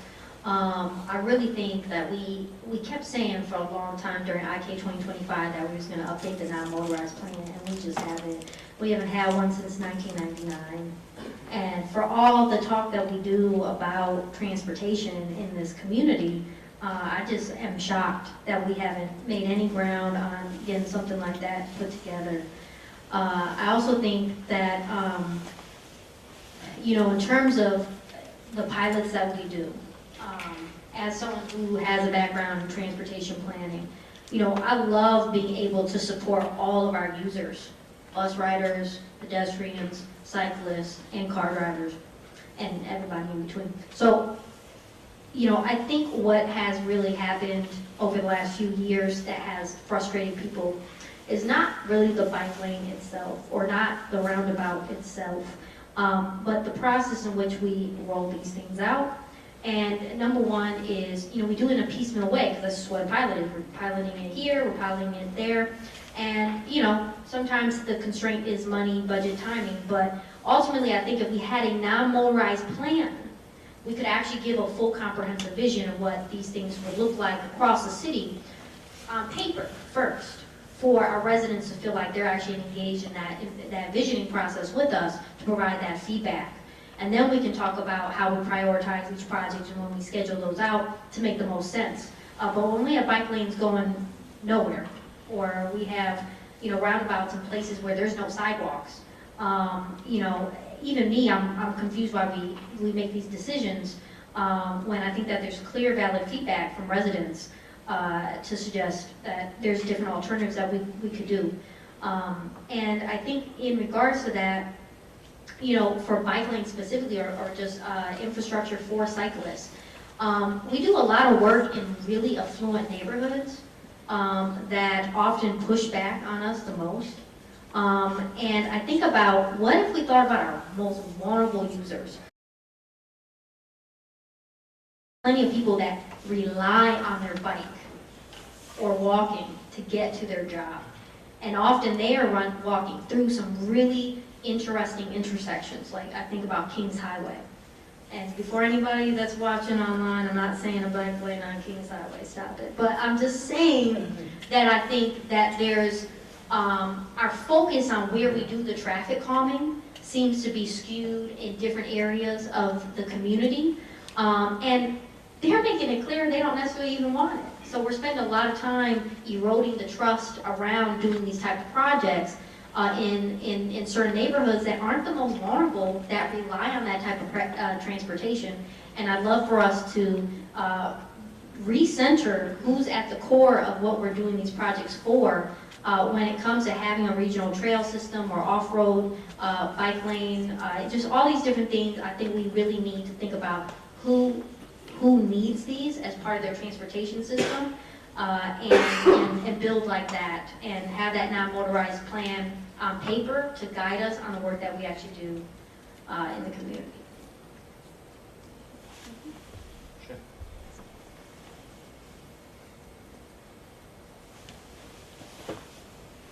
Why don't we have electric scooters here? I know that seems random, but like now that we're talking about transportation, and we've got all these wonderful bike lanes, if I'm not a person that already owns a bike or something in this city, there's no way for me to activate. And as we're talking about equity and income, everybody ain't got $200, $300 to buy a bike. So is there a partnership that we can create like other cities with like bird scooters or something that allows us to create this mobility that we're seeking in the city? That's just a question.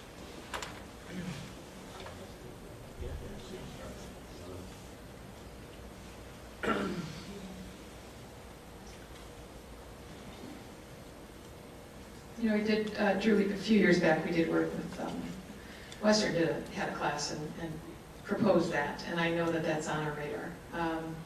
But in terms of it really is how we think about getting around the city.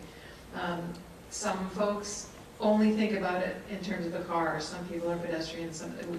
We need to educate more about movement around our city. Planning is proactive and not necessarily embraced by those who simply drive cars, but police is reactive. And so I've talked to so many people who say, let's, you know, if there were more police, people wouldn't go as fast. Well, no, you know what, I can speed if I don't get caught. And even if I do get caught, they're not going to catch me again. And so I don't think the solution is more reaction. I think it's more proaction, and I think this is what we have on paper here is a good start toward that. But I agree with the trail system and with the bike lanes that people need to feel safer moving around our city.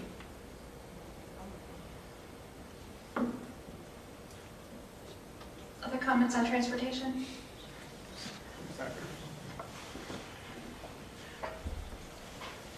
Okay, we've been in this discussion about smart streets, and I know that we're getting ready to, it's been announced that we're getting ready to start changing the streets over to single lane, two ways. Is today the day? Is this what we talk about? Because that's going to take a year or several years to do across the city. Speed bumps. Things that I have noticed because Smart Streets is not unique to us, we're not the first people to do it, is when this happens in the city, transportation shifts drastically. Could you help me understand what happens in the city? When a city switches to the Smart Street format, traffic changes drastically while directly after and for a little while after the project is completed. And so right now we have a lot of streets that people are used to going 40 miles an hour on. That's going to now shrink from 2 lanes 40 miles an hour to a single lane 25 miles an hour. And so what I have seen happen is somebody says, all right, I'm just going to duck off in through Millwood, I'm going to speed through Millwood, and I'm going to get to the other side of where I'm trying to go. instead of taking the main corridor. And I'm just using Norwood as an example, but what I have witnessed is the neighborhoods get a lot more dangerous. And so there's going to be a call from residents for us to do something about that. And do we have the foresight, like how do we go about that?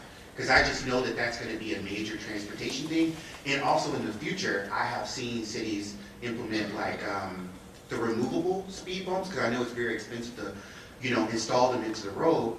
That will be able to be used, you know, move from neighborhood to neighborhood and used for other, you know, events.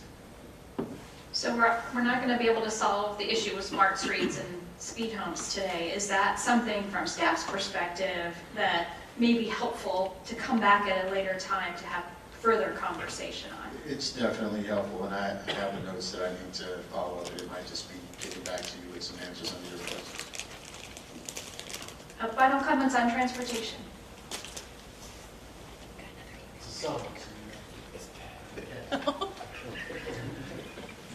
All right, I'll be quick. So sidewalk policy, and what I mean by that is when we are doing more construction, especially downtown, I've seen a lot of times we'll close the sidewalk due to the construction. Sometimes we have signs, and sometimes there's just not really good alternatives for people to feel safe. They have to cross all the way on the other side of the street. And so I know that in Philly, that was a big concern. So they actually put a policy out to hold contractors in the building doing the work accountable for providing a plan at the beginning on when they close a sidewalk, what is that detour? And again, we gotta think about accessibility, right? So we can't just say you gotta go down 3 blocks and turn left now, because someone in a wheelchair ain't gonna do that. Like, that's too much to ask. And so there's opportunities to do, you know, creative solutions with, you know, scaffolding, et cetera, to allow people to still use that sidewalk, or at least if there's enough width in the street to create an opportunity for people to go around, but let it have barricades, protect them from oncoming traffic. I just think that's an important thing as we continue to get more investment and development downtown to think about. The other thing is bus ridership. I know that Metro's not under us anymore, but man, our bus ridership is at 2% across the city. And I think that is just unbelievable to me, even on commercial corridors. And so when we think about transit-oriented development, and when we think about even just cutting down emissions by incentivizing and encouraging people to take the bus, we can't do that if Metro keeps cutting, you know, routes within neighborhoods. And I know they had a consultant from Boston that didn't really talk to people to make those recommendations. But I just think that, you know, somehow what role do we play, even as a partner, to work with Metro? Because it is in our community sustainability plan. And that's why I'm confused. It's in our community sustainability plan, we don't do anything about it. And now we just approve this safety plan that has everything about the bus stops and stuff like that. And so how do we actually support that work when that work actually isn't under us? And then lastly, nobody brought it up, but like, Mayor did a long time ago, earlier today, but like parking, we've got to deal with parking. And we've got to find some good solutions about parking, especially just, and then I say this because we're rolling out a lot of different things with parking right now. And as a planner, I understand paid parking, I really do. But when we're shutting down streets and converting them into 2-ways, and we've got a lot of construction going on, to have all this stuff rolled out all at once, I think has really added to the frustration of both businesses and people that want to frequent them. And I just think that there's opportunities for us to pause a little bit and ask ourselves as a commission, maybe for a future COW, to think about what can we do for all of our people, including our visitors, when it comes to parking temporarily while we're doing all this construction, and then what does that actually look like after all that stuff is done. So without sliding the last group, but relatively quickly, because I want to do a recap, youth and family.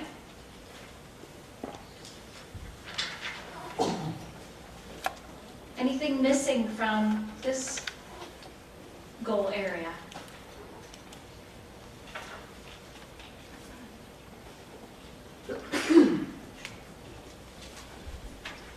I I feel like we have the shared prosperity goal for IK 2025. We have a whole shared prosperity coordinator, and we have a shared prosperity committee of people.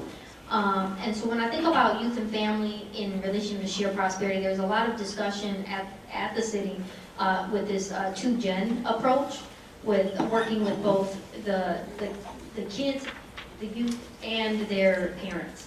And I just don't really see that here. And so I think that's what I always ask is like, does that mean we're dropping that? We're not thinking about 2-gen anymore? Or maybe that was just kind of missed in this new thing? Are we shifting to some things that are different than 2-gen? And so I'd love to learn more about what we're doing with that 2-gen framework moving forward into IK 2035. And I think, again, even in relationship to the economic vitality goal that we have, is back to wealth building. And so how do we think about that across generations in youth and family, especially around acquisition and asset protection? And I really think that's important to bring into this conversation more than just, here's some fun activities for youth.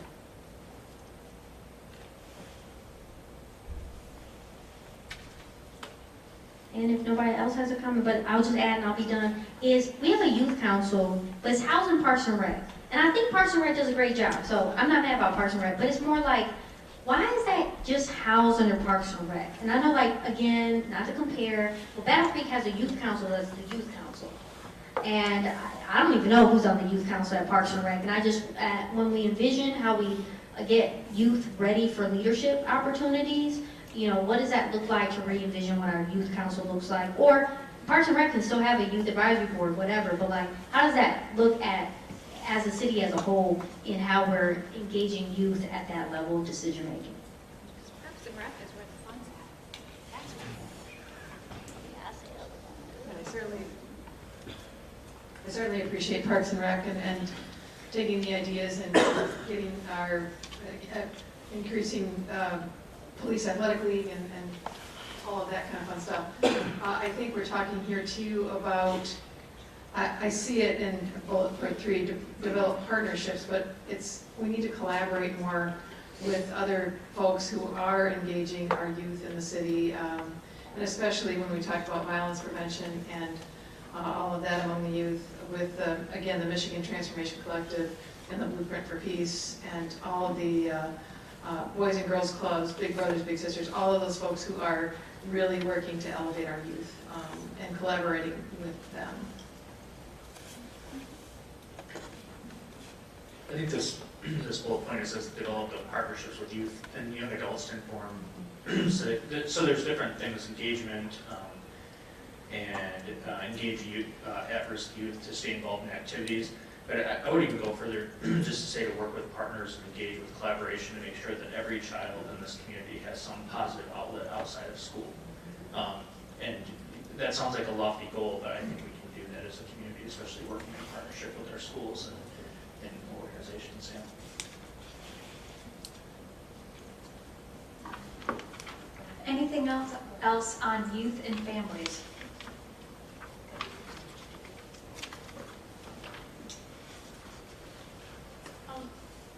I was trying to see where this fit, and again, I try not to expand, beyond our role as a city, but I do think we could play a role in just as a partner facilitator, and in understanding, we have one of the highest infant mortality rates, I think in the state as a county, and so I just think about youth and family. How can we work with our health partners and other community partners to support that work to address that? We're the lowest? They just released that. Okay, we keep investing in it then. But I think, Isaac, we have the infant mortality rate is higher amongst black babies, right? So, For black babies, but it's lowest in Michigan. yeah. Well, I just think even within our community then, my bad, I was wrong. But hearing from Isaac, knowing that it's higher for black infants in our community, I think when we think about equity, what is going on in our community where that is the way it is, and what role can we support with health partners, community partners to get that one goal?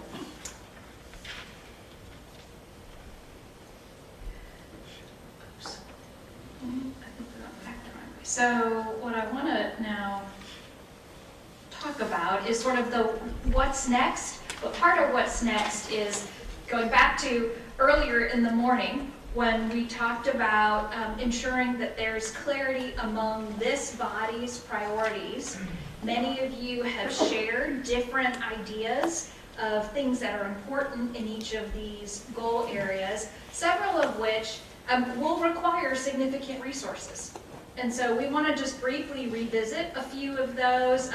Pamela and the rest of us have been taking pretty detailed notes, but there's a couple of things that we want to just come back to the group on, because as the mayor said, you all need to provide clarity to the city manager so that as he's working on the budget process as well, that the budget priorities reflect the priorities of this group. So Pam, do you want to start off with some of those things? And I'm going to steal this mic for a second so she can speak to those.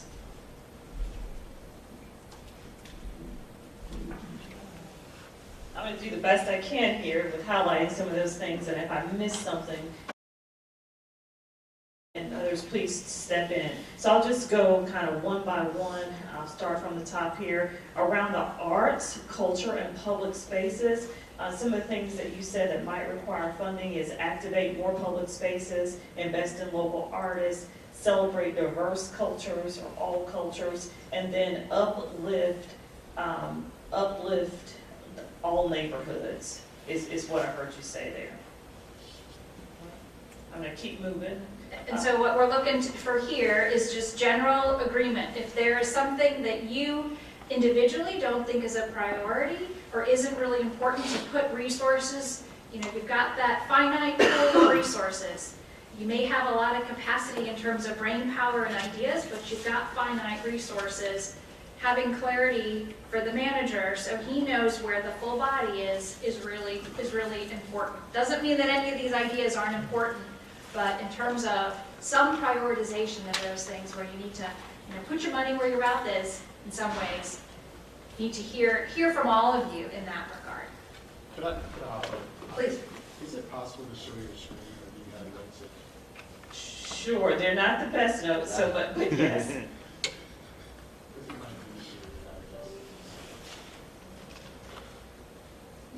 So for me, the arts thing is something that I feel we can keep a priority because that's a small lift. Like, that's not a capital investment. That's some murals and activating spaces and like events. Yes, it's going to cost capital, but much, much less than what we're talking about over in housing, right? So to me, I think it's still a priority, not just because it's important to me, but because I believe that it's low cost enough that we can lump it in with other priorities as well.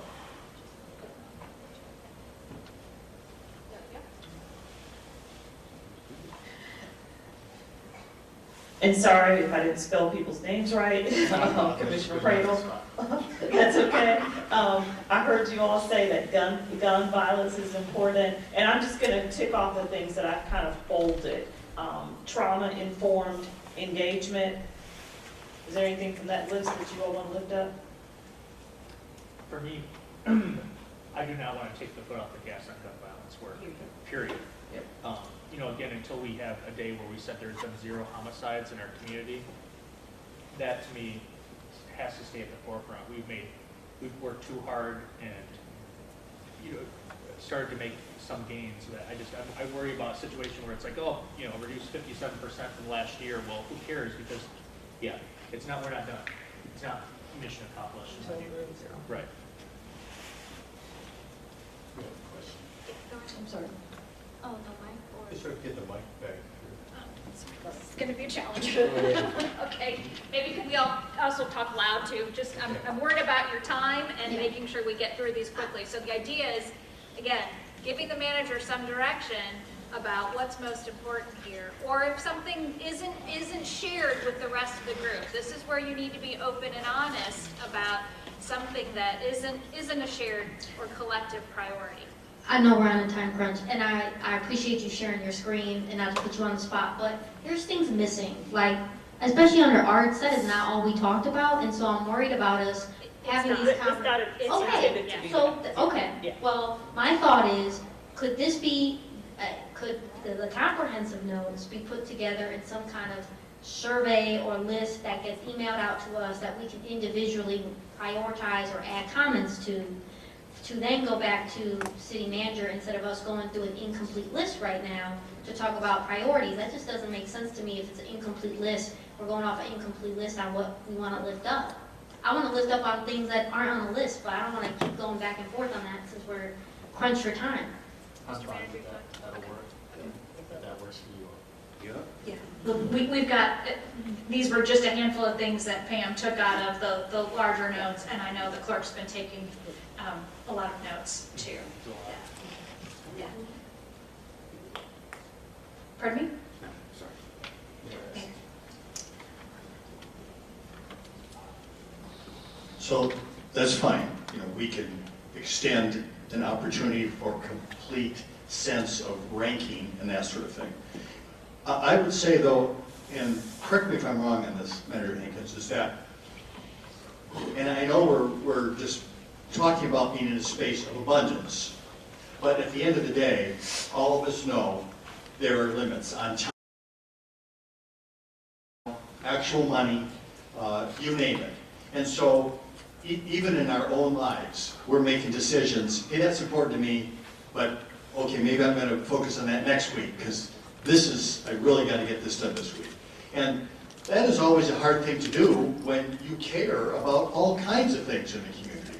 But I think it's got to be something that we do at some point is try to provide some sense of prioritization relative to the limits of the world we live in.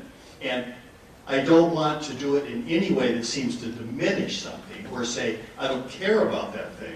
But as we move forward, and I think you're suggested, it's not set enough maybe for us to really give it our best shot today, but I'm hoping that we will be willing to do that in some way, because I think that's going to be helpful for you, Manager Hankins, and your team. Correct me if I'm wrong on that. Okay, absolutely helpful. So, that is sometimes a hard process. I get it, and I mean, every one of these things we can throw ourselves into and all the great stuff we want to do, but I just want to say that if we feel that we're comfortable with that idea of providing some sense of that, however, each individually we're most comfortable to it, and I hope it isn't like everything's number one to me. No, but we can actually provide some input. I think that'd be very helpful. And we don't have to do that today, and we've got a process where you get more information back. So, relative to that idea, what else do you feel that we need to do today? Do you have any other thoughts about that? So to the next slide there too, Pam. Thank you. So I think that's a great segue into what comes of this conversation. So certainly a lot of this was very much oriented around IK 2035 and what's going to be part of that larger process. And also getting a sense from each of you what's important and what you want to emphasize in each of those goal areas. But this conversation and ultimately what comes after it is also not just part of the larger strategic planning process, but it also does get into, when I think about where the rubber really meets the road in all of this is what you put in your budget. Because you can have, as many of you have talked about today, you can have lots of conversation and you can develop all of these plans, but if you don't allocate the resources to those specific items, those things just stay in plans. And so the intent is to use the information that comes from this conversation and others that come after it to help in the budget development. That is the most important policy document that you all are responsible for. That's where you truly articulate what's going to happen in this community. It is not a perfunctory process. It is your most important policy document, I believe. The manager will also use that information to help align the organization in a way that helps to see those activities come to fruition, both from the budget perspective, but also from the overall IK 2035 and your master planning process. And then it's really part of, as I said, finalizing that strategic vision that becomes part of your overall IK 2035. And I think staff did a great job of showing how you have so many different planning documents and how do you align them in a way that you can take action. So that's really what happens. We too will provide a summary of today's session. And again, I know the clerk's been taking very detailed notes, as I'm sure he always does. The meeting itself has been recorded too, so that you all have that opportunity to reflect back on today's conversations. Anything else? I'll turn it back to the manager. Anything else that you think is important that we haven't articulated? You know, first, thank you, and thank you both for facilitating this conversation. I think you kept us on track, and I appreciate that. There's an opportunity that when the notes come, you've all had some specific, sometimes more granular ideas.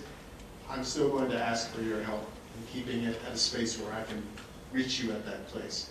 I think we have a lot of staff who have some great ideas. We can operationalize your vision. And so if you'll allow us to, we'll get you the smart goals that meet your high level vision. We will do that. Thank you, and I'd like to recognize the team who's been sitting here, and they've been supportive. I appreciate all the work that you've done. I appreciate you all helping me to keep up with this, because I'm going to be coming to you for notes. But thank you. And to the public as well, I don't want to take over the mayor's role. Thank you for showing up and for continuing to be a part of this process. So thank you. I will try to figure out what works best to get this input to you so we can get it back and it's usable. I heard survey. If you're not opposed to that, we might be able to formulate a nice way to get that data back in a concise way. And then we will follow up with the priorities that we've heard you share with us. Thank you. As we close, I would like to give each of you an opportunity to just share a parting thought on your time together. And again, Mayor, first or last. Otherwise known as commissioner comments. Do I have to go first or last, Mayor? I'll be happy to go last. Commissioner comments, concise, hopefully, and helpful. 7 minutes. Commissioner Slick. Make sure there's 6 other people who want to talk. Not each.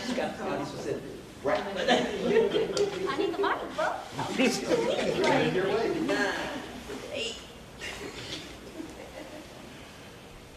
I mean, I don't gotta speak, but people elected me to do a job, so I'm gonna do it. All right, so one thing I will say, what happened to those sticky notes? They're coming. For the lunch? They're For the coming. lunch, okay. So I really think that in order for us to really do our job well with this strategic vision that's supposed to guide us for the next 10 years, for the next decade, we gotta have baseline data. And I really hope, I'm happy to send an email about my questions related to baseline data, because that will help me be able to show you what I want to prioritize. Because Slavey can get it wrong, and apparently I was wrong about the infant mortality rate. So I gotta get accurate data so I can help advocate for what's most important in our community. I really want to note that I wish we would have public comments after this work instead of before, so that they could have chimed in all the conversations that we had take place today, instead of them kind of just bring up some things in the beginning, not based on this conversation. And I will also say is, I know we got to start from somewhere, so I appreciate all the work that the staff does to do this type of engagement. It's not easy. It's a lot of different moving pieces on top of doing everything else, day-to-day services that we provide to the community. And I just will say is like, you know, when we started out with this whole engagement process almost 2 years ago now, you know, we gave them specific topics already to give us feedback on. And then we took that to figure out, including a parking lot section, to figure out what rose to the top. Then we came back with the topics that we thought were best based on that data. And so when we say we got thousands of comments from the community, I think that's great, and we did it, and that's successful. But I will just point out that when we provide predetermined routes for them to provide the data on, we're only left with the data that we asked for. And so, you know, to me, I'm cautious in just going off of that data alone, because not even intentional. It's just we got to start from somewhere, and we always leave out holes and gaps for people where they feel like, you know, I'm not even going to give this idea of concern because I feel like it doesn't fit anywhere here. And I know we did our best But I think we have the ability as a commission to pause, slow down, and do what's necessary to represent our people here in this community. And I want us to do that well, and that's why I ran, and that's why I won. And so I hope for us to work together as a governing body to ensure that this master plan that, again, guides us for the next decade truly represents those priorities, and not just because of the things that we chose to ask questions about, truly what is most important to our people. Other commissioner comments?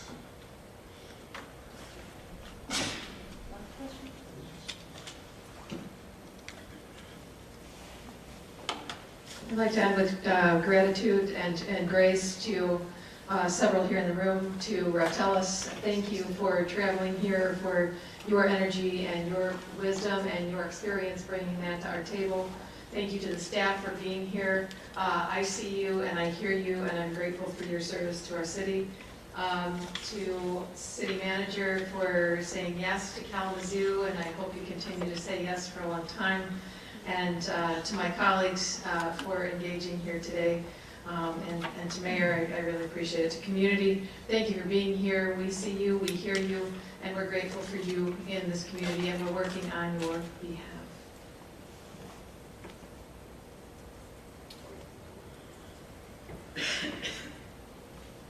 Seeing no more comments, I don't really have to get in any more general thank yous. Feel the same way. Thank you, Manager Hankins, and all for taking care of that. I do want to recognize two people who often don't get recognized, and I've mentioned his name before, but one of is Charles here, who's, you know, the main face of City Hall, who's spent all day. Thank you, Charles. And Tanessa, I think you were way in the back room here today.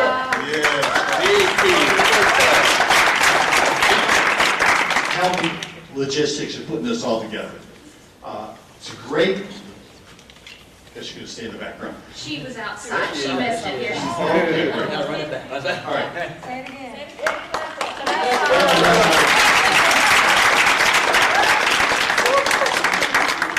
We appreciate you. Thank you. She always likes to come into a room with clapping. Yes.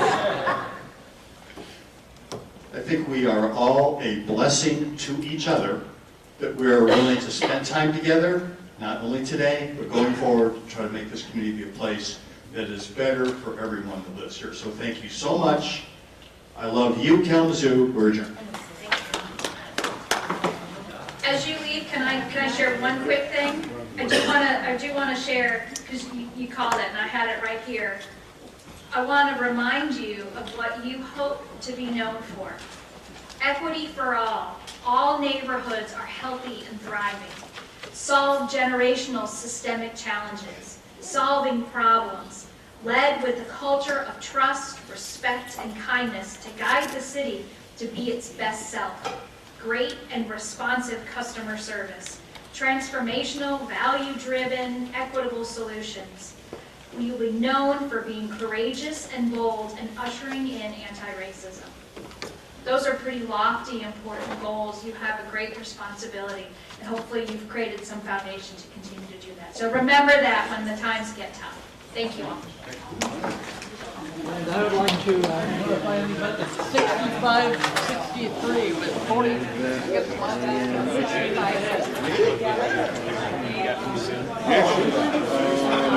A trail system from the farmer's market to Glen.